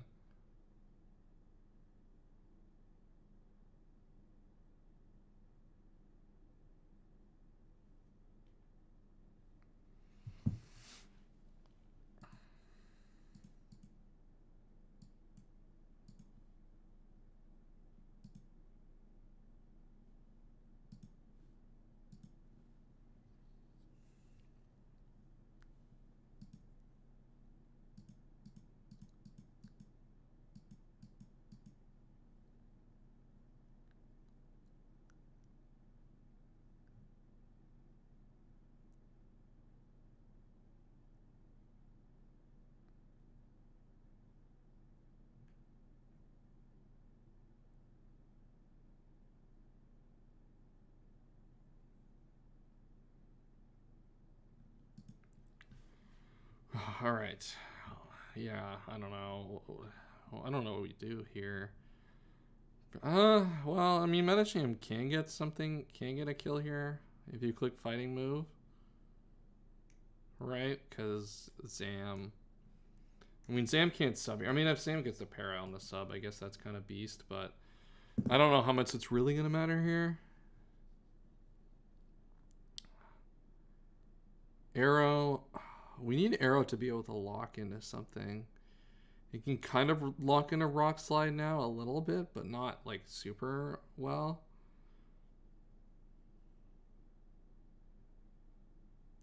The thing is, I think we want to keep this around as an Encore user for the Espeon. So I think we do go Gyarados here, maybe? I think we just sack the Flygon, actually. Man, imagine this game if we had, like, the Vaporeon and the Blossom still. We were able to, like, put this pressure... Oh, okay, that pair is really, really good for Don Marto. I was thinking, like, what if we tried to get this, like, pressure going earlier? How effective that would have been. Aerodactyl comes in here. This is a hard click, though. Like, this is one of the Pokemon that's, like, the most difficult to lock into against. All right, we get it right. This means Regirock comes in, though. The problem is, like, this still will find opportunities to get kills now. Right. The main thing we need to kill is this Alakazam to find a way to get our Espeon set up. Because otherwise, we're just not getting that Mon set up ever. Because it's just going to Encore us every time. As the saying goes. So there's an area. That's true. That's kind of where we're at right now. Yeah, switch out on a Rock Slide. Medicham has to get this play right. I think if you have Rock Slide, you click it here, I think. Right? Like, you have to just click into the Gyarados.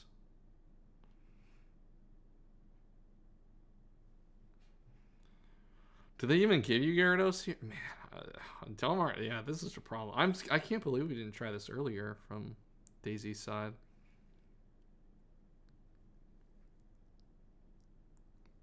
Boom. Okay. That makes sense. This is an interesting turn.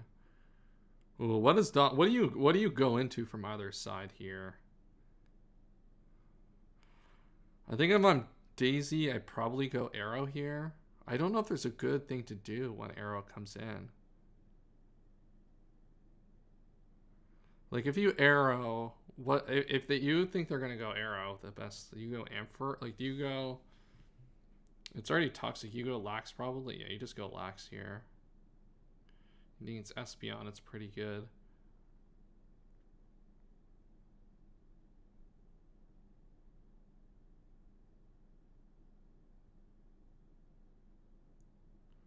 All right, as long as we don't get Parrot, okay. I mean, this is not going to kill 75, right? Like, just there's just no way.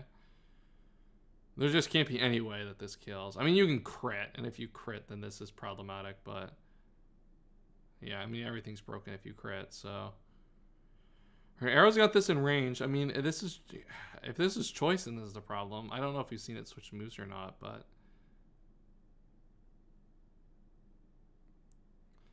All right, our move of choice is Rock Slide, of course. I mean, at this point, you just go Ampharos, right, every time? Or Sam? I'm surprised we went Sam. I would have gone Ampharos, I think, but... You just go Ampharos here.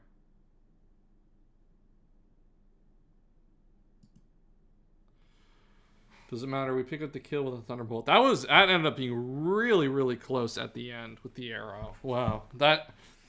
So I don't know. Maybe I feel like my initial perspective on the matchup is probably fine.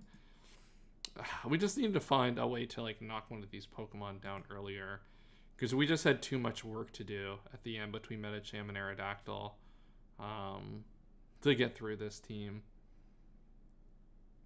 Like, if we get rid of the Flygon earlier somehow, and that's just like not a random thing that they can switch in, if we somehow can chip the Gyarados more, maybe there's an angle, but that was a really, really good battle. Damn.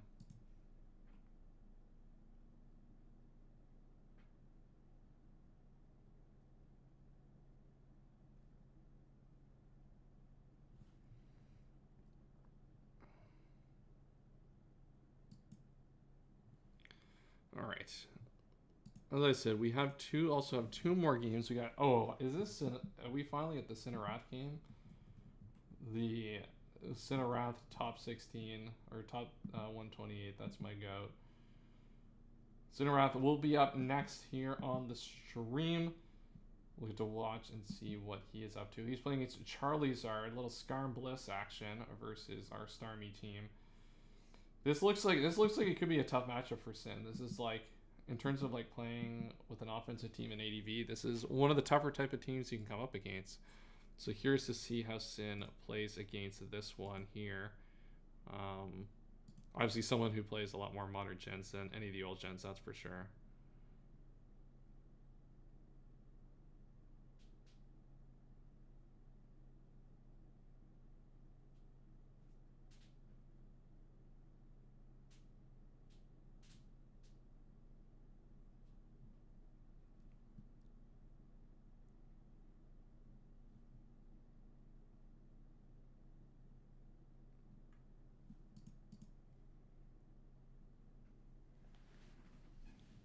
So yeah, let's take a look at the matchup then. All right, we got it up. Let's see what we got cooking here. Scar and Bliss is yeah. This is just a diabolical, especially in draft. And Claydol doesn't hurt either. This is a very diabolical defensive core here, and it's gonna be difficult to play around. We don't have a lot of ways to get Metacham in easily either, which is not great. Spikes are going to be hard to go. I feel this feels like an uphill battle from Cinerath's side, considering the tools that he has and like the type of team he's in. Why can't I get a pool that lets me get away with this stuff? I don't know. You can try in the Hoenn Draft Invitational server, the Scraft Experimental Tour, and there is Jirachi allowed, so maybe it becomes easier to get that team in that tour where people are drafted in broken, or there's one more broken mon. I don't know. Sometimes you just gotta be lucky. I guess is what it comes down to. Manectric Absol. No, Manectric Absol's fire. Why are we hating? What's wrong with Manectric and Absol? We needed speed on our team with Manectric, right? Right? Like that's gotta work out.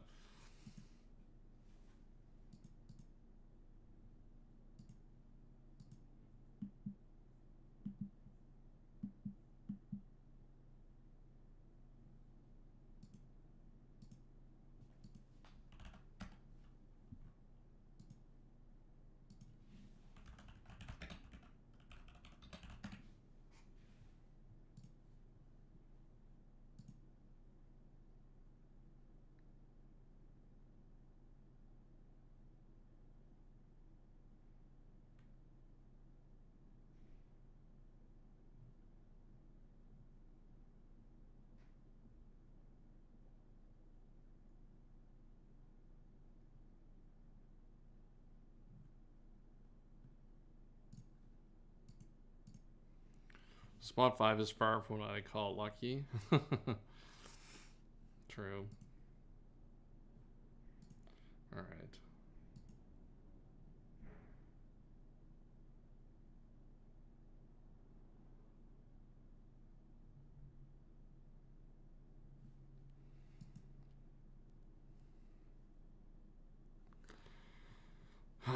Yeah, I'm trying to think what else there is to talk about with this matchup. We could... Is there anything else live right now? No, we've watched all the live games. It's this one, and then what is our final game of the day? Chris Reed. Oh, we got our Go Chris Reed after. Okay. We got some good games to end the stream off today. Appreciate everyone who's taken the time to come to join us on stream today. If you have not done so and are here, make sure to like the stream. We're having a good time. I love doing these streams every single week. It's been a joy to cover this tournament. Then we got a lot more ADV Draft League to go from here. I don't think Shedinja can do much for Buddy. Shedinja is one of those funny ones that I just like. It's obviously never coming. Do people actually change their prep for Shedinja? I don't know. I feel like it's one of those things that like everyone, like you draft at the end, and I feel like people have this like idea that it's gonna like somehow like magically force people to do something with prep that wouldn't otherwise happen. I don't see the vision and with that, to be honest. I don't think that's really something that's gonna realistically ever happen. But I don't know. Maybe I could very well be wrong, obviously. definitely not out of the realm of possibility. If it's good and happens to hit Shen, it's a good move. Yeah, right? It's just like, I just don't think that, like, people, like, there are enough, like, moves that, like, incidentally and randomly, like, just hurt shit and shit. I just don't think you're ever going to run into situations. Why am I on the right? You're on the right today, Sin. Or, you know what, Sin, you know what, we're going to hate watch for fun. You know what I mean? Of all the things we've done today, we haven't been hate watching enough. We haven't put enough hate in the world. So, look, all I'm saying is I should put the prediction up here for the battle. Let's do that, actually. Who will win?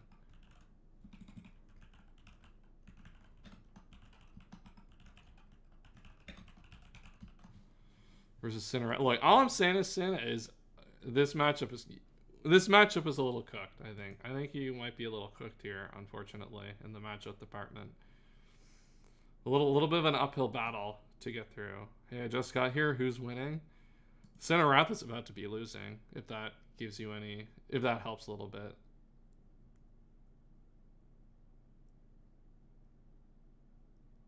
Finding opportunities to enter will be key. Yeah, I mean, there's not, like, this team doesn't, like, provide... Oh, of course. I hate scrolling. This is one of the team preview matchups. I mean, that's the thing, though. It's hard to... I took notes on your game, how to lose. That's crazy. We're hating the streamer now? We're hating the host? I can just DQ you from the tournament. Bro, don't think I won't. Your ass is getting banned. Good luck, buddy. Thanks for coming out. Thanks for your $5. We'll see you next year. Bro, I play my game real bad. I probably should have won it, but when you suck, it's fine. It's in a band, true. Yeah, I don't know, Sin. This one, you got 50-50, Sin, so far. People are voting for you. People got a little bit of faith, at least. Starmie becomes a nuisance once Blissey is handled. Do we think Blissey is ever getting handled with here, being honest? Like, in any sort of relevant time? Like, I don't see how we ever, like, kill Blissey. Blows every Pokemon into format. It doesn't wall Absol. How does Shedinja beat Absol, right?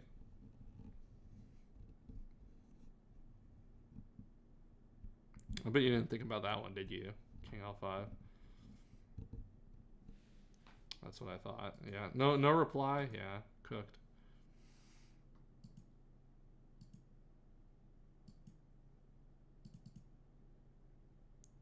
Doesn't Absol return HP fight SD? No, it's gonna have a dark move. It's gonna have knockoff, right? It's the same principle as why Weavile would be good in ADV Draft League. It's because it gets run physical knockoff in this format.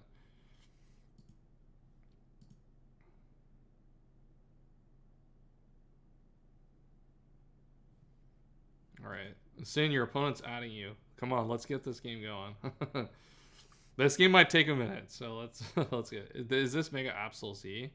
Not get special now. Yeah, it is special. I'm just messing with L5 because L5 is running a Weavile gimmick, even though Weavile is special. Would be special Mon in this game. It would be terrible. Is it Mega Absol? That's a good question. Oh, I'll have to think about that one. I actually don't know. All right, we'll end the vote. Don't mess with me, bro. You don't know what I'm capable of. I know very well what you're capable of, L5.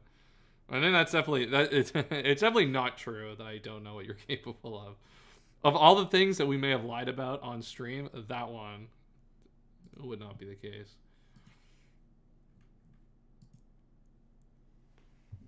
All right. This game should be challenged and going live any minute here. Don't lose. That's a hope for Cinerath. Cinerath's on the right, though. We got him on the right, and unfortunately, it's for a reason today. So let's see what Cinerath has got cooked up for us. Why we have D-Knight versus no fairy? That's true. I guess there is no fairy type on this team. I mean, Blissey's a fairy type in some ROM hacks, right? Am I trolling by saying that? My money's on Charlie. I think that's probably good money. I think you're making your money back on that one.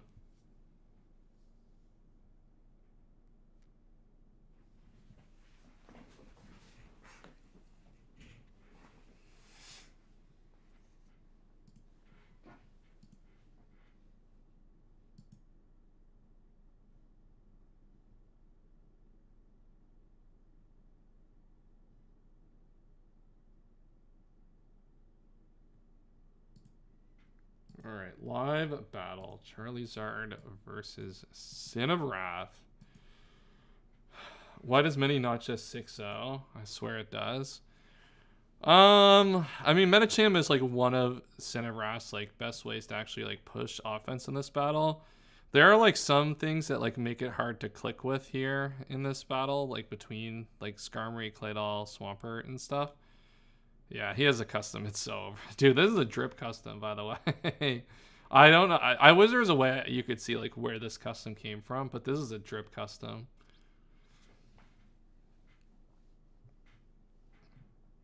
So Spike up against Cinera's team. Thunderbolt Registeel does put good pressure on the Skarmory, at least a little bit on its health.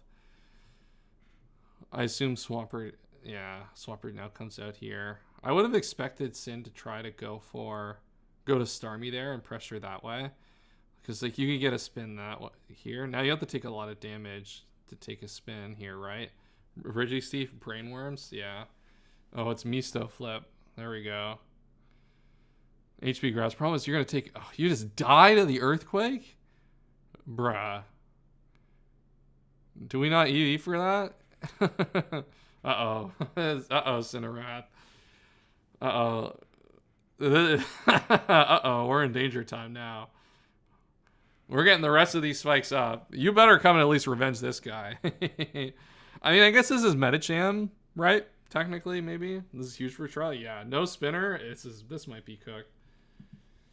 We might be running out of time here on Cinera's side. Imagine something comes in and Select procs. Select procs it to 0 speed. It's still outsped by the whole team.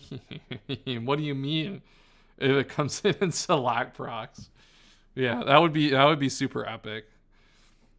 It also, I mean, I thought I'd reveal item. It hasn't revealed item yet. Interesting. Okay. Yeah, that would be, yeah, me stupid. That's right, L5. You kind of are dumb, unfortunately. Bruh, Cinerath is taking too much time. Turn the timer on. You want to run Select Curse instead of White Herb? True. You gotta keep them thinking, right? Like if you run the White Herb, they know it's coming. But if you hit them with the Select, they don't know it's coming at the wrong time. You know what I mean?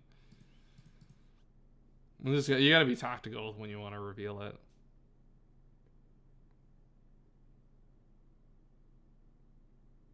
Bro, what is Sin doing? Do we not have anything to kill Swampert?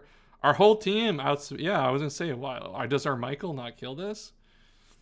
Surely our Michael kills this. If Michael doesn't kill this, then he has to go to jail, I think, unfortunately.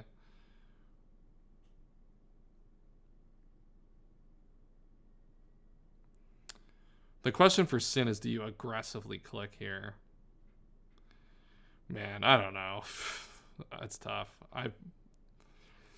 All right, Sin, there you go. That's a beast mode click. You needed to make something happen. That is a huge click for Sin. I'm surprised it just straight up killed him. All right, Fist. Hey, Michael. Hey, Fist of Michael. Fist of Michael. That was one of the things I was thinking about for Sin. It's like you got to get a lot of plays just right, straight up, and make some difficult plays. That's a good play to start. The problem is these spikes are getting up here, and they're not going anywhere. Well, let's see. Of course, I fucking did it again. Damn it. Stupid scrolling on the team. On the teams trying to scroll the chat. Time to barf up some Hug Alliance spikes. Yeah, D-Knight comes in here. I mean, this just gets roared. You just roar the D-Knight, right? What is this Deef Knight? What is this gimmick? I don't want to know what the gimmick is, but I don't know what it is. Fire Blast. All right, we get the burn. Why hacks? Why hacks, Sin? Why hacks? Brick Break does a lot of damage. Ice Beam comes out. All right, goodbye, D-Knight. We have kind of chipped this Blissey, though, a little bit. The problem is we don't have the Star Meat to take advantage of it. But Michael comes in. Our friend Fists of Michael. And we just go into Pert, sack Pert here pretty easily. And now Heracross comes in. This is a good turn for Heracross. Big focus punching coming. This is going to do a lot to the Arcanine. Oh my god, I just kills, bruh. What the hell? Good night. Nice focus punch there. Do we not have anything for this now? Dude, he just got Heracross just Fist of Michael'd him. He just got Fist of Michael'd back if you think about it. Oh, here comes our own Michael. So is this, have we determined this is choice band? Have we determined this to be choice band? I mean, that's why we'd make the play, right? Is if it's CB. All right, Brick Break. If Charlie's a beast, he focus punches here. That's all I'm saying. If you're a beast, you focus punch. What's the last? Is last just Moltres, we think? Morbidly a beast. Morbidly a beast, true. Dude, last probably is just Moltres and Melodic on both sides, right? We think. Brick Break, outspeed, a kill. Melodic wins. Does Melodic win? It depends on how much we're taking from this Heracross here. L5 fat. What might come in on Brick Break lock? Will have to come in on Brick Break lock? Yeah, maybe. I mean, last time Manectric would help here. All right, Surf.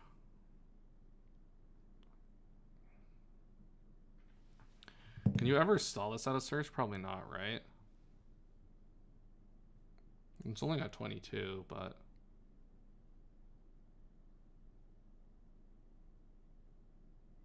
we still have the full health Registeel, right? Like last one, Melodic, I think, is where we're trying to get this win with, right? We got a Boa scheme next. Shout out to our goat Boas. All right, in comes the Heracross crit. Man, if we paired that, that might have been demon. Oh man. Endure Salac? What is this Endure Salac Registeel? Bro, it didn't even outspeed the fucking Heracross. Sin, what the hell? Bro, what the fuck? Why does that not outspeed Heracross? Oh my god. Bro, what are we doing? Oh, no, and there's a Manectric. We just lose to the fucking Manectric. That did way less than I thought it would.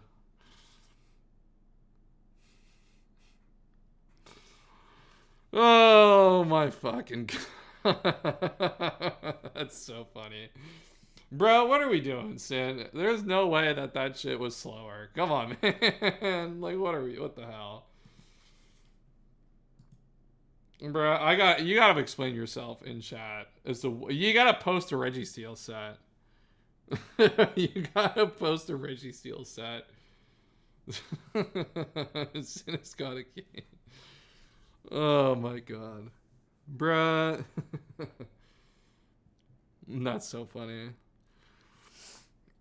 It was, I will say, this game went way quicker than I think anyone would have thought given the Sun preview.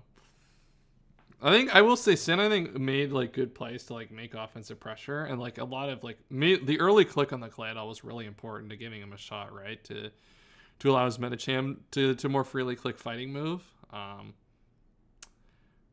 Yeah, that right, man, I can't go over that. Registeel is so funny. Oh man.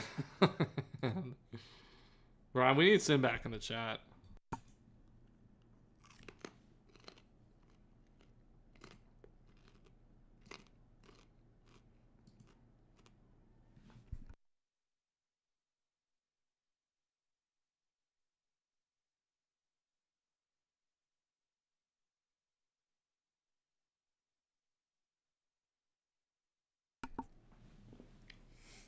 Shout out to me not muting my mic when I went to eat. That's beast mode.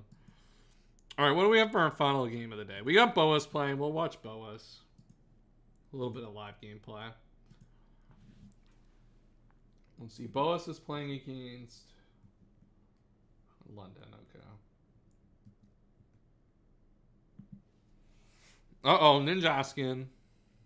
Uh-oh, stay on high alert, guys. Ninjaska's in. Oh, what is this? Subtoxic? Gross. What is subtoxic? Oh my god. Subtoxic Ninjask moment. Uh-oh, BP. Danger. Probably yourself, Sin. You made it further than about 200 players. Hey, Cineras or go. We love Cinerath. We're only laughing out of love. Maybe it was for like Adamant, like Heracross, and it was like Jolly or something, or maybe he had it for a creep.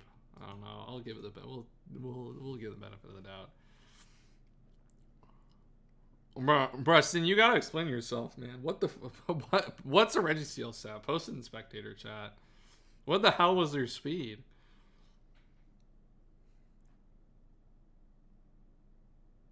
There's no way you do that unless you have the speed. It was out of hair. Changed from max speed. Terra just enough.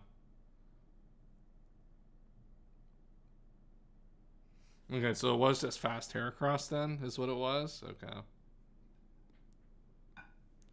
I mean, that'll happen. I think it was just a funny sequence. I guess I don't know the match. I didn't like deep the matchups. I don't know if I would have chosen to do that with Adamant or Jolly. I feel like if you're gonna do that, you have to do it with Jolly, maybe, just to like guarantee the opportunity to Rash Nature. What the hell? Shout out to Rash Nature Registeel. That's super funny, bro. The Jolly Nature is a cheat code versus these ADV players. Dude, I will say, like, no one is ever creeping the max speed. Yeah, they're always creeping the greed. Oh, well, not even the greed. It's always the adamant stuff, right? Because, like, a lot of these mons, like, in theory, need adamant to win. But you can catch a lot of stuff off guard that way. You're scared of adamant. Well, you should have been scared of Jolly. You were there for partially Jolly, I assume, right? Like, bro, like, I don't know. I think that's just hilarious how that played out. Losing Starmie early, yeah. I don't know. I should go Milo and Pert, and not me. Yeah, I guess like you also would have had like to have like the you could have had the HP to like live that. I don't know what like that requires from a calc perspective, but uh-oh, chat. Uh-oh, danger alert. Ninjaska's baton passed. Uh-oh. Watch out. Ah! This crush up is so powerful from Guts, Machamp. Hey, look, this looks balanced, yeah. This is one of Ninja's like 25% of games that do anything of all time. Good counterplay available. Hey, we got a Toxic. We're chilling. Let's see. Look around. Oh, hey, we got our own baton pass. We got mine, and we have our own baton passer to baton pass them back, right? And this is fine. We're in a perfectly good spot here. We have protect 5th move and everything. Bro, what did we do? How do we even let this happen? Let's see.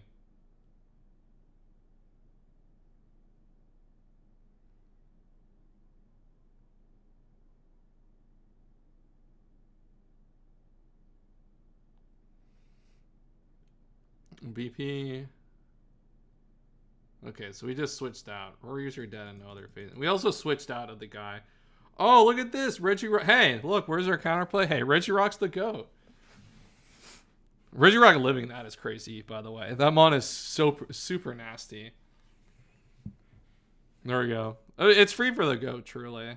The problem is now Raikou wins this. And this is Calm Mind Celebi. Calm Mind Celebi might still have something to say about this battle. I guess Ninjask is still actually on its own offensively fine. I don't think killing the Regirock does. It does open up the. Yeah, it probably opens up the Zard. Charizard versus Minun. Demon. Do you think this Minun is gonna outspeed the Charizard, chat? After watching the last game, I think this Charizard's gonna get outsped. Nope, never mind. Oh, I guess it will get outsped now. We're gonna BP into Encore. Let's go. The Minun is the goat. We just keep attacking this, right? I guess you can agility again here. Bro, why does Minun kind of go crazy here? Oh, bro, we don't have an attack? Bro, what is going on here? Bro, we can't even break the sub. What is going on? What do we BP in the Encore? Okay, I'll BP. Oh, we have the Togs on the Vapo. Okay. What if we wait? If we just BP into Celebi? No, the Ninjas can just outspeed us.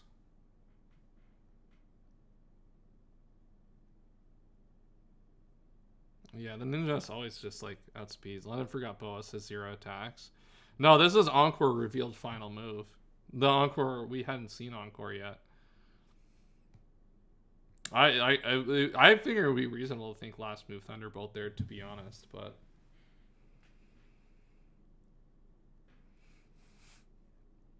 alright, we're just gonna keep agilitying up here. Ice Beam. Oh my god, we took nothing. No, I mean why switch Zard? Oh. I don't know, to be honest. Alright, Ice Beam. I guess we can BP into...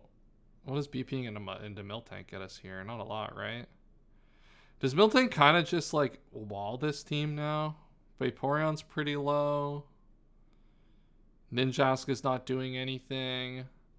Raikou does a lot, though, is the problem. And you're not winning that fight, I think, consistently. Alright, BP on Ninjas. We probably need Milk Drink to do so. Yeah, but the problem is you're already toxic, right? So you have to... So it's some Milk Drink return, but you also need the Heal Bell to not just get smoked.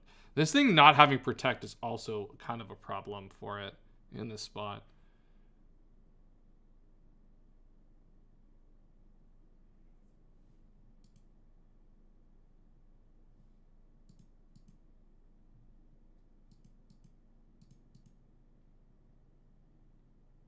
Oh, it's over if no Bell? I mean, there's still enough turns, right? Because, like, this Ninjas has to die into this return, right? Like, there's no way. Like, Ninjas can't take a hit from anything.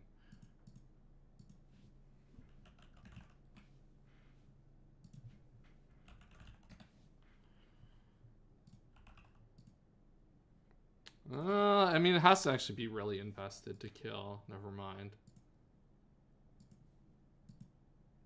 I mean, it's not like this thing's doing anything to it anyway. Celebi Ancient Power Boost? That would be a little aura, actually. That would be crazy aura.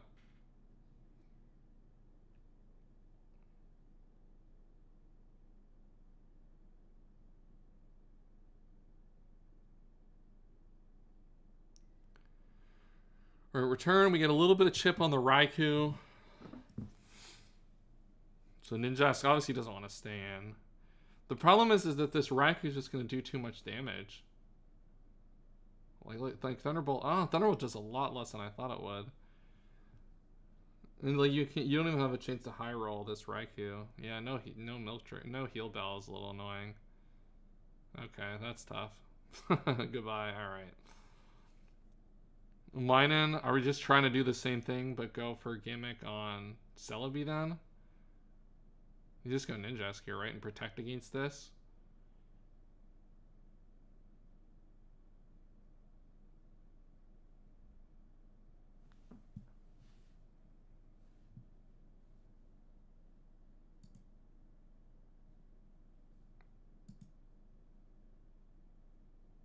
Yeah, I mean, Ninjas just raw wins the game now because you have no Thunderbolt.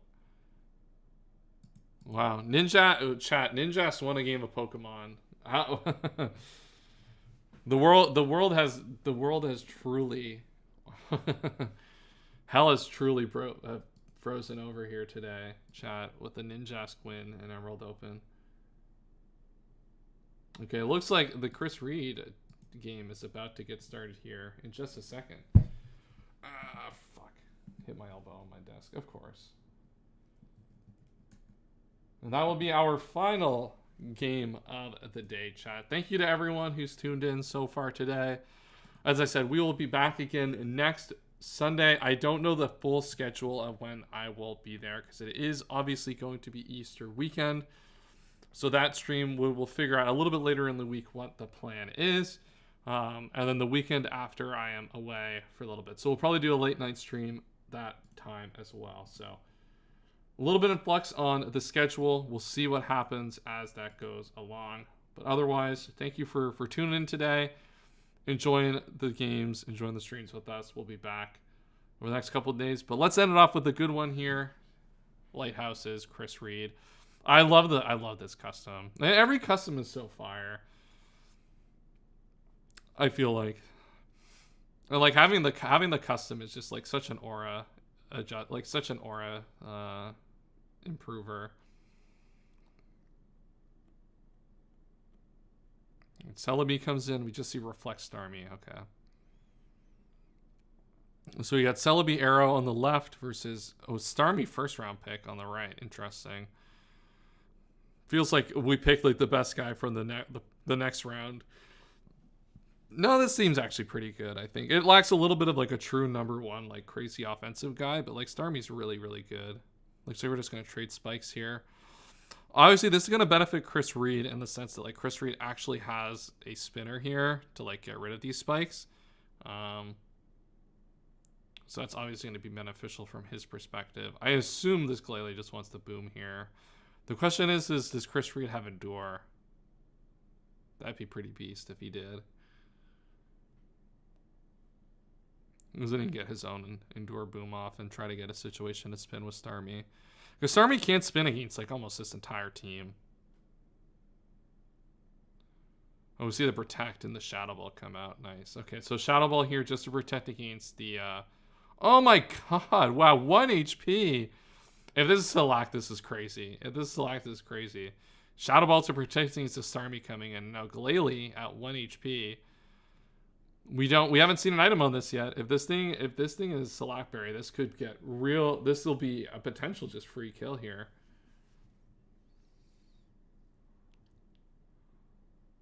And then the free kill should basically net you a Rapid Spin here, I would think.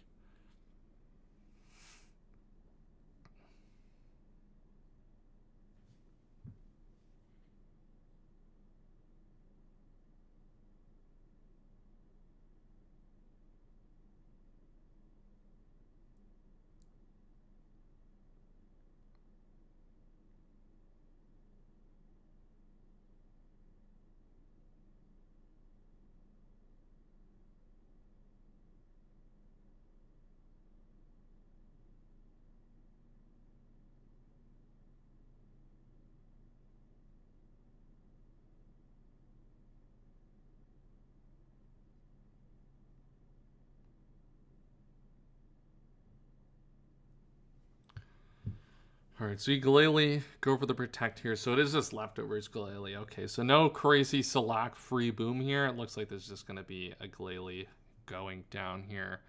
Starmie comes in. Okay, so it looks like we're content to take a bunch of HP on the Starmie to get this spin off against the Tauros. Interesting. We go for the Reflect first, which means, yeah, this then becomes pretty free, yeah, because of the Reflect, right? So I think you're pretty happy with this situation if you're Chris.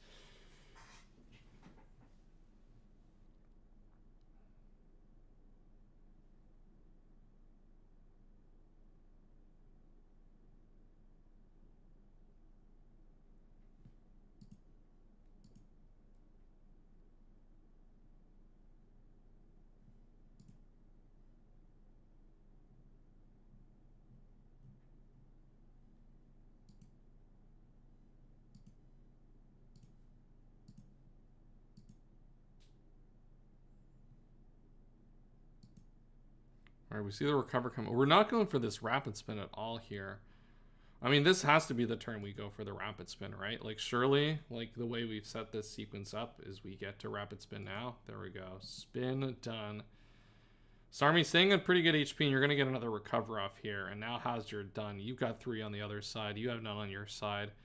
And you're in an unbelievable position here to go on and kind of play the rest of this game out. I assume here we just like attack probably to put a little chip on this Tauros. I mean, I don't know how much that's even gonna do here. Probably not a lot.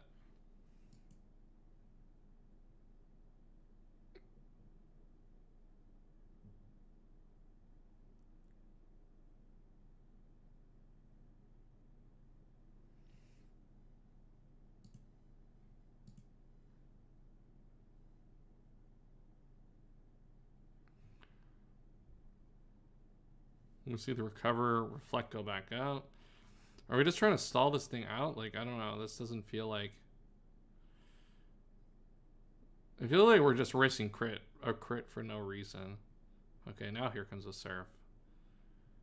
Okay, so this is a 3 KO, so he'll just get to heal up here and then attack again.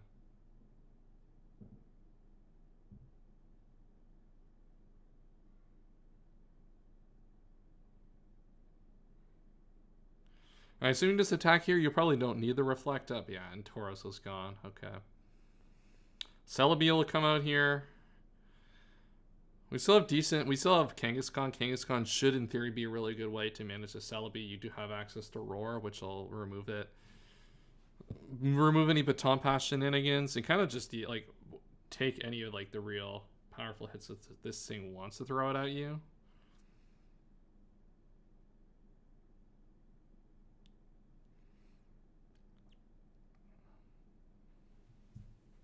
Yeah, here comes Kangaskhan. SD, okay. So we're trying to pass this into...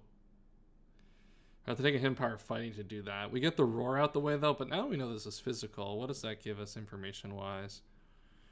I don't know how much it really helps us. But we do know that we can at least... I think it's unlikely that's going to get past an Aerodactyl, at least anytime soon.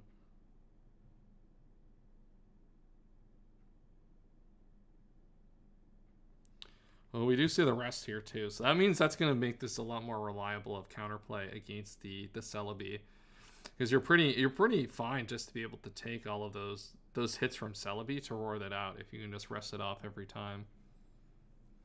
Especially with like roar targets coming in, like Vaporeon. I mean, Aerodactyl could come in, but you have sort of running out a good counterplay to Aerodactyl too. Okay, and now the Toxic comes out of the Kangaskhan onto the Vaporeon.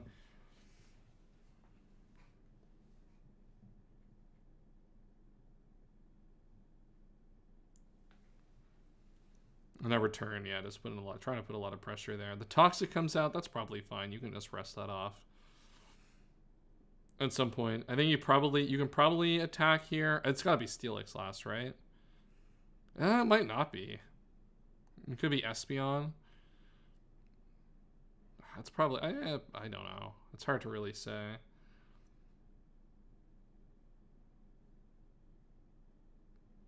Celebi does come out here on the return. Wow, okay. A lot of damage for Celebi to take there. If you're a Kangaskhan, yeah, you're just going to hard into Crobat. Wow, that's a good play there. Kind of expecting this to either want to heal or try to do something else. And yeah, it is Steelix last. Sludge Bomb, immune to that. The problem here, though, is our Roarmon is a little bit weaker here after kind of that sequence. We have managed to get a situation where we, like, chip the Vaporeon. Vaporeon's Toxic. There's 3 spikes up. So we just need to find an opportunity mainly to get this Kangaskhan rest up here.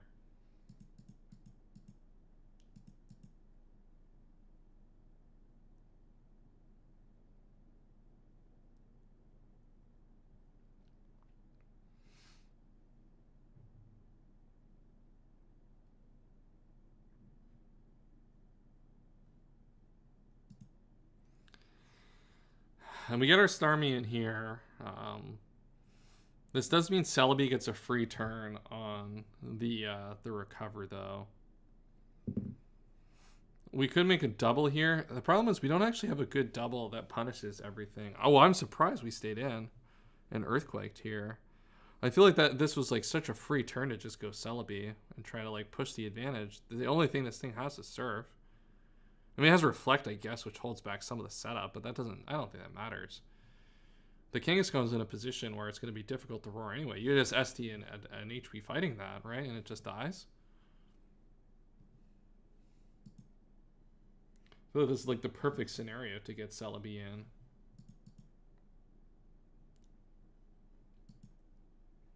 We're content to not go Celebi here. I really not... This doesn't feel right. Because now we're letting Starmie get up to full HP. Which, like, considering it's Reflect and stuff, I don't see the benefit of that. Unless we're trying to farm a crit here. But, like, this thing can kind of just attack you now. I guess you go for... You recover when you Reflect. Because now that it just reflects and recovers, and, like, now your setup with Celebi is just so much less effective. Yeah, I would just... And then now you just get attacked here. I mean, you set up this turn. I don't know what this gets you.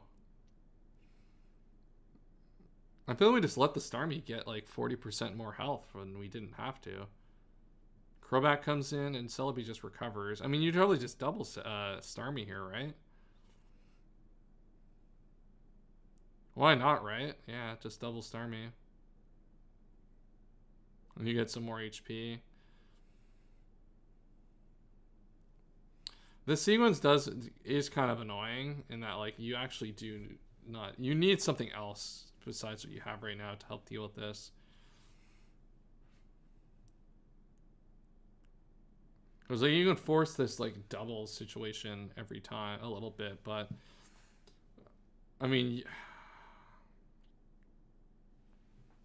Interesting. We're gonna go for... Oh, okay, but Tom passed straight up. Okay, we go for the Roar. I mean, there's nothing that comes and threatens this. I mean, Steelix can Boom, I guess. Boom can't be right, though. We can't... Boom can't make sense. Aerodactyl comes in. What does Aerodactyl accomplish? Last year probably racing... Oh, Taunt. Okay, that's good. No Toxic and no Rest. And this thing starts to take a little bit more chip. Probably Registeel, Nidoqueen. Definitely Registeel, I think. I thought in my head it could be Typhlosion, but Typhlosion camp is not that great. Yeah, in comes the Registeel on the arrow. It's probably Lychee Berry, you would have to guess, given the situation. Typhlosion would have come out by now. That's probably true, yeah. It could be Dusclops as well, for all we know. Yeah. Does Dusclops give you anything? It gives you some stuff, but it also could have come out. It could have come out for the Celebi, probably. Alright, we got the Vaporeon, and this is our rest opportunity right here. We have to get this rest off. We'll choose it like we're not going to. Just go into Starmie.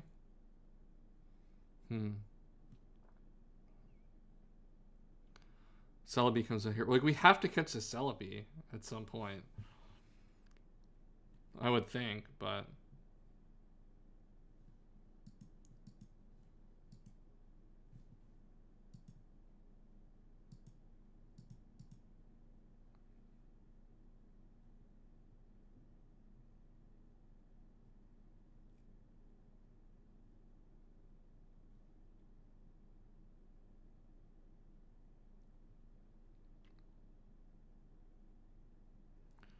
Alright, Registeel comes in on the Celebi. Oh, it is Typhlosion last. Okay.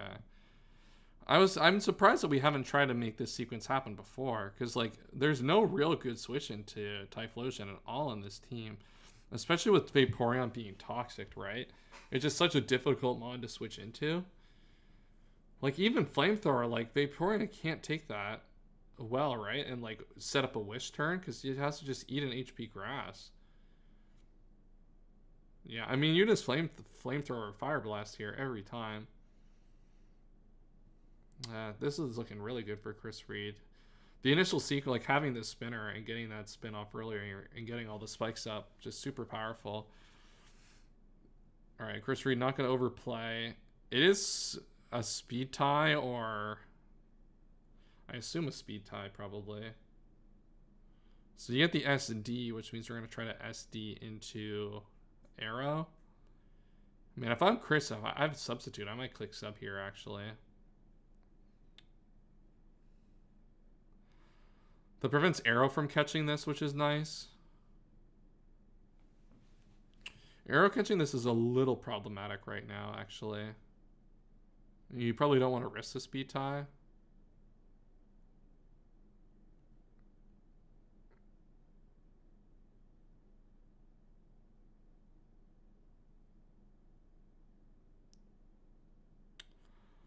Yeah, I mean, on the lighthouses, I mean, it has to risk a speed tie, right? This is not, I mean, they don't have another option. They put, I mean, by Swords Dancing, you haven't given yourself another option. Chris, I think, has another option in that you can sub here if you have it, because that protects you if you don't win the speed tie.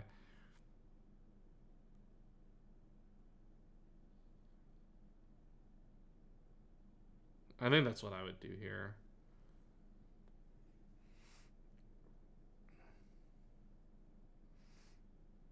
All right, speed tie probably won by Celebi.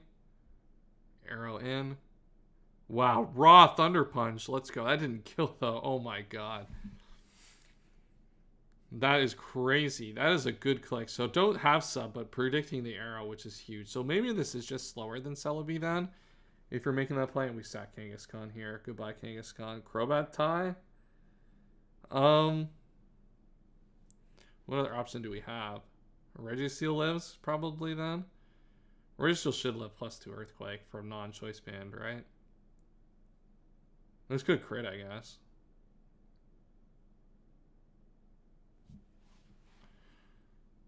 Because, yeah, and once this is dead, doesn't Typhlosion just kind of smoke?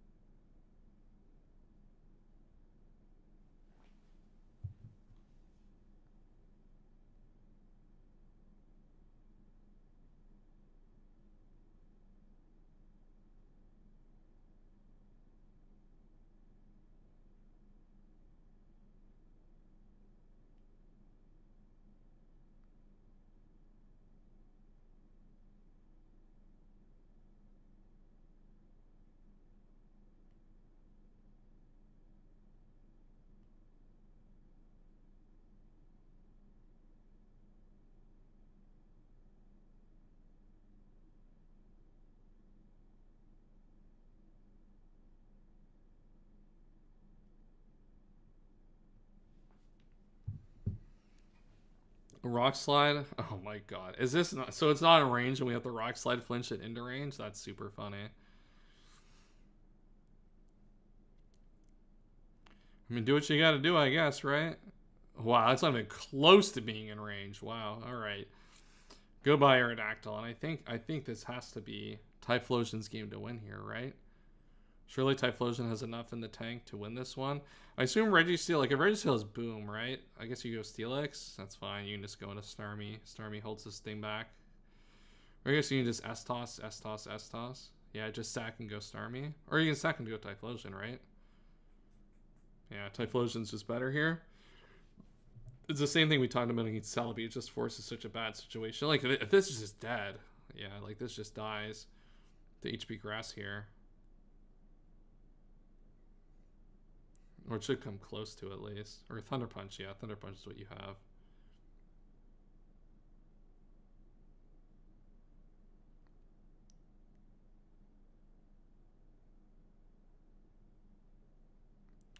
And we do have the substitute, which will make this then pretty much guaranteed here. So it looks like Chris Reed is going to pull up and win the final battle of the Emerald Open Top 128 stream. We still got plenty more games to go watch in the Discord server, so stick around the rest of the evening for that.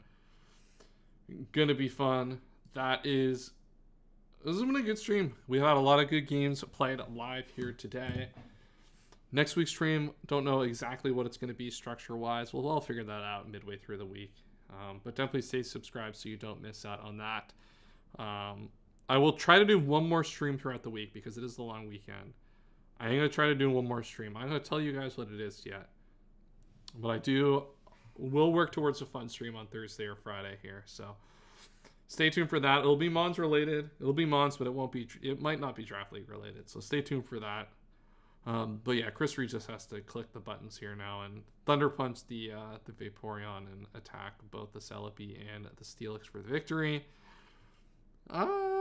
Yeah, the Celebi just dies to the spikes, right? Doesn't he have to click that one there? It says 25. Yeah, goodbye. And Flamethrower. There we go. Thank you everyone who tuned into the stream. As I said, my Emerald Open run is done. My video will be up next Saturday. You get to watch my live commed run of all of my games, all 4 of them. Not a lot, but enough to enjoy.